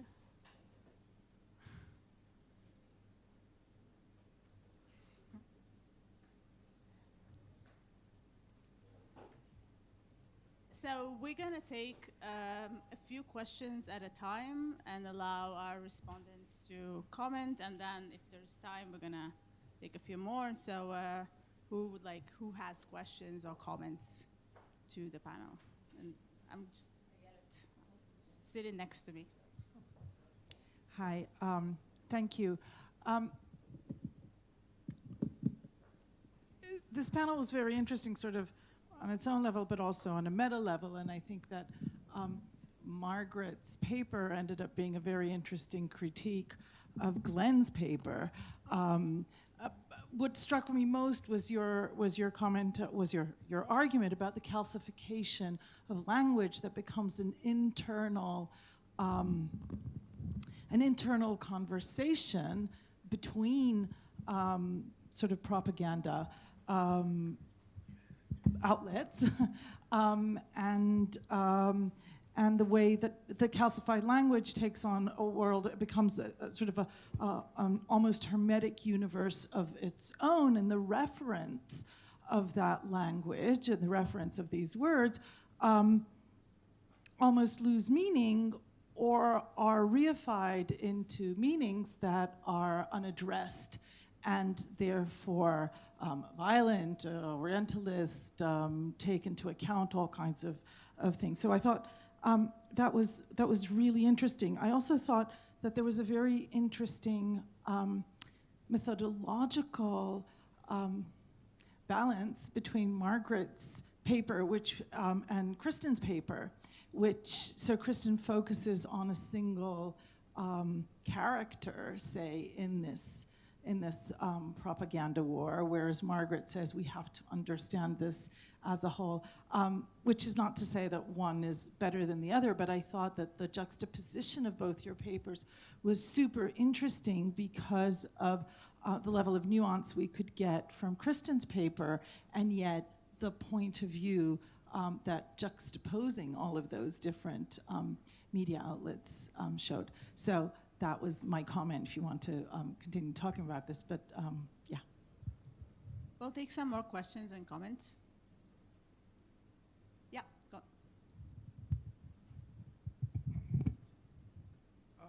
I'm not sure how much relevance this question has, but Margaret, because of your... You might want to take the other microphone, because that one's kind of weak. I hear him fine. Oh, okay. Margaret, because of your comment to researchers that, you shouldn't take, let's say, the BBC on its own. You've got to put it in the context of other radio enterprises at the time. It leads me to ask, and this would be for all three presentations, what happens if you, or is there any evidence from your research that you might broaden that context even more and consider other media of communication interacting, whether it's radio, higher technology, radio and television, or lower technology, oral practices. Or newspapers, right? Or print media, right, or pamphlets and leaflets. Whether you comment about that as kind of countering or undermining that possibility. And one more? Yeah, I mean, it's just not a really super structured question. It's just more a comment, but a bit of a question. It's for, I mean, perhaps you all could comment a bit on that. It's about, I mean, first listen to Glenn, and I was really interested in how micro-targeting was used to, because some of the literature about the Cold War in the Middle East, I've seen John Vaughan, for example, talking about one of the problems of the IRD propaganda operations is that they were too broad and occasionally being reused or recycled from other regions and then they were missing some interesting points of focus, and it's a lesson that it seems that was learned, and so how, I mean, perhaps Margaret can comment a bit about at how, if it was the case in her experience of looking at these radio programs, if they were indeed being too broad, or if there is some kind of effort to target specific sections of the population. And I'm fascinated by the fact that Second World War material is still a reference, a model. In the broadcast to Latin America, one principle that keeps reappearing when in propaganda campaigns is the idea of fear and self-interest. In the propaganda committees, the discussion, the minutes, they always come back to this, where we should focus on fear and self-interest. Is it still an operational principle in your experience? And Tal? Just to question for Glenn, if you can comment on the reception of those broadcasts, what you might know about the reception inside of Iraq. Thanks. So it's actually more of a comment, because we started with an observation or maybe a description of voice and the intimacy of voice and communities that maybe, even more familial or friendship through voice. But I think the two last presentation brought back that soft power is still power, and made it very clear what are the stakes when we're thinking about broadcasting from the margins, and the sort of the axis of capitalist, materialist, militarist operations that are at work through broadcasting, and that broadcasting is so deeply implicated in, that it's not only theoretical voices in the ether, but there has very, very concrete geopolitical and personal prices that people pay for this broadcast. I have a question to Kristen, and I'm going to rudely arrogate the fact that I'm holding a mic in my hand. And I was really struck by this discussion of the personality, the main character of the story and his personality, that it actually is receding, right? So there's how much, to the extent to which his personality was actually decentered and almost completely not there. Not in the way that he discussed himself, not in the way that that his broadcasting work. So on the one hand, I wondered how come? Because a lot of international broadcasting was dominated by personalities, right? They were like very famous people and had followed. Again, the Seva case is kind of completely opposite. So on the one hand, so how did this happen? And then there's still this interesting dynamic that despite all these efforts, the Soviets still remember him. And even though the BBC does nothing to center his personality, and he kind of tries to merge into the objective voice of whatever, actually the Soviets still kind of see him as a person and distinguish him, and he dominates their memories. Yeah, I had a sort of related question about the degree to which the codedness that was necessary to make sense of him was part of the point, like whether or not there was some kind of community that's supposed to get created by the fact that what you're supposed to get out of him is not self-evident, that you have to recognize him. So we take your answers on. I have answers, but do you want to go first? Is this? Yeah. Yeah. So it's to your question about sort of other media and intermedia kinds of possibilities. For Cold War broadcasting, what's so interesting is to the Soviet bloc is that it really is, for this period of time, the only way, right? There isn't actually at this time, for much of this time, television broadcasting, for example, and there's a pretty effective lock on the exchange of print media. But what radio manages to do, the BBC, but also the Voice of America, is, for example, to read back to the Soviet bloc, the Soviet Union in particular, all the literature that's coming out. So there's this kind of really effective feedback loop, and that becomes one of its main functions, actually, is so the literature that's written behind behind the Iron Curtain that is not publishable there and that makes its way out. Samizdat is read back to the Soviet Union. So it does become kind of intermedial in that way, in a really interesting way.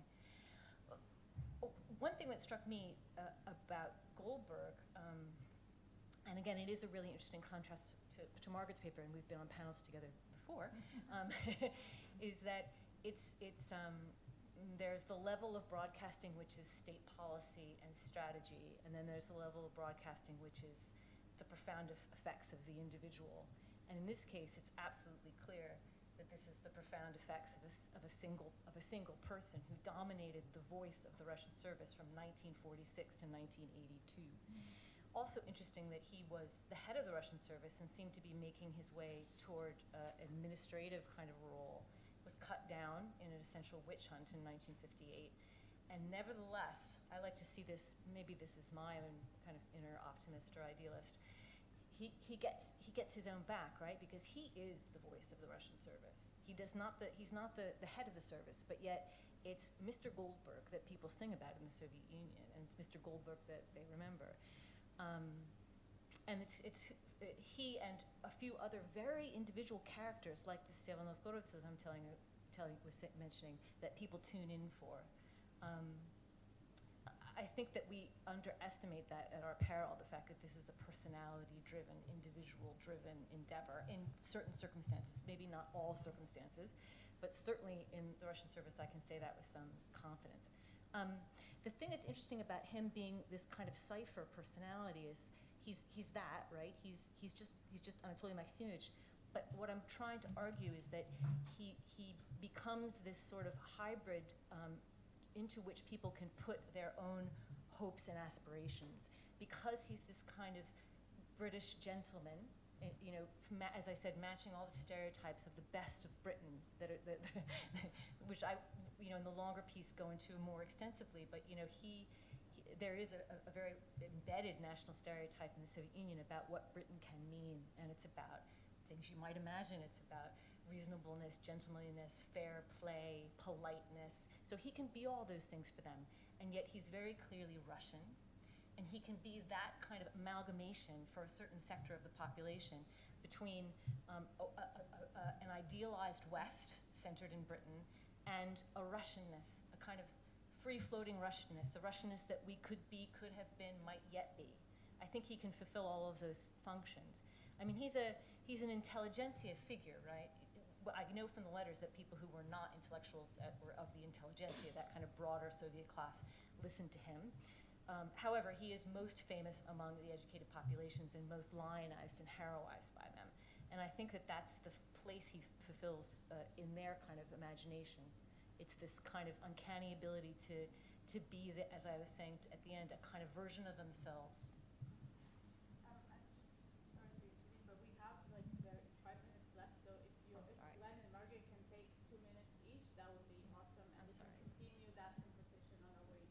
Sure, I'll give a one-sentence answer to each question. I hope it's enough. Ayelet, most important in news, TV news, is how many vans you have on the street. You go to Washington, you ask Fox and CNN how many vans you have on the street. If not, you don't have breaking news, and you have to use somebody else, the wire services. In Iraq, 99% of the time, I was the only TV crew. I was the information. Others had to buy it from me. So whether they liked it or not, the difference between information operations and psychological information, I provided the information. Take it or leave it. If you wanted to broadcast a TV in Iraq between 2003 2010, it was my crews. Different now because there's social media. People can film it. Then I was TV news. BBC had to if they wanted to cover it. To Glenn, in context, yes. We had TV, we had radio, we had news, we had adverts in news, and we even had billboards on side of the streets. We reinforced this message like you wouldn't believe. And we had people in the mosques. Every Friday we had competition. We were making certain the message was driven home. To Thomas, yes, definitely, focusing and making certain it's in context. I wrote an article in 2011 straight as after President Obama pulled out of Iraq.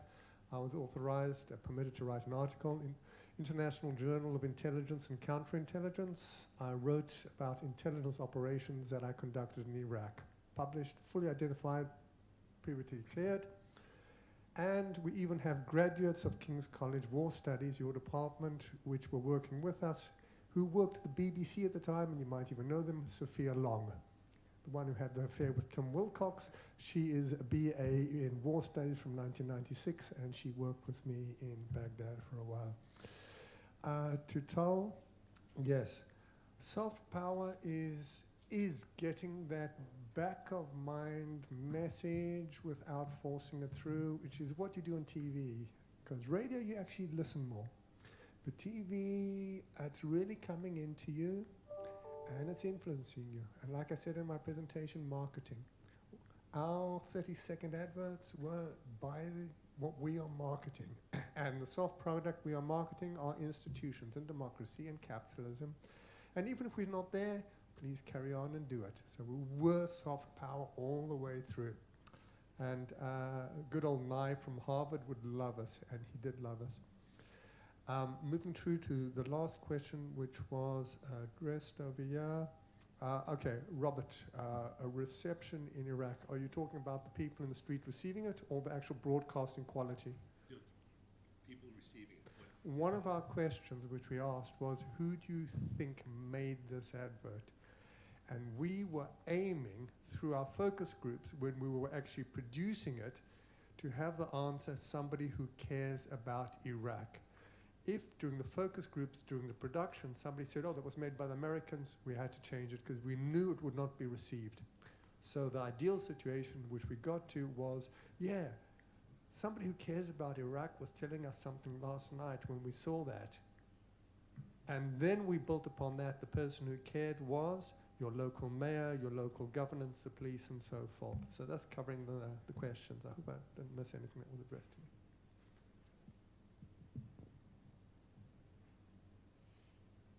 Okay, so actually, I was really excited to hear you talk about the vans on the ground because, you know, the BBC had all kinds of fights with the IRD in the 1950s over purchasing, over whether or not to buy particular pieces of stories from other places, or whether or not to like bribe particular organizations to carry their stories.